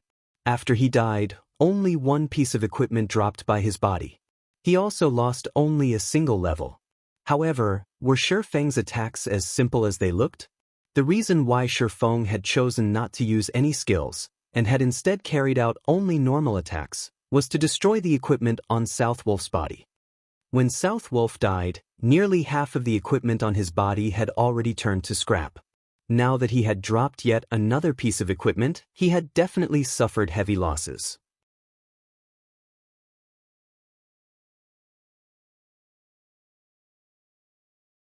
Chapter 312. Diving into Danger Alone. After Southwolf died, the members of Dark Star were like headless flies. Frightened and scared, they fled in all directions. Zero Wing's berserker Lonely Snow swiftly closed the gap between him and an elementalist of Dark Star to 20 yards before using charge to instantly catch up to and incapacitate the elementalist. After that, Lonely Snow used Thunderclap, Violent Strike, Suppression, and Whirlwind Slash in rapid succession, making quick work of the elementalist. Following closely, everyone else from Zero Wing took action as well. Against a group of mages and healers that could use neither skills nor tools, in addition to the fact that these classes were innately slow runners, the members of Zero Wing required no time at all to finish off the surviving Dark Star members. As these players died, they left behind piles of weapons and equipment. Ha! What a fun battle! Those bastards from Dark Star think that they are so amazing, but now all of them are dead. Cola laughed loudly as he looked at the weapons and equipment scattered all over the ground. The frustration he had accumulated from continuously running away was completely swept away now. Fire Dance nodded her head in agreement, a faint smile appearing on her face. She then said with a light chuckle, "This battle was indeed a good stress reliever. None of us died this time, while Dark Star lost over 100 players. After this battle, Dark Star will have to reorganize their plans to pursue us. If they could deal with a team of over 100 elite players in such a short time, It also signified that Dark Star would be simply sending its members to their deaths if a team had fewer than 200 or 300 players. In order to reduce its losses, Dark Star would definitely consolidate its teams and at least double or triple the member count of each team. At this moment, Blackie and the others were laughing without restraint as well. After all, they were able to kill over 100 elite members of Dark Star. This would, without a doubt, be a huge blow to Dark Star. Collect the loot. Dark Star will be arriving here soon, Feng commanded. The loot they obtained from killing the 100-plus elite members of Dark Star was extremely bountiful. They had collected close to 1,000 weapons and equipment, and a majority of them were even mysterious iron rank. The harvest they got from this single battle far exceeded even the harvest Aqua Rose obtained from the battle that involved tens of thousands of players. Even Feng was somewhat moved by this harvest. Kill and plunder. Just from this battle, they had obtained the resources required to arm an elite team of 100 players. This was precisely the reason why, in the past, many large guilds preferred to kill and plunder the core teams of smaller guilds. Not only could they increase their guild's fame and prestige by doing so, they could also make a huge profit. They could upgrade their weapons and equipment much faster this way, compared to raiding dungeons and killing bosses. However, the harvest from this battle was still insufficient to offset the losses Zero Wing had suffered. After all, the weapons and equipment of Dark Star's elites were inferior to those of Zero Wing's elite members, not to mention those of Zero Wing's core members. Every core member of Zero Wing possessed quite a few pieces of secret silver ranked weapons and equipment, and some even possessed fine gold and dark gold ranked weapons and equipment. Guild leader, why aren't you leaving? Fire Dance looked curiously at Feng, who had jumped onto a large tree. You guys go first. I'll hold down the fort. Feng was not a lord who would sit comfortably in his throne while his subordinates fought. Since he was already here, naturally, he needed to take something away from Dark Star. But, guild leader, this place is too dangerous. You're also not an assassin, Fire Dance said worriedly. You guys have done enough. Let your guild leader handle the rest. Feng waved them off, hurrying Fire Dance and the others to the designated location. Upon hearing Feng's words, everyone from Zero Wing was immediately moved. In God's domain, guild leaders who were willing to brave danger for his fellow guild members were definitely as rare as a phoenix's feather. Not to mention, Feng was currently a famous existence in God's domain. If he were to die, his reputation would be greatly affected. Then I'll stay behind as well, Blackie said. How could I be left out from such an important matter? Cola stepped forward. Suddenly, everyone else started voicing intentions to remain. All of you, stop making a fuss and leave with me. You all will only be a hindrance to guild leader if you stay behind. Fire Dance could feel the cold, killing intent radiating from Feng at this moment. She knew that he could no longer hold himself back. She then raised her head and looked at Feng, saying, Guild leader, you have to be careful. Rest assured I know my own limits. Feng laughed. He then retrieved a basic stealth scroll from his bag. This scroll allowed players to enter stealth mode. The stealth scroll's effect had a duration of 1 hour, and as long as players did not carry out any attacks during this period of time, the scroll would remain in effect. Shortly after Fire Dance and the others departed, Yulan came hurrying over to this place with a huge team of more than 300 players. Sure enough, all of them died. Yulan sighed softly when she saw the ground littered with corpses. However, she was not surprised by this outcome. Obviously, the ambush before was meant to lure them into a trap. However, Southwolf had been too eager for success, which resulted in a team wipe, as she had expected. Revive them, Yulan said to the healers in her team. Immediately, the 30-plus healers in the team started using resurrection skills. If players died outside of a dungeon, there were 2 methods for them to revive. The first method was to revive back at the cemetery. However, players were required to wait for half an hour before they could do so. The other method was to have one of the healer classes use a resurrection skill. Players could be revived immediately using this method. However, upon resurrection, players would have to wait another 10 minutes before resurrection skills could be used on them again. A short while later, all 100+ elite players had been revived. Meanwhile, after being resurrected, Southwolf felt fortunate over the fact that he was not a red name. He had only lost one piece of equipment and fallen by one level after he died. Yet, when he discovered that most of the equipment he wore had been turned to scrap, he nearly went insane. Southwolf had been using level 15 mysterious iron set equipment, which could be obtained only from a level 15 team dungeon. In order to obtain the complete set, Southwolf had expended a huge amount of time and effort. Now, however, all of them were destroyed. Unlike field bosses, team dungeons reset only once every 3 days, and there were only a limited number of level 15 team dungeons within the region of White River City. Gathering the complete set had taken Southwolf 2 cycles. If he wished to obtain the set once again, he would have to wait through another 2 cycles. At this moment, Lone Tyrant arrived at the scene. He then asked, "Southwolf, what happened here? How did all of you die?" Southwolf was someone from Underworld, so he did not particularly care how many players from Dark Star had died. He cared more about himself instead. However, the same could not be said for Lone Tyrant. The strength of Dark Star determined his future as its guild leader. Now, more than 100 elites from his guild had died for no reason. The worst part was that these elites had lost most, if not all, of their weapons and equipment. The levels they lost could be recovered, but it would not be as easy to recover the equipment. We were lured into an ambush unprepared, and all of us got killed. However, I discovered something even more important. I don't know how he managed it, but Black Flame is now with the core team of Zero Wing. He has also become a red name at this point, so this is the perfect chance for us to destroy Zero Wing. Although Black Flame is very powerful, we should have no problems dealing with all of them if we send in a team of 300 to 400 players. We can still catch up if we chase after them right away. Southwolf's words immediately allowed Lone Tyrant and Yulon to come to a realization. Truly an interesting person, Yulon muttered softly, her interest towards the player named Black Flame growing.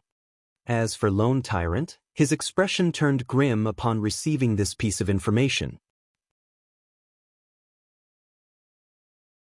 Obviously, with Black Flame commanding Zero Wing's core team, their combat power had increased to frightening heights. Also, from Southwolf's description of the one-sided battle that took place before, Lone Tyrant also learned that Black Flame was a great expert.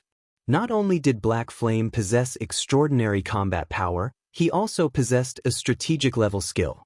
A team of 100 elite players would definitely be insufficient to deal with him.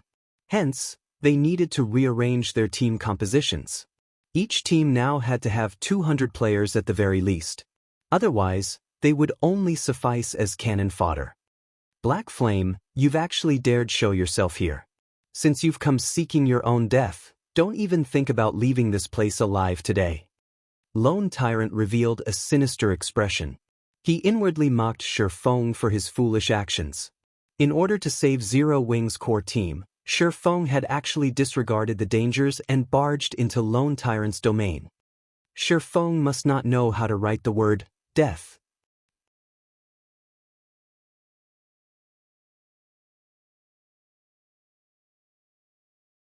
Chapter 313, Killing the Commander. Gather everyone immediately and surround this area.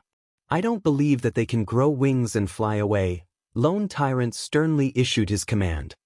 The news of World Dominator's defeat had already spread, and very few in White River City did not know about the battle that took place.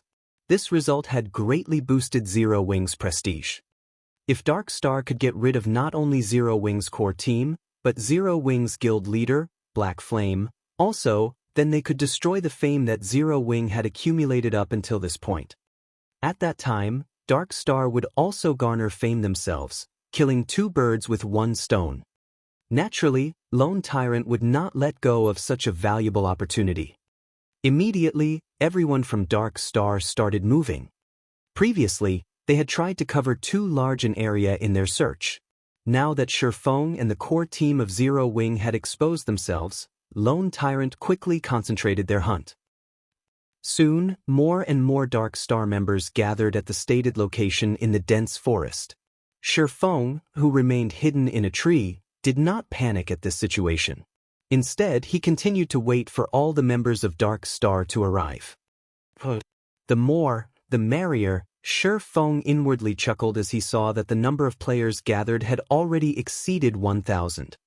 Before the battle even started, Feng had already considered the consequences. If he had not come fully prepared, he would not have allowed Fire Dance and the others to obliterate South Wolf's team of elites. Guild leader, our members have surrounded this part of the forest. As long as any Zero Wings members show themselves, it will be their death, a ranger reported as he walked up to Lone Tyrant. Start shrinking the encirclement. Lone Tyrant laughed satisfyingly. He then looked towards Ming Sha, the team leader of the Underworld Guards, and respectfully said, "In a moment, we will have to rely on Brother Ming Sha and your men to take care of the experts from Zero Wing. Rest assured, young Master Feng sent us to deal with Fire Dance and her team of experts. Although there is now an additional black flame added to the equation, the Underworld Guards can resolve this solution all the same.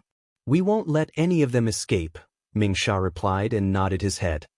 In order to extinguish Zero Wing's core team, Feng Xianyang had specifically sent a team of Underworld Guards to assist Dark Star. Feng Xianyang had gone all out on this hunt. Every Underworld Guard was an expert that Underworld had spent many years searching for to recruit.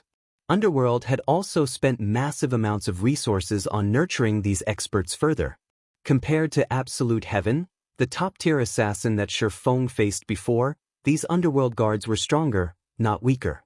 Meanwhile, Feng Xianyang had sent a team of 20 of such guards. One could just imagine the frightening might this team possessed. Even a 100-man elite team from Dark Star was no match for this team. Also, the leader, Ming Sha, was an expert among experts. In the virtual gaming world, he ranked near the top. Regarding pure combat techniques, he was on the same level as the Snow Goddess, Gentle Snow. However, as Gentle Snow was in possession of a huge amount of resources, in terms of equipment, Ming Sha was definitely no match for her. Originally, Feng Xianyang had arranged for Ming Sha to go to White River City to deal with Yifeng. However, Yifeng was simply too elusive, as if he had completely vanished from White River City. Hence, Feng Xianyang sent Ming Sha to deal with the top experts of Zero Wing, such as Fire Dance and Blackie. In regards to Ming Sha's strength, Lone Tyrant had personally experienced its power. Even though he was clearly above Ming Sha in terms of levels, and his equipment was of higher quality, he still suffered defeat at Ming Sha's hands in less than 20 exchanges. On the other hand, he had only managed to reduce Ming Sha's HP by 1/10. Meanwhile, after taking some time to focus on upgrades, Ming Sha's equipment could now compare to Lone Tyrant's. Now, Ming Sha was mostly geared with several pieces of level 15 Secret Silver set equipment and Fine Gold equipment. He also wielded a level 15 Fine Gold Greatsword, the Bone Shatter. His equipment certainly ranked at the very top of White River City. Lone Tyrant had estimated that, if he fought Ming Sha now, he would last 10 exchanges at most before his defeat. Now that he had so many players surrounding this area and a powerful team of experts like the Underworld Guard supporting him, even a top-tier assassin like Fire Dance could not escape.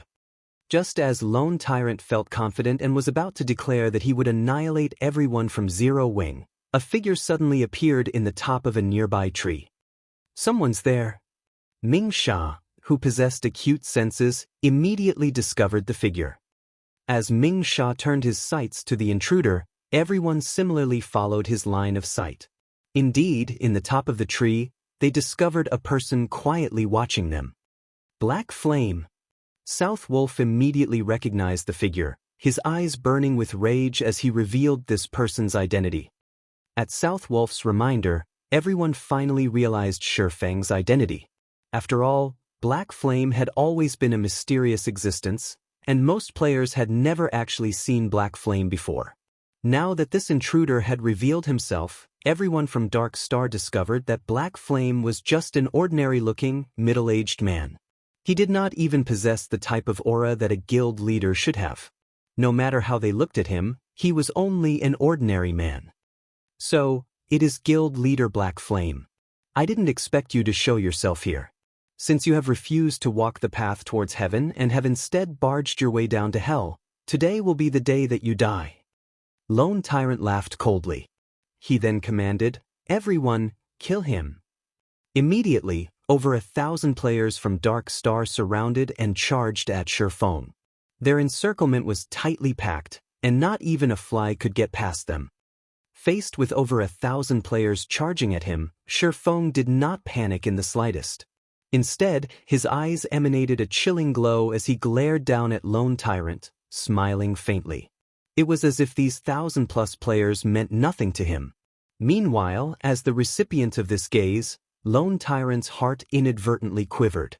However, Lone Tyrant quickly dispelled this feeling because he did not believe Feng could do anything to him while so many players surrounded him. In the next moment, however, Feng vanished from the treetop and everyone's sight. This is not good. He's trying to escape. Quickly use flare. Lone Tyrant hurriedly shouted. The Rangers quickly used flare upon receiving Lone Tyrant's command, brightly illuminating the surrounding area. Within the effective range of flare, all stealth-type skills would lose their effects. Yet, even after tens of flares had been launched, Feng's figure still could not be found. What the players of Dark Star did not know was that, after Feng had activated the Ring of Nothingness, his first task was not to escape, but to leap forward and charge towards the tree closest to Lone Tyrant. Hence, the flares used to seal his path of escape served no purpose whatsoever. Damn it! He plans to kill his way over. Use flare and shine guild leader Tyrant's surroundings. When Yulan recalled the faint smile on Black Flame's face as he pinned Lone Tyrant with a glare, she instinctively felt that Feng aimed to kill the commander. Only by doing could Feng possibly redeem Zero Wing's fame and prestige. At that time, even if Dark Star managed to annihilate Zero Wing's core team, it would not damage Zero Wing's reputation if Lone Tyrant, Dark Star's guild leader, died at Black Flame's hands. After all, even though Zero Wing only had tens of players on their side, they would still have managed to kill Dark Star's guild leader while under the protection of over 1,000 players. At that time, Dark Star would be the one suffering humiliation. Why are you all still daydreaming? Yulan angrily shouted when she noticed that none of Dark Star's rangers had reacted. However, Yulan suddenly felt that something was amiss. Instead of looking towards the outskirts of the encirclement, all of these rangers stared at the space above her. Immediately, Yulan raised her head, discovering a figure falling towards her, and this figure was none other than Feng himself. Panic surfaced on Lone Tyrant's face. He never imagined that Feng would be so suicidal as to come for his life. Black Flame, if you wish to die, then I'll grant your wish. The corners of Lone Tyrant's mouth raised slightly. He then picked up his shield and sword, fully prepared to guard against Feng's attack. What amazing courage! Mingsha, who stood by Lone Tyrant's side, brimmed with fighting spirit right now, his eyes glowing as he watched Feng fall. He then retrieved the Bone Shatterer from his back and stood in front of Lone Tyrant, acting like a highly defensive wall. Mingsha secretly admired Feng's performance, and he deeply wished he that could properly exchange blows with this man. However, responsibilities came first, so he had no choice but to get rid of Feng. Even with Mingsha protecting Lone Tyrant, Yulan still felt that something was off. After all, why would an intelligent and resourceful man like Black Flame carry out such a reckless action? As insurance, Yulan hurriedly commanded, "Guardian Knights, use Protection Blessing on Guild Leader Tyrant. All healers focus on healing Guild Leader Tyrant as well. Do not let Black Flame succeed."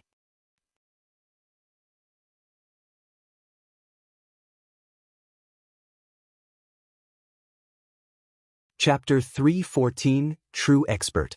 When Feng landed soundlessly on the ground, he was only 20 yards away from Lone Tyrant. In the next moment, sacred heals graced Lone Tyrant, one after another. Lone Tyrant was one of the top 10 players on the ranking list of White River City. He was one of the apex MTs throughout White River City as well. Although he was only level 21 at the moment, he had over 3,700 HP, and he was not much weaker than Cola. With high HP and defense, physical damage classes such as assassins, berserkers, swordsmen, and rangers would find it extremely difficult to kill Lone Tyrant. Not to mention, Lone Tyrant now had a large team of healers keeping him alive. Moreover, there was also the great expert, Ming Sha, currently guarding him. Hence, Yulan was greatly confused as she watched Feng's foolish actions. "Let me see what you are made of." Ming Sha smiled at the oncoming Feng, and at the same time, he lifted the Bone Shatterer and slashed it down at his enemy. The Bone Shatterer was a massive greatsword, yet, Ming Sha wielded it nimbly and accurately. In a single strike, he had completely sealed off Feng's path of advance. At this moment, the surrounding melee players of Dark Star charged at Feng, intending to make mincemeat of him. Meanwhile, the mages standing a short distance away also started casting their spells. As long as Ming Sha managed to delay Feng for a few more seconds, Feng would receive the bombardment of hundreds of spells.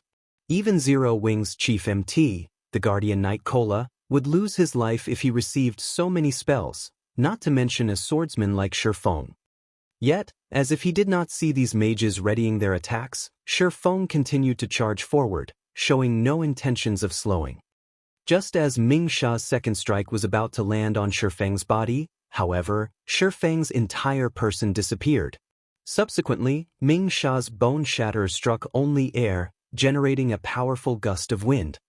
The elementalists, cursemancers, summoners, and all other ranged classes that were about to launch their attacks also interrupted their chanting after they lost sight of their target. "Where is he?" When Ming Sha failed to find Feng in front of him, he could not help but examine his surroundings. Suddenly, Ming Sha felt a chilling intent coming from behind him. Spinning around, he discovered that, just like a ghost, Feng had soundlessly appeared behind Lone Tyrant. If not for his acute senses, he would not have detected Feng's presence at all. After Feng used silent steps to appear behind Lone Tyrant, he immediately activated Absolute Time. With himself as the center point, all enemies within a 50-yard radius were now unable to use any skills or tools. Feng then brandished the Abyssal Blade, casting Abyssal Bind on Lone Tyrant. Meanwhile, Lone Tyrant only felt a cold wind blowing on his back. Only after Feng started brandishing the Abyssal Blade did Lone Tyrant notice that someone stood behind him. Horrified, Lone Tyrant hurriedly leaped forward, hoping to dodge the attack aimed at his back. As insurance, Lone Tyrant even intended to cast Protection Blessing on himself. However, Feng was simply too fast. He had activated Absolute Time and Abyssal Bind almost simultaneously. Discovering that he could not activate Protection Blessing, Lone Tyrant's heart grew extremely anxious. In the next instant, 9 pitch-black chains bound his body, preventing him from moving even an inch. Meanwhile, the healers standing in the distance could only watch this scene play out. With their skills locked, the most they could do was provide moral support. Damn. Seeing that Feng was the only person standing close to Lone Tyrant, Ming Sha realized that he had been tricked. Feng had deceived him into leaving Lone Tyrant's side. Suddenly, a feeling that he had just been played for a fool grew in Ming Sha's mind. This was the first time he had felt such a feeling. Lone Tyrant was bound and completely unguarded right now. He was unable to resist in the slightest. If he, Ming Sha, had stayed by Lone Tyrant's side, even if Lone Tyrant were bound, he could have still helped defend against attacks. Now, however, he was almost a full 10 yards away from Lone Tyrant. If this were any other day, he could have closed the distance between them using the charge he had specifically reserved. Now, however, none of his skills would work. Even if he wanted to save Lone Tyrant, he was powerless to do so. However, he only needed around 2 seconds to close a distance of 10 yards. As long as Lone Tyrant could survive that long, Ming Sha was confident in stopping Feng, preventing Feng from dealing any more damage to Lone Tyrant. Naturally, Lone Tyrant had considered this as well.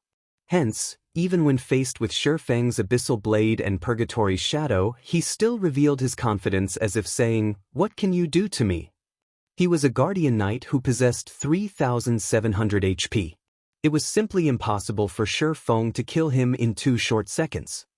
Unfortunately, reality had cruelly slapped Lone Tyrant in the face. When Feng's chop landed on Lone Tyrant, who now had his defense reduced by 100% due to the effects of the Abyssal Bind, a frightening damage of -1,500 appeared above Lone Tyrant's head. This single slash had erased Lone Tyrant's confidence. Now, an expression of fear decorated Lone Tyrant's face instead. Immediately, Lone Tyrant struggled to escape Abyssal Bind. However, no matter how much energy he expended, the bone-chilling chains remain unperturbed. This was the first time Lone Tyrant had felt so powerless. He had over 1,000 subordinates and a team of experts protecting him. Yet, Feng regarded them all as nothing. Now, he could not even resist while Feng arbitrarily slaughtered him. Feng lifted the Abyssal Blade high. In the next moment, the Abyssal Blade, which was covered in green arcs of lightning, descended, and 3 arcs of lightning penetrated Lone Tyrant's body. -984, -1,370, -1892. After thundering flash ended, Lone Tyrant's body fell to the ground. From beginning to end, Feng had only used 2 moves to finish off Lone Tyrant, and the time he spent doing so had not exceeded 1 second. Feng's attack power thoroughly shocked everyone from Dark Star. Feng's performance was simply stunning. Even when faced with over 1,000 elites from Dark Star, he managed to kill Dark Star's guild leader, Lone Tyrant. Ming Sha was also stunned by this scene. He had never imagined that Lone Tyrant would die so quickly under Feng's assault. "Everybody, get him! No matter what, do not let him escape!" Ming Sha bellowed as he felt unprecedented humiliation. After finishing off Lone Tyrant, Feng sent a chilling gaze to his surroundings. Those who received his gaze inadvertently halted their steps, and none dared to look Feng in the eyes. Feng was like a king that had descended from heaven. Nobody dared compete with him over dominance. Faced with Ming Sha's glare, Feng simply raised his index finger at Ming Sha. He then made a hooking motion with his finger and softly chuckled.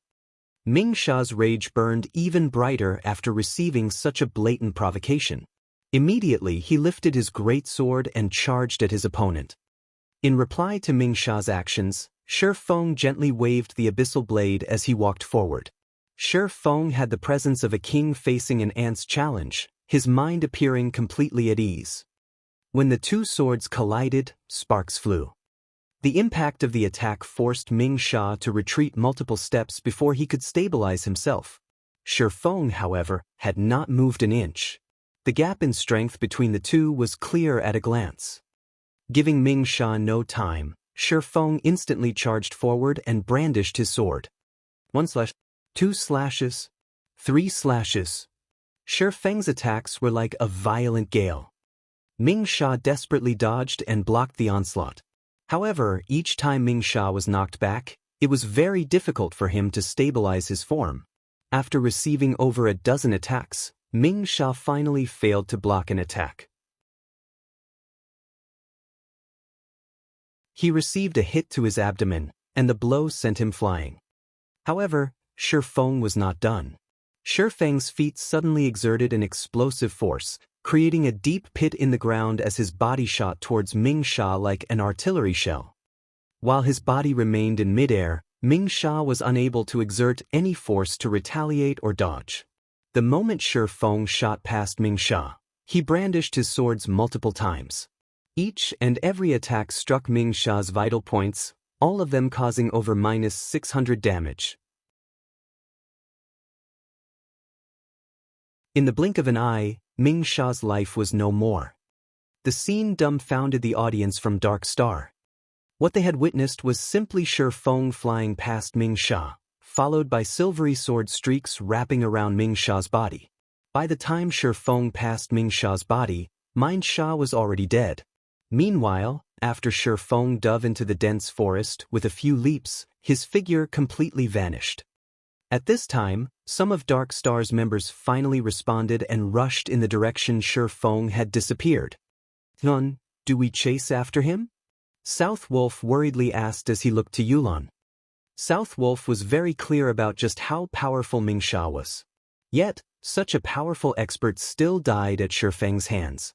Moreover, from beginning to end, Feng had not used any skills in the exchange with Ming Sha. He relied purely on techniques to kill his opponent. This was something that South Wolf had never dared to imagine possible in the past. Now, however, South Wolf finally realized what a true expert was. Yulan shook her head and released a soft sigh, saying, "No. If Black Flame possesses such strength, even if we chase after him, what can we actually do to him? Not to mention, our speed can't compare to his at all. We should save our energy and give up." First, he had killed Lone Tyrant, Dark Star's guild leader, amidst an army of thousands. Next, while he was escaping, he managed to kill an expert like Ming Sha. This time, Dark Star had truly lost all dignity. Even if Dark Star managed to exterminate Zero Wing's core team at a later date, it would only add on to the gossip about Dark Star. This time, Dark Star had truly suffered a defeat.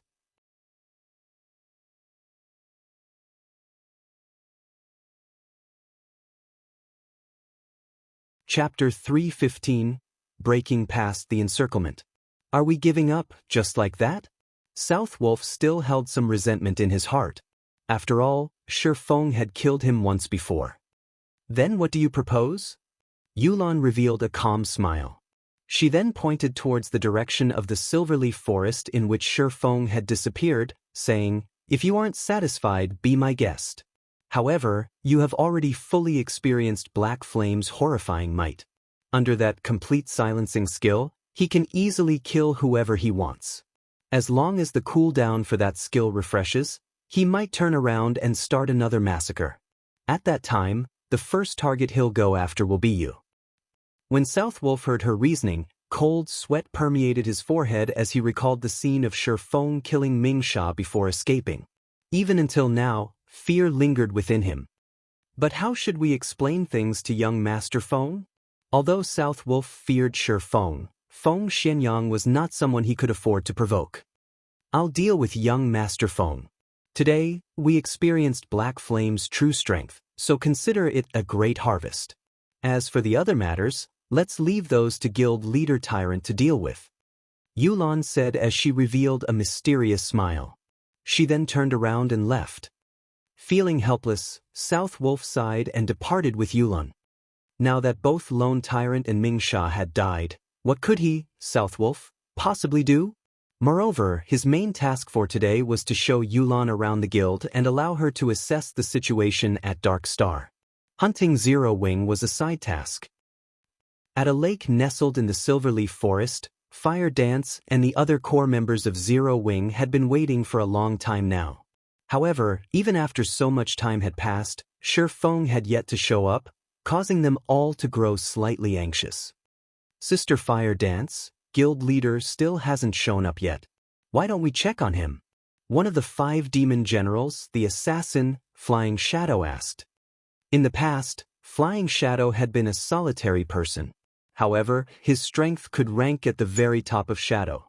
Although he had not performed any outstanding feats during the early stages of the game, he had not performed badly either. In general, he had been an average player.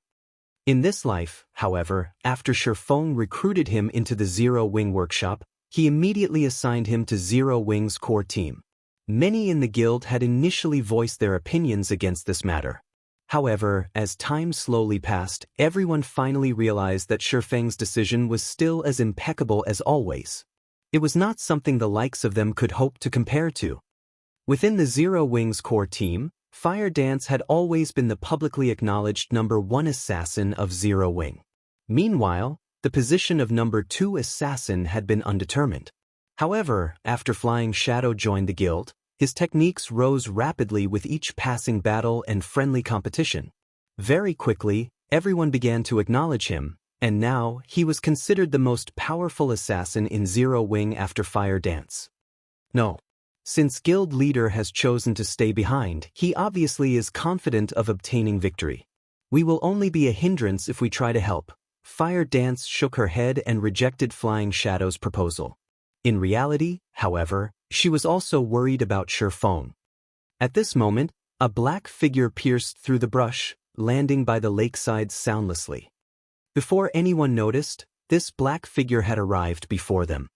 Fire Dance and Violet Cloud were the first to detect this figure's presence. Instinctively, Fire Dance retrieved the daggers from her waist, preparing to meet with a great enemy. Soon after, everyone else discovered the presence of this newcomer as well, and they too promptly readied their weapons.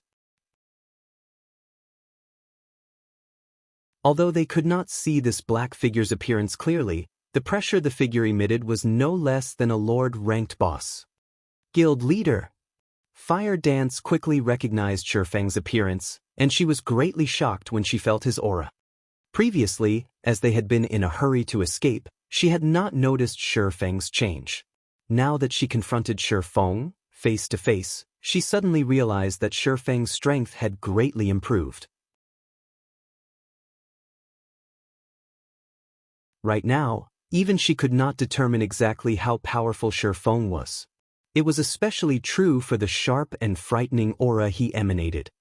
It seems that all of you have improved greatly recently. You actually managed to discover me so quickly.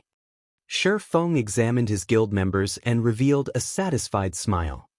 Battles in God's Domain were unlike any other virtual reality game. The improvement of a person's strength was not limited to techniques and equipment. One must also possess a bestial intuition. After all, the penalty for death was not low, so such an intuition was essential when engaged in combat in the fields. In reality, if players did not suffer death when grinding out in the fields, they could easily reach level 200 within 2 years. Yet, Feng had taken a decade to reach level 200 in the past. Death was inevitable when battling in God's Domain. In the past, Feng had died countless times while participating in all sorts of combat. In God's Domain, danger always lurked around the corner. Guild wars were only a small part of the dangers in God's Domain. Thus, it was of utmost importance for a player to nurture a bestial intuition to avoid unnecessary deaths. It was also a key to leveling up quickly. People's lives in reality were simply too peaceful, so this bestial intuition had been completely buried deep in their bodies. However, as players experienced more battles in God's Domain, this intuition would slowly rise to the surface. Meanwhile, the rate at which players improved also correlated to how strong their intuition became, and this was one of the main factors differentiating average players from experts. Feng chose to appear so stealthily to test everyone's intuition, and the result had not disappointed him. Compared to several days ago, everyone present had improved greatly. Though, when compared to Fire Dance and Violet Cloud, everyone else's improvement paled slightly. Nevertheless, they were still much stronger than the average elite player. After Feng finished evaluating everyone's strengths, he then said with a smile, "All right, let's leave this place. Follow me." Leave.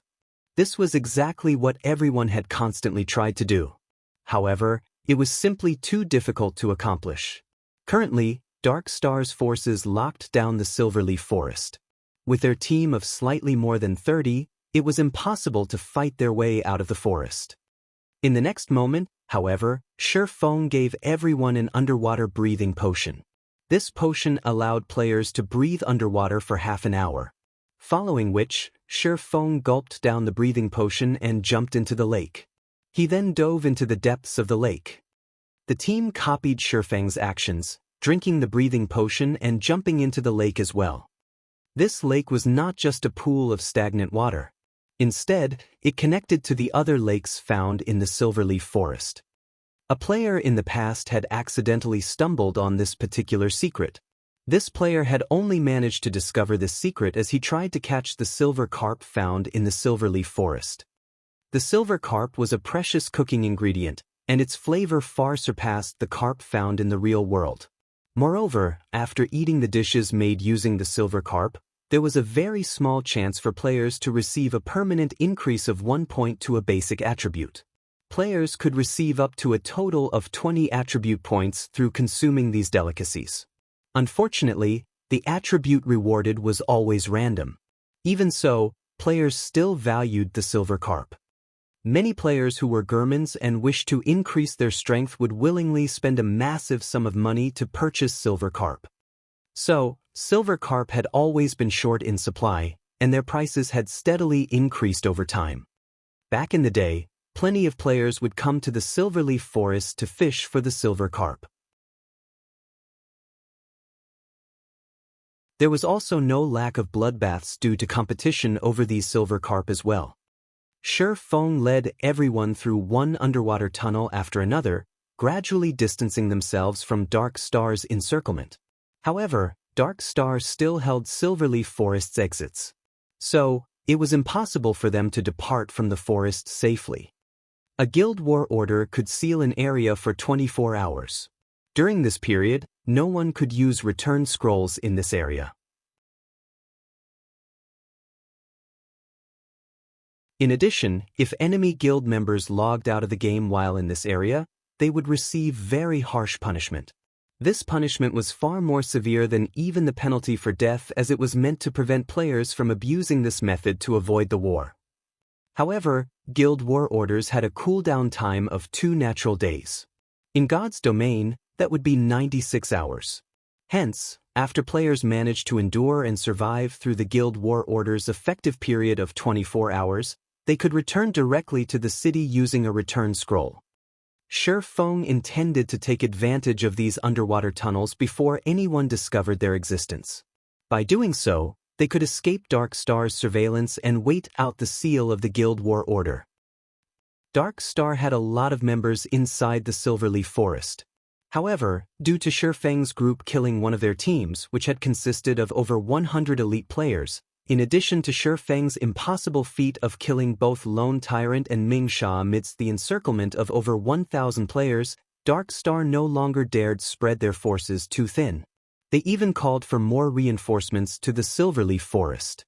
Yet, even after thoroughly searching the area where the previous battle took place, they still could not manage to locate any traces of Feng and the others. Time passed little by little. After his resurrection, Lone Tyrant was like a madman as he sent out all members of Dark Star to hunt Feng's team in the Silverleaf Forest. His insanity also attracted the attention of the players in White River City.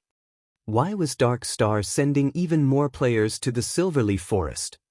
Were the thousands of players they had sent there before not enough to deal with the core members of Zero Wing? At this time, a new post from Black Flame appeared on the forums, and within the post, there was a video. This video bore the title, Dark Star's Guild Leader, Lone Tyrant's Death.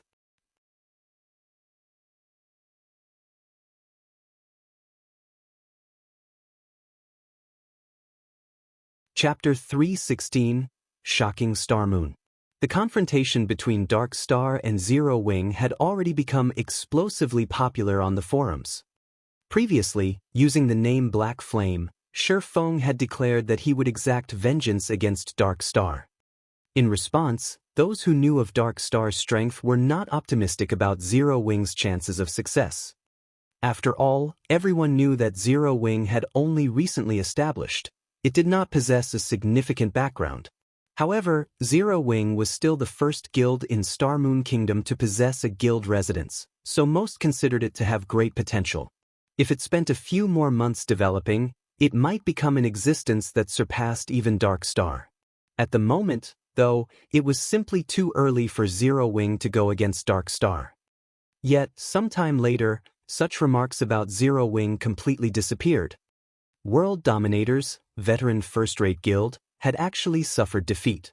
Moreover, the guild had been eliminated from the competition for dominance over White River City.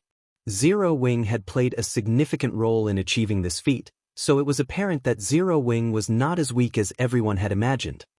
Hence, the moment the video of Feng killing Dark Star's guild leader, Lone Tyrant, uploaded, its popularity instantly grew. In particular, the scene where Feng indifferently faced off against an army of over 1,000 elites and managed to kill Lone Tyrant by himself garnered huge amounts of attention. Feng's actions made it seem as if killing the enemy commander while surrounded by an army as simple as taking something out of his pockets. A scene that was only possible in storybooks had actually occurred in reality. In the face of Feng, the guild leader of Dark Star was like a little kid. Even as Lone Tyrant died, he had not offered the least bit of resistance. On the other hand, just a glance from Feng caused the thousands of players of Dark Star to freeze in fright. At that time, Feng was like a king. Before him, everybody else could only submit. Also, the scene in which Feng killed Ming Sha as he departed was even more amazing. Anybody could tell at a glance that the berserker, Ming Sha, was not just an ordinary expert. Yet even so, Feng killed him effortlessly. However, this did not mean that Ming Sha was weak. Instead, Feng was simply too strong. This black flame is too powerful. With his skills, he can rank on the God's Domain Experts list. Not likely. That's the God's Domain Experts list you're talking about. The Secret Pavilion has collected information on all experts in God's Domain to compile that list, and the God's Domain experts that rank on it are all monsters. Previously, even though the God-ranked expert, Feng, had killed over 100 players all by himself, he still failed to earn a spot on that list. The Secret Pavilion was famous in the virtual gaming world, and one could find the Secret Pavilion's presence in practically every virtual reality game available. The experts list compiled by the Secret Pavilion was also well received by many players. After all, by browsing through the experts list, one could easily find information such as the major events that had occurred in God's domain, what kind of experts were present in the game, who the #1 player was, and more. Players had no need to go through the trouble of searching for such information through the official forums. Any player who managed to earn a place on the experts list was a target for recruitment of all of the major workshops in the gaming industry. Although nobody knew whether Black Flame was capable of ranking on the experts list, undoubtedly, he had already earned his fame in Star Moon Kingdom. In the future, whenever people talked about Zero Wing, the first thing that would come to their minds would be Black Flame.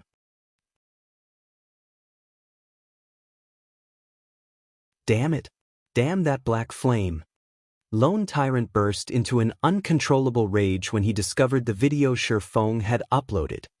His original plan to destroy Zero Wing had completely backfired, and instead, he became the laughingstock throughout Star Moon Kingdom. Have we not found them yet? Lone Tyrant bellowed. Dark Star had suffered a tremendous loss this time. Not only had it lost more than 1,000 players to Zero Wing, but Dark Star's fame and prestige had also been destroyed. Lone Tyrant's reputation had gone up in flames. To make things worse, he still had to compensate world dominators for its losses. The amount they had to pay would definitely put a dent in Dark Star's funds, damaging the guild's development. In this war, Dark Star had suffered a double loss. However, Lone Tyrant was completely helpless about this situation. Guild leader, we've already increased the number of people searching for them to 15,000. However, it's as if they grew wings and flew away. Even after rummaging through the entire Silverleaf Forest, we still can't find any traces of Zero Wing. I suspect that they have long since left the forest. Otherwise, if Black Flame and the core members of Zero Wing were still here, Zero Wing's and Ouroboros's forces would have carved a path of blood into this forest by now. They wouldn't have dispersed and went on to do their own things. Lone Tyrant's confidant explained slowly. Before, Lone Tyrant's anger had blinded him, so he had not considered this. However, now that he thought it through, it was as his confidant said. If Black Flame, Zero Wing's guild leader, were still trapped deep in his enemy's territory, how could the other members of his guild possibly sit and do nothing? They would have charged forward in desperation. If Zero Wing had joined hands with Ouroboros, based on Dark Star's strength, Dark Star would have no choice but to back off. Yet, Zero Wing had not done so. Even the reinforcements Lone Tyrant had called in from White River City received no obstruction whatsoever from the other guild. Based on Zero Wings in action, one could conclude that Black Flame had indeed already left the Silverleaf Forest. Damn that Black Flame. We've wasted so much time and manpower. Lone Tyrant's eyes burned with anger. However, he was simply helpless against Zero Wing. It was no longer possible to deal with their enemy now. Previously, he had the help of World Dominators to hinder Ouroboros. Now that World Dominators was out of the competition, if Dark Star wished to deal with Zero Wing, it would have to fight both Zero Wing and Ouroboros simultaneously. Even with Underworld support, it was still not an opponent for these two guilds. Suddenly, Lone Tyrant seemed to age by several years. Pass on my command, everybody is dismissed. Those who should rest, rest. Those who wish to level up, go level up. As for the rewards and compensations, I will issue those later. After Lone Tyrant finished speaking, as if all the strength in his body drained away, his entire person became powerless. Soon after, everyone from Dark Star departed from the Silverleaf Forest, one after another. As for the seal of Guild War Order, that too had dissipated. When the thousands of players from Dark Star hunted Feng's group, having nothing better to do, Feng and the others had spent their time searching for silver carp at a lake. Currently, nobody that knew how precious silver carp were. Moreover, now that the underwater areas of the Silverleaf Forest had yet to develop, one could find a large number of silver carp in the lakes in the area. Even in the very beginning, each silver carp sold for 20 silver coins. Presently, 20 silver was worth 3,000 credits. It could compare to the monthly salaries of white-collared workers. By the time everybody discovered the silver carp's value, its price had soared from the initial 20 silver coins to 2 gold coins. To an average player, such an amount was a fortune. During the several hours Dark Star had hunted them, Feng and the others had managed to catch over 20 silver carp. They even discovered multiple treasure chests. Although they were only bronze and mysterious iron rank, it was still a considerable harvest.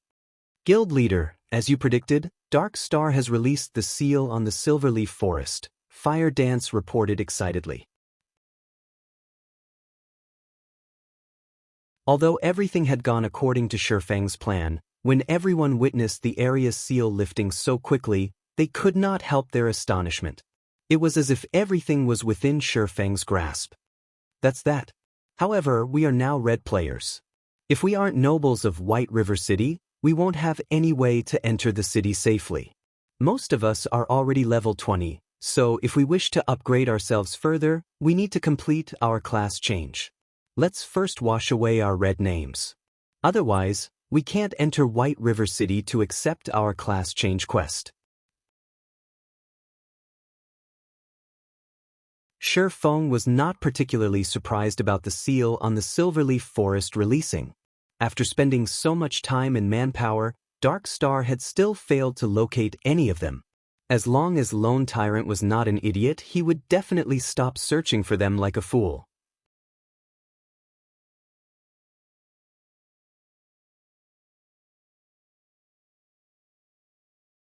Chapter 317 Town Capture. Guild Leader. Our names are as red as blood right now. Most of us have killed more than 10 people, while Blackie and I have killed more than 100 each. We'll need to waste a lot of time to cleanse our red names completely. By the time we do, most of the players from the other guilds will have already reached level 20, Fire Dance said as she smiled bitterly. If a player wished to remove their status as a red name, they needed to remove the crime value they had accumulated.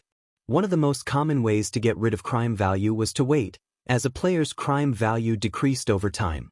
However, if one's crime value was excessively high, they needed to punish evil and promote righteousness. However, although killing NPCs such as villains, criminals, and bandits would significantly reduce a player's crime value, there was no other benefit for doing so. Killing these NPCs would not provide players with any additional rewards or EXP. Moreover, these NPCs were very few and usually scattered all over God's domain. It would be fine if players hunted for these NPCs by themselves, but hunting as a group would be time-consuming and inefficient. Indeed. Let's forget about cleansing your red names for now. We'll raise our White River City reputation. As long as you become nobles, entering the city as red names will not have significant consequences. We should have no problems taking on the class change quest. Feng made his decision after some thought. Otherwise, it would take around 2 to 3 days' effort to cleanse such a high crime value. Everyone fell speechless when they heard Feng's decision to raise their reputation in White River City to the degree of becoming a noble. Feng made it sound as if becoming a noble of White River City was as easy as buying cabbage from the market. It was extremely difficult for players to raise their White River City reputation, and one needed to invest a lot of time to accumulate sufficient reputation points to become a noble. In this case, it would be much easier to hunt for NPC bandits. Guild leader, do you have a method to increase our White River City reputation quickly? Blackie knew that Feng would not speak without reason. Suddenly, his eyes shone with a hint of excitement as he looked to his guild leader for answers. A noble of White River City. Currently, one could count the number of players that had become nobles of White River City on one's fingers. After becoming a noble, not only could one purchase a business stall in White River City, but one could also receive high-level quests in the city. The rewards were enough to drool over. Although the EXP rewarded was low, the monetary rewards consisted of silver coins, not copper coins.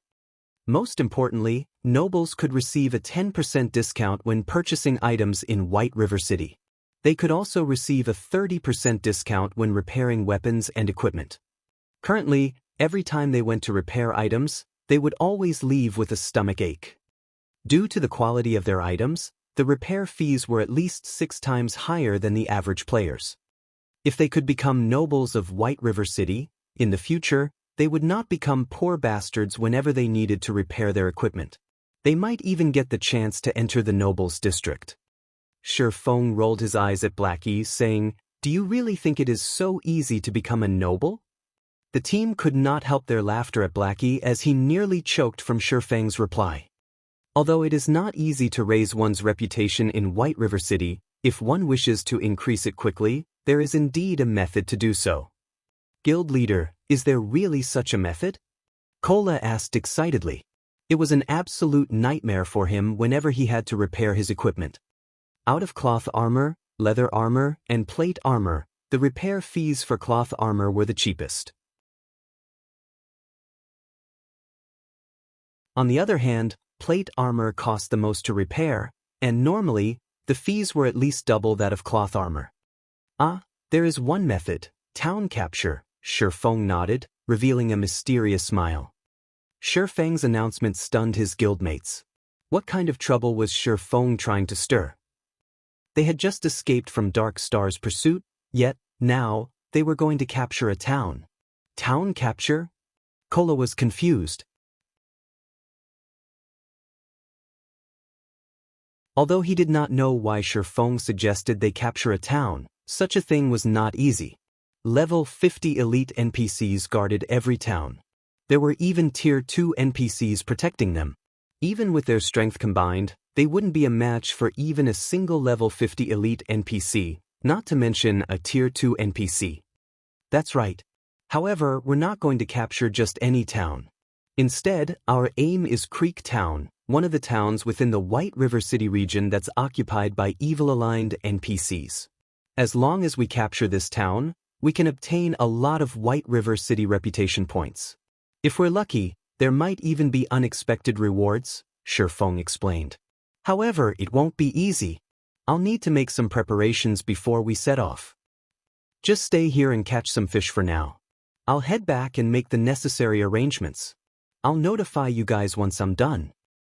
After Feng said so, he used a return scroll. Town capture. During the middle stages of God's domain, this was a commonplace activity for players. There were plenty of small towns in God's domain, and a majority of these towns were not under the management of any kingdoms or empires.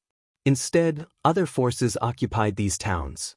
So long as players wished to establish their own empire in God's domain, it was a must for them to occupy towns. Meanwhile, if players wished to occupy a town, they needed to chase away the forces that occupied said town first. Only by doing so could they turn the town into their own guild town. They could then slowly develop and upgrade the town's rank. It was also not impossible for players to develop a town to surpass even Star Moon City. However, the conditions for doing so were extremely demanding, so it was very difficult for players to succeed. Moreover, capturing a town was easier said than done. Even if the current #1 guild in White River City, Ouroboros, went all out, they should not have any clue of how to capture a town. It should be impossible for Ouroboros to capture even the most bordered and resource-poor town. On top of that, now that Feng had unsealed the Endless Abyss, towns had upgraded their overall strength in preparation for the assault from demonic beasts, making it even more challenging for players to capture a town. However, Creek Town, the town Feng had chosen as his target, was slightly special. There was a hidden quest in White River City that would greatly reduce the overall strength of Creek Town. If the town were weakened, capture would become far easier. However, in order to accept this hidden quest, at the very minimum, one must first become a Viscount of White River City. Fortunately, Feng just happened to be just that. After Feng returned to White River City, he suddenly became the focus of the entire city. Any players who saw him immediately began whispering to companions or strangers by their sides. Feng was a celebrity right now, and everyone in White River City knew about him. Although part of the reason why Feng attracted so much attention was due to his blood-red name, the actual cause for his fame was due to the name Black Flame. The video of the battle in the Silverleaf Forest was extremely exciting. The scene where Feng had leaped high into the air to finish off Ming Sha was particularly unforgettable. Countless players had tried to mimic Feng's actions. Unfortunately, average players could, at most, jump 2 to 3 meters high. Compared to Feng, who had managed to reach a height of 8 meters, the gap between them was simply too massive. Moreover, Feng had brandished his sword 6 times while in midair, and every strike accurately landed on Ming Sha's vital points. Through their attempts to mimic Feng's actions, everyone's admiration for him grew. Everyone knew that a player's basic attributes determined the gap between them and others. Only after making a comparison did they know just how wide the gap was between them and Feng. Guild Leader Black Flame. When will Zero Wing hold another mass recruitment? I've been waiting to join Zero Wing for a long time now. A level 17 male swordsman asked loudly. That's right. This little girl wishes to join Zero Wing as well. Big Brother Black Flame, please tell this little sister when you'll recruit again. It can be our little secret.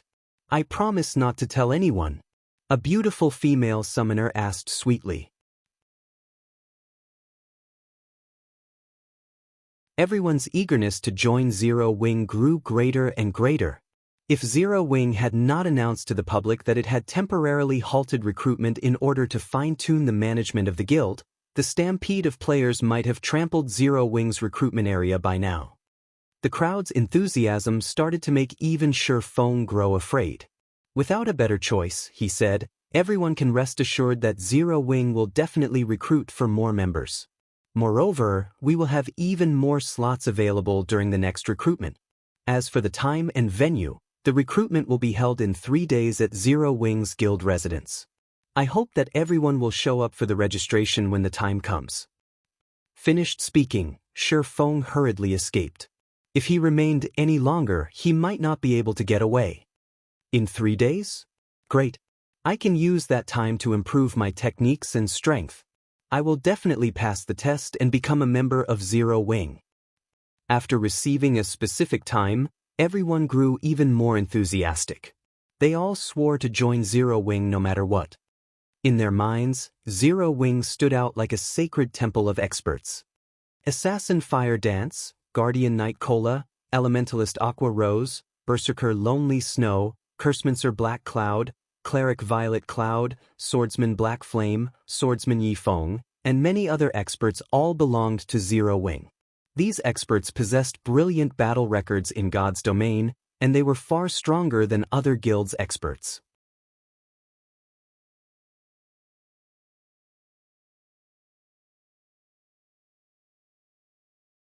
Chapter 318, Bloodhand. Feng's return immediately attracted the attention of the various powers in White River City. When these powers learned about Feng's return, in addition his blood-red-colored name, they knew that Dark Star's Encirclement had failed. Dark Star had dispatched over 10,000 members during this encounter. Yet, they still failed to annihilate Zero Wing's core members. This conclusion had greatly boosted Zero Wing's fame. Moreover, Lone Tyrant's death at Feng's hands had also been a huge blow to Dark Star's reputation. Excluding world dominators, which had already been eliminated from the competition for the dominance over White River City, Dark Star's current reputation ranked at the very bottom of the top 6 guilds of White River City. As a result, many players who had originally intended to join Dark Star now had their sights on Zero Wing instead. As things stood, it was only a matter of time before Zero Wing surpassed Dark Star. After escaping the attention of the passionate players surrounding him, Feng immediately draped a black cloak over his shoulders, covering his face and hiding his name. He then hurried towards the Adventurers Association of White River City. On the way, Feng contacted Aqua Rose and had her bring around 60 core members to the Adventurers Association to meet up with him. 20 minutes later, Aqua Rose showed up at the entrance of the Adventurers Association with the requested guildmates. Every one of these core members wore equipment that was mysterious iron rank and above. Among them, many possessed secret silver equipment. The group looked dazzling when they stood in front of the entrance, invoking the envy and admiration of many passing players. Although Dark Star's ambush and the battle with world dominators had significantly damaged Zero Wing, fortunately, the guild possessed a relatively large stock of bronze and mysterious iron equipment to compensate for the loss. Only, some time was required to regain the lost levels. Meanwhile, Aqua Rose's group consisted of players that had been busy raiding dungeons while the guild war had taken place. They had not been able to make it in time to help. "Big Sis Aqua, why do you think the guild leader called us here?" a female cleric called Snow Goose asked curiously. "Isn't it obvious? Dark Star caused us trouble, picking a fight. Our guild leader obviously wants us here to plan our payback," a berserker said, laughing. "That's great. The dungeon we raided before was too far away, so we couldn't join in the guild war. Now, I'll get to teach those bastards from Dark Star a lesson." Snow Goose giggled as she waved her delicate fist around. Watching this scene, Aqua Rose could not help but laugh, saying, "Snow Goose, aren't you a little too aggressive? Although the guild leader hasn't expressed his plans for us yet, I feel that he called us here for something else. Otherwise, if we start a war against Dark Star with the few numbers we have here, we won't even fill in the gaps between their teeth. Stop guessing blindly. In any case, we'll know what he wants us to do soon enough." Hearing that their guild leader had called them here for something else, Snow Goose's mood dampened slightly. The others also revealed disappointed expressions. Feng finally arrived after Aqua Rose and the others had waited at the Adventurers Association's entrance for a short while. "Guild leader, why are you still wearing a cloak? Are we not allowed to expose ourselves in this operation? Should we leave and sneak back over here?" Aqua Rose could not help her confusion when she saw Feng hiding his face. At this moment, Feng looked like a wanted criminal who was afraid of being discovered. "I hadn't intended to use it. However, being too famous doesn't help me either. If I removed my cloak, I don't think I will get further than the front door of the Adventurers Association," Feng said, laughing bitterly. "Forget about it. Invite me to the team and let's get down to business." From Feng's brief explanation, Aqua Rose imagined the comical scene of a horde of players mobbing Feng. Involuntarily, Aqua Rose's lips hooked up into a bright smile. The dignified guild leader of Zero Wing had been fearless even against an army of thousands. Yet now he was actually afraid of his fans' enthusiasm. After Aqua Rose invited Feng to the team, she passed the team leader position to Feng. After becoming the leader of the team, Feng immediately examined everyone's level, and he could not help but feel proud at what he saw. A majority of the team was level 19, while a small portion had already reached level 20. This was unimaginable in any other guild. As the various large guilds competed over the first clear of the 3 great dungeons, naturally, they would not hurry to level up. In truth, the guild's actions were similar to putting the cart before the horse. Although obtaining the first clear of the 3 great dungeons was important, God's Domain worked differently from other MMOs. If players paid too much attention to their gains and losses during the early stages of the game, they could easily miss other opportunities. Take the promotion to become a Tier 1 class for example. Level 20 dungeons specifically catered to Tier 1 classes. The only reason Fire Dance and the others had managed to clear level 20 dungeons was mainly due to the excellent equipment they possessed. Otherwise, it would have been extremely difficult to achieve such a feat. Not to mention, there were still the 50-man and 100-man level 20 large-scale team dungeons. Hence, the earlier they completed their Tier 1 promotion, the better their chances were of obtaining the first clear of the 100-man team dungeon. The only benefit of obtaining the first clear of the level 10 3 great dungeons was fame among players. By obtaining the first clear of a level 20 100-man team dungeon, however, not only could they increase their fame, but they could also encounter a great opportunity. "Let's head to the second floor," Feng said in the team chat. Normally, nobody visited the second floor of the Adventurers Association. This place did not receive individual guild players. Instead, this place was exclusive to guild teams. "Sister Aqua, why do you think the guild leader has led us here?" Snow Goose asked curiously. "I don't know." Aqua Rose shook her head. She, too, could not see through their guild leader, Feng. However, it was precisely because of this that she had chosen to join Zero Wing. She then continued, "However, this is where guilds come to take on large-scale quests. I wonder what kind of great quest the guild leader plans to accept?" At this time, Feng sat in front of the VIP counter.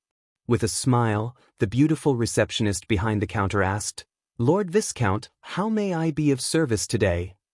"I wish to take on a guild crusade quest," Feng requested. However, as the Zero Wing Guild is only a 3-star guild, there are only 4 locations available for a crusade. "May I know which location Lord Viscount desires?" The receptionist listed the 4 locations. They were rather remote towns, barren wastelands. However, dark forces occupied each location. Without 2,000 to 3,000 level 30 Tier 1 players, one should not even consider capturing it. Of course, this was only in the case for attacking normally. If it were a crusade, however, the difficulty of capturing the town would significantly decrease. Even so, it was still extremely difficult.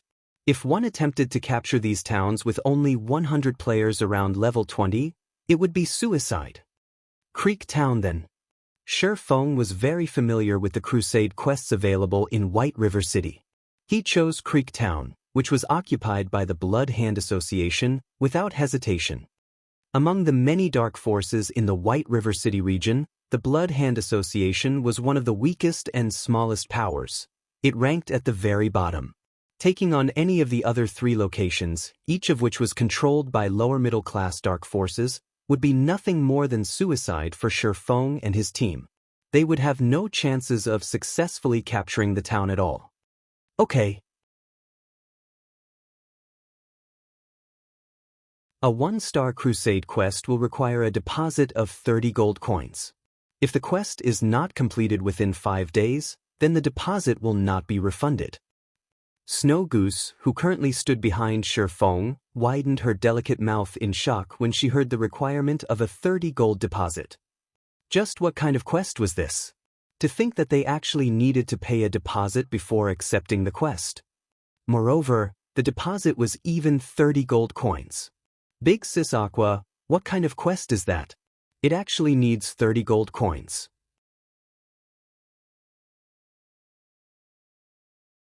Even if I sold myself, I still wouldn't earn so much money. Snow Goose said, stunned. Snow Goose's words left everyone speechless. Feng, on the other hand, merely revealed a calm smile as he paid the 30 gold coins deposit gladly. He then said in the team chat, "This is a guild crusade quest. Unless one becomes a true noble of White River City, they can't even accept such a quest. Moreover, 30 gold coins is actually very cheap." Cheap. Everyone was truly speechless this time. At this stage of the game, 30 gold coins was practically the maximum a third-rate guild would possess. If they could not complete this crusade quest, those 30 gold coins would be gone forever.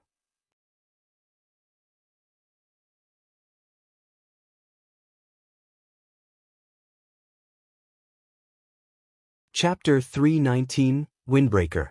After Feng accepted the 1-star guild crusade quest, he led everyone to the Twilight Temple. The Twilight Temple was a main hub for healer classes. Here clerics, oracles, and druids could take on quests that rewarded high-level skills related to their classes. Guild leader, what are we doing here? Aqua Rose asked, confused. We're looking for assistance. Feng smiled faintly, not bothering to explain further. After entering the main hall of the Twilight Temple, they saw level 180 elite guards crowding the temple. This hall also contained the statue of the Twilight Goddess, below which stood a level 200 priest dressed in red. An oracle advanced to priest after reaching tier 2. To Feng and the others, a level 200 priest was an existence that they could only revere. At this moment, however, this priest dressed in red took the initiative to walk up to Feng and welcome him. Greetings, Lord Viscount, the priest said, fawning. Greetings, esteemed Lord Priest. I wish to purchase some water of life. Do you have some here? Feng asked softly. The water of life was the spring water taken from the fountain of eternal life. It was sacred medicine in God's domain that could heal any wound in an instant. It could even regenerate a person's lost limbs, so the water of life was extremely valuable. To NPCs, the water of life held great importance. The Twilight Temple worshipped the Twilight Goddess. Meanwhile, the Fountain of Eternal Life was a godly relic that the Twilight Goddess had bestowed upon the Twilight Temple. Hence, throughout God's domain, only the Twilight Temple could possibly obtain the water of life. Lord Viscount, water of life is precious. This is a gift of the Twilight Goddess to we humans, and every drop is a treasure. It is not something a priest like myself can give to others casually, so I beg for Lord Viscount's forgiveness, the priest said, appearing slightly angry. However, a Viscount was a person of relatively high status in White River City. Even if Feng's request angered the priest still had to endure and hold it in. If any other player stood in Feng's place right now, the priest might have thrown them out of the temple already. Naturally, Feng knew this. Although he had guessed that his identity as a Viscount would not get him the water of life, the priest's unwavering refusal still shocked him slightly. Feng then activated the golden stigmata and looked at the priest, asking, "Will this not do?" Suddenly, twinkling golden stars appeared in Feng's dark pupils. His body began to emanate a terrifying aura. In the face of this aura, the priest felt even his soul tremble. "You are..." The priest was the manager of this Twilight Temple, so it was only natural that he would possess vast knowledge regarding God's domain. Stigmata were the war god's temple's symbol of supremacy, and they were categorized into 3 different colors: silver, gold, and purple. A person capable of controlling a golden stigmata was definitely a core character of the war god's temple. Is it really not possible? Feng asked again. In truth, he was not confident in obtaining the water of life. If players wished to purchase the water of life from the Twilight Temple, the prerequisite was sufficient status among humans. As to what degree of status, even Feng was unsure. However, characters like Weissman, the controller of a city, could definitely purchase some. Feng was not a city lord, so if he wished to purchase the water of life, he could only try his other identities. If it were not possible to obtain any, he would have to look for other assistants to help him with the crusade quest instead. After he gains sufficient status in the future, he would return and purchase water of life. After some struggling, the priest finally opened his mouth and said, "Lord Viscount, with your esteemed status, you can purchase 1 drop." "Okay, I'll take it," Feng replied, slightly excited. However, his excitement confused the members of Zero Wing behind him. Wasn't it just a single drop of water of life? Yet, it actually caused their usually calm and indifferent guild leader to grow excited. Could this water of life possibly be an epic item? That will be 300 gold, Lord Viscount. The priest carefully took out a small crystal vial from his pocket. Within this vial, there was a single droplet of dark blue liquid. Aqua Rose immediately revealed a shocked expression when she heard the required price of 300 gold. The others were stunned as well. However, Feng was not surprised by this price. Instead, he handed over 300 gold to the priest without hesitation. His actions even seemed a little impatient. Aqua Rose was speechless when she heard the price for a drop of water of life. There was not a single guild in God's domain that could possibly afford such an amount. Hence, when she saw Feng hand over 300 gold to the priest, her disbelief was overwhelming. Although Aqua Rose had long since known that Feng was rich, she never thought his fortune was this vast. No wonder guild leader said that 30 gold was cheap before. Snow Goose finally understood Feng's words back at the Adventurers Association. Indeed, compared to 300 gold, the 30 gold deposit for the Guild Crusade quest was nothing. With 300 gold, one could fully arm a 100-man elite team with mysterious iron equipment. In the end, just how deeply hidden is this guy? Just how much do I not know about Zero Wing? Aqua Rose shifted her gaze to Feng, a complicated feeling possessing her heart. If Lone Tyrant of Dark Star knew about this, he would definitely regret making an enemy out of Zero Wing. Wars between guilds were mainly competitions in financial power. Meanwhile, by showing off its own financial power, Dark Star had simply shown off its slight skill in front of an expert. However, what Aqua Rose did not know was that Dark Star could have caused Feng some significant problems had they really annihilated Zero Wing's core team. After all, Blackie wielded an epic-ranked staff. The others also possessed excellent dark gold items. If Dark Star had managed to obtain these items, the consequences would have been unimaginably dire. After Feng obtained the Water of Life, he hurried over to a simple and crude-looking house located in the slums of White River City. In this house lived a middle-aged man with only a single arm. Originally, this man had been a powerful Tier 2 sword master. However, during the Great Demon War he had lost one of his arms, and subsequently his strength deteriorated, reverting to an ordinary citizen. This man was Kite. Even before he had lost his arm, Kite had not been very famous in Star Moon Kingdom. After all, he was simply a Tier 2 swordsman, something common. The reason Feng had come for Kite was mainly that of his potential. 5 years after God's Domain had officially launched, Kite had another name: Windbreaker. Nobody would have thought that a one-armed man living in the slums of White River City would, after becoming the personal guard of a player, one day grow to become a Tier 5 titled Sword Saint. The more shocking matter was the fact that the owner of this Windbreaker was actually just an independent player with subpar techniques, and this player was simply a lifestyle player. However, due to the presence of this Tier 5 titled Sword Saint, this insignificant, independent player had actually become an existence that nobody dared to provoke casually. The same went for the first-rate guilds at that time. Many first-rate guilds and super guilds had also offered astronomical prices in order to recruit this independent player. Moreover, the prices they offered were much higher than what they would usually offer when recruiting a Tier 5 expert. The reason being, NPCs were different from players.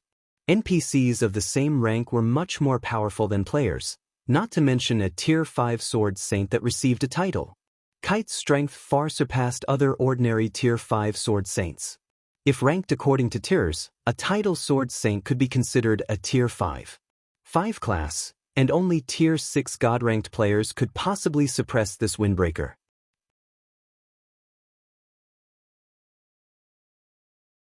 Esteemed Lord Viscount, how may I be of service to you? Kite asked in a tone that was neither servile nor overbearing when he saw Feng entering his house. Although he had become a cripple with low status, his bearing was completely different when compared to the priest back at the Twilight Temple.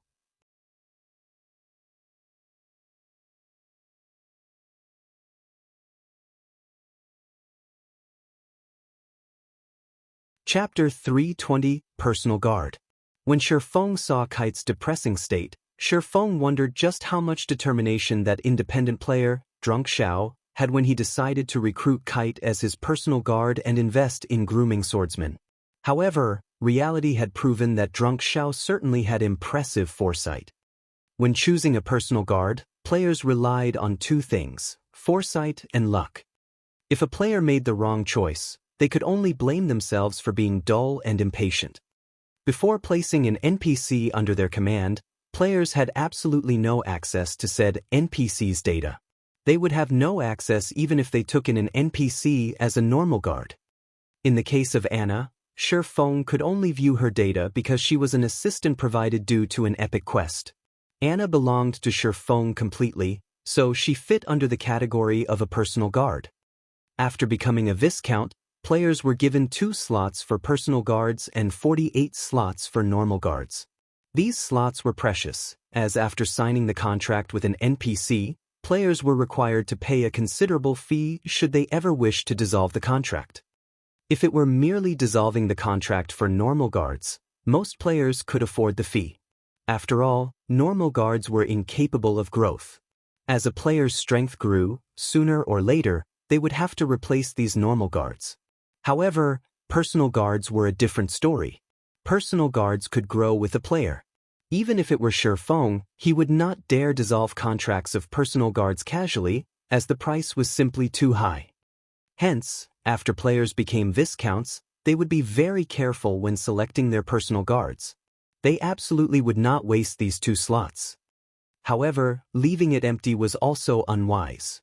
Even if one accepted personal guards with slightly lower potential, these personal guards could be of great help when properly developed, especially when leveling up.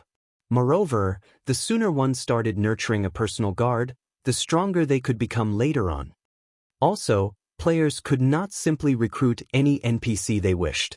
For example, players could not recruit NPCs directly affiliated to the various kingdoms, empires, or the several strongest powers of God's domain. In other words, the NPCs must not be affiliated with any powers. In addition, the stronger the NPC was, the harder it was for a player to put them under their command. Hence, thoughts such as recruiting a level 200 Tier 5 NPC should be kept to one's dreams. In the past, Drunk Xiao's decision to accept Kite as his personal guard relied on both foresight and luck. It was not a feat normal people could repeat. In this life, however, Feng had decided that he needed to obtain the NPC named Kite no matter what. Mr. Kite, I have just recently become a Viscount of White River City, and currently, I am trying to recruit guards for myself. I wonder if you would be interested? Feng asked. Kite looked a little excited when he heard Feng's offer. However, when he looked at the empty space where his right arm used to be, he sighed and said, "My lord, you too can see for yourself. I am but a cripple now, so I have no way to serve as one of my lord's guard." I realize Mr. Kite's concerns. I had heard that Mr. Kite became a Tier 2 swordmaster at an early age. During the Great Demon War, you have even managed to injure a Tier 3 demon heavily, though at the cost of your sword arm.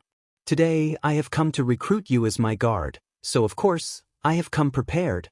Do you know what this is? Feng smiled as he retrieved a small, crystalline bottle. Within the crystalline bottle, there was a single droplet of dark blue liquid.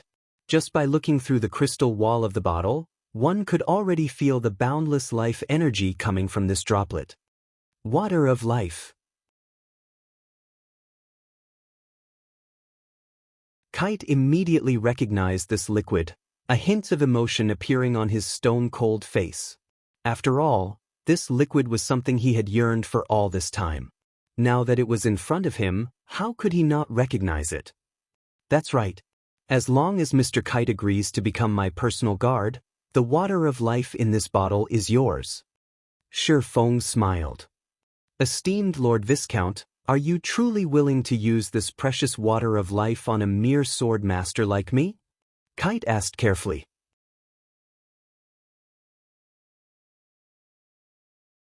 In reality, Feng's offer was touching. My lord, you should know that, with this droplet alone, even a Tier 3 powerhouse would agree to become your personal guard. Aqua Rose was greatly shocked when she heard Kite's declaration. She never realized the water of life was so precious. A single droplet could actually convince a Tier 3 NPC to serve as a player's personal guard. That was a Tier 3 class. Players revered even Tier 2 classes, let alone Tier 3 classes. If their guild could have a Tier 3 NPC as a guard, they could simply annihilate anyone who provoked them. Unfortunately, Aqua Rose's thoughts were too good to be true. Although the water of life could be enough to recruit a Tier 3 powerhouse, Feng was simply too weak right now. He would not be able to recruit a Tier 3 NPC, even if he wanted to. Of course, I already know that, Mr. Kite. However, I value your potential even more. Based on your firm and unyielding will and the fact that you have not fallen to become a demonkin yet, I believe that you will one day become an apex powerhouse on the continent, Feng affirmed. Feng's words were not without justification. One should never provoke a demon. Feng had simply met with the phantom of a Tier 4 great demon, and as a result, he bore its curse. If Charlene, a Tier 3 divine official, had not dispelled the curse for him, he would have had no choice but to delete and restart a new account. Meanwhile, Kite had fought a real Tier 3 demon, so how could he have avoided receiving its curse? A demon's power was the evilest force that could corrode a human spirit. However, after suffering the demon's curse for so many years, although Kite had lost his powers, he continued to live normally. He had not turned into a demonkin. If Kite had not possessed a firm and unyielding will, the demon's power would have devoured him long ago. Mr. Kite, I wonder if you are willing to become my guard? Feng asked seriously. Since Lord Viscount is willing to accept a cripple like myself, how could I possibly reject my lord's good intentions? From today onwards, my lord will be my only master. I swear allegiance. Kite dropped to a knee in front of Feng, receiving the water of life respectfully. System, do you wish to assign Kite as your personal guard? Feng clicked agree. Following which, Kite's data appeared in Feng's NPC managing interface. Kite, Feng's personal guard. Gender, male. Age, 39. Loyalty, 90. Charm, 60. Physique, 40. Wisdom, 81. Growth potential, 26. Class, Tier 1 Swordsman. Level, 30. HP, 8000/8000. Attack power, 600 to 720. Defense, 3100. Attributes, Strength 125, Agility 130, Endurance 200, Intelligence 90, Vitality 180. Although Feng had mentally prepared himself, when he looked at Kite's data, his heart could not help but twitch. Setting aside Kite's other attributes, his growth potential was only at 26 points. This number was simply maddening. Feng truly wondered how Drunk Xiao had managed to endure and nurture Kite in the past. Common ranked personal guards had 0 to 30 growth potential. Basically, no one wanted such personal guards. Bronze ranked personal guards had 31 to 50 growth potential. These were the lowest ranked personal guard players would usually possess. Mysterious Iron ranked personal guards had 51 to 70 growth potential. Meeting personal guards of such rank was rare.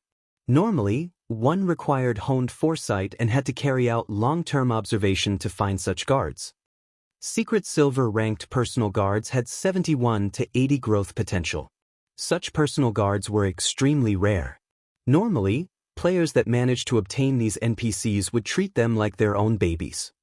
Fine Gold ranked personal guards had 81 to 90 growth potential. These individuals were as rare as a phoenix's feather. Dark Gold ranked personal guards had 91 to 100 growth potential. If a player managed to recruit such a personal guard, as long as developed properly, the player's strength no longer mattered. As for epic ranked personal guards, which were above Dark Gold rank, Feng had never actually seen one before. He also did not know how powerful epic ranked personal guards were. However, it would not be unusual if such a guard transcended the realm of normal men, achieving godhood.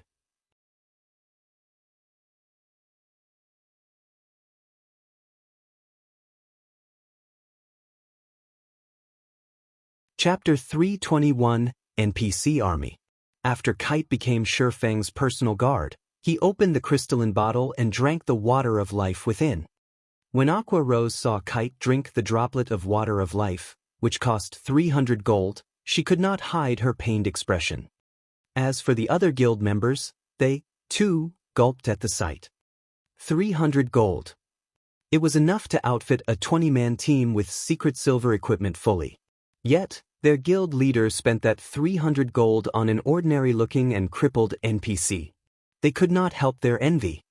However, Feng paid no attention to the others' thoughts. In the past, Drunk Xiao had become a famous character throughout God's domain due to his personal guard. Even when countless first-rate guilds and super guilds had offered astronomical prices to purchase this guard, Drunk Xiao refused to sell. Meanwhile, Feng had only spent 300 gold to obtain this future Tier 5 titled Sword Saint. How was this not a worthwhile trade? Shortly after Kite drank the water of life, his body suddenly emitted a bright green light. This light originated from the water of life. Not only did it possess frightening healing powers, but it could also remove all abnormal statuses. A few moments later, Kite's body expelled a cloud of dark gas, and following its removal, Kite's originally pale complexion turned rosy red. The right arm that he had lost also began to regenerate at a rate visible to the naked eye. 1 minute later, Kite had fully recovered. Guild leader he. At this moment, Aqua Rose dared not believe her own eyes. She had long since developed a keen intuition, so she could immediately discover the change in the NPC named Kite. Although Kite's clothing was still worn out, the aura he gave off no longer felt depressing. Rather, it was refreshing. At this moment, he seemed like a caged lion that had broken out of its confinement, releasing a heaven-shocking roar to let everyone know of its return. This is the real him. Feng laughed.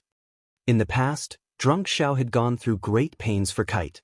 He had practically bankrupted himself to obtain a droplet of water of life. In this life, however, Feng had easily accomplished Drunk Xiao's feats. Moreover, Feng had managed to heal Kite while he was still level 30. In the past, Drunk Xiao had only managed to obtain the water of life after Kite passed level 100. Despite having the same growth potential, there would be a huge difference in strength between a personal guard nurtured from level 30 and a personal guard nurtured from level 100. His growth potential is as shocking as expected. Feng could not help but mutter happily when he examined Kite's data again. Kite, Feng's personal guard. Gender, male. Age, 39. Loyalty, 90. Charm, 75. Physique, 95. Wisdom, 88.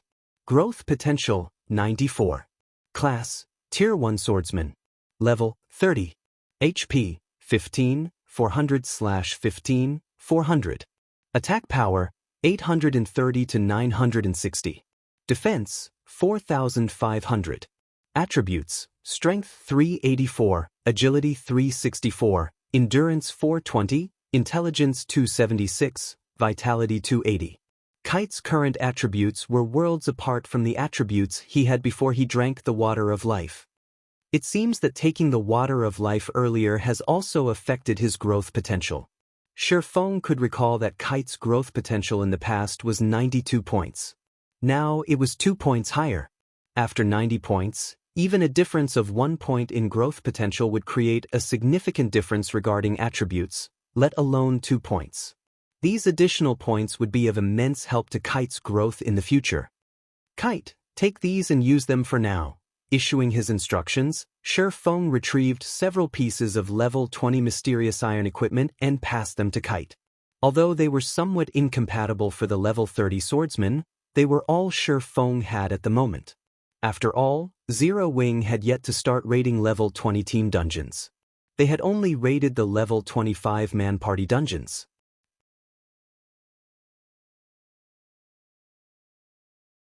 After Kite equipped the level 20 mysterious iron items, he appeared valiant and extraordinary.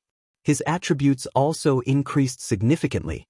His HP broke through the 18,000 threshold, his attack power increased past 1,400 points, and defense reached 6,000 points. Kite's defense far surpassed even Zero Wing's chief MT, Cola. Kite was practically a boss monster now. Let's go. We still have to recruit some more people. Feng then led everyone to the Mercenary Alliance.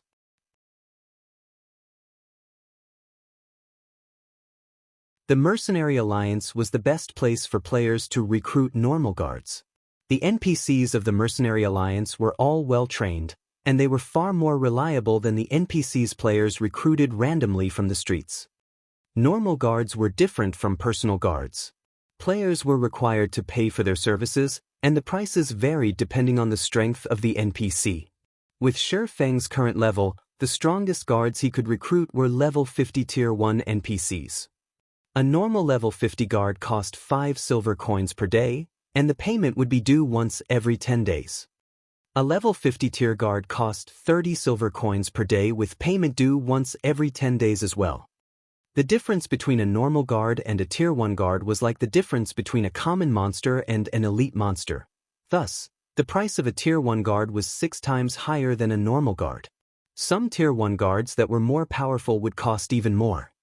After arriving at the Mercenary Alliance, Feng signed a contract with 48 level 50 tier 1 NPCs. Among them, some were melee classes, some were ranged classes, and some were healers. Of the 48 NPCs, there were 6 NPCs in particular that were more powerful than the others. They were tier 1 advanced guards, and they cost 50 silver coins per day. Feng had hired these guards for 1 month, and the fee totaled to 468 gold. Feng's financial power completely eclipsed all the guilds in White River City. Afterward, Feng led the 48 NPCs and walked through the streets, the group of level 50 tier 1 guards looking valiant and mighty. Many players even consciously moved out of the way, not daring to block the path of this small army of powerful NPCs. Crap, why are there so many tier 1 NPCs? Did something happen in White River City? No, look, some of them aren't NPCs but players. Aren't they members of Zero Wing? Where are they heading? The players quickly discovered the problem. This small army of NPCs and the members of Zero Wing were actually together. Moreover, all of these NPCs were level 50 tier 1 NPCs. With such a large NPC army, who, in White River City, would dare make an enemy of Zero Wing? In the face of so many level 50 tier 1 NPCs, even Dark Star's army of tens of thousands of players amounted to nothing. The level suppression alone would leave the players of Dark Star completely helpless. Not to mention, these tier 1 NPCs also possessed many powerful skills in their arsenal. Zero Wing is too amazing. I heard that Zero Wing is going to recruit members again in 3 days. I will definitely have to apply. The number of players gathered on the street continued to increase, and many started recording this majestic scene. This army of 48 NPCs was more imposing than an army of thousands of players. The combat power this small army possessed was no weaker than the total battle power of a starting town. Although nobody knew what relationship this NPC army had with Zero Wing, the fact that Zero Wing could mobilize so many NPCs was already amazing. Meanwhile, the news of this matter spread quickly, creating a sensation on the official forums and increasing Zero Wing's fame once more. The members of Dark Star wore extremely ugly expressions when they discovered about this matter. Deeply afraid that Zero Wing would lead this group of NPCs to attack them, many of Dark Star's members chose to hide in cities or towns. Some chose to remove their guild emblems temporarily and secretly grind monsters. At the same time, the members of World Dominators were similarly frightened by this news, and they were also hiding, not daring to explore and level up.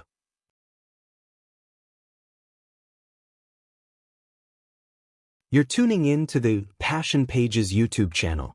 We're so grateful for your support, and don't forget to subscribe to join us on this incredible journey through captivating stories. Your generosity through donations truly makes a world of difference, as it's the primary source of revenue that allows me to expand and enhance this channel for you. Thank you from the bottom of my heart for being a part of this adventure.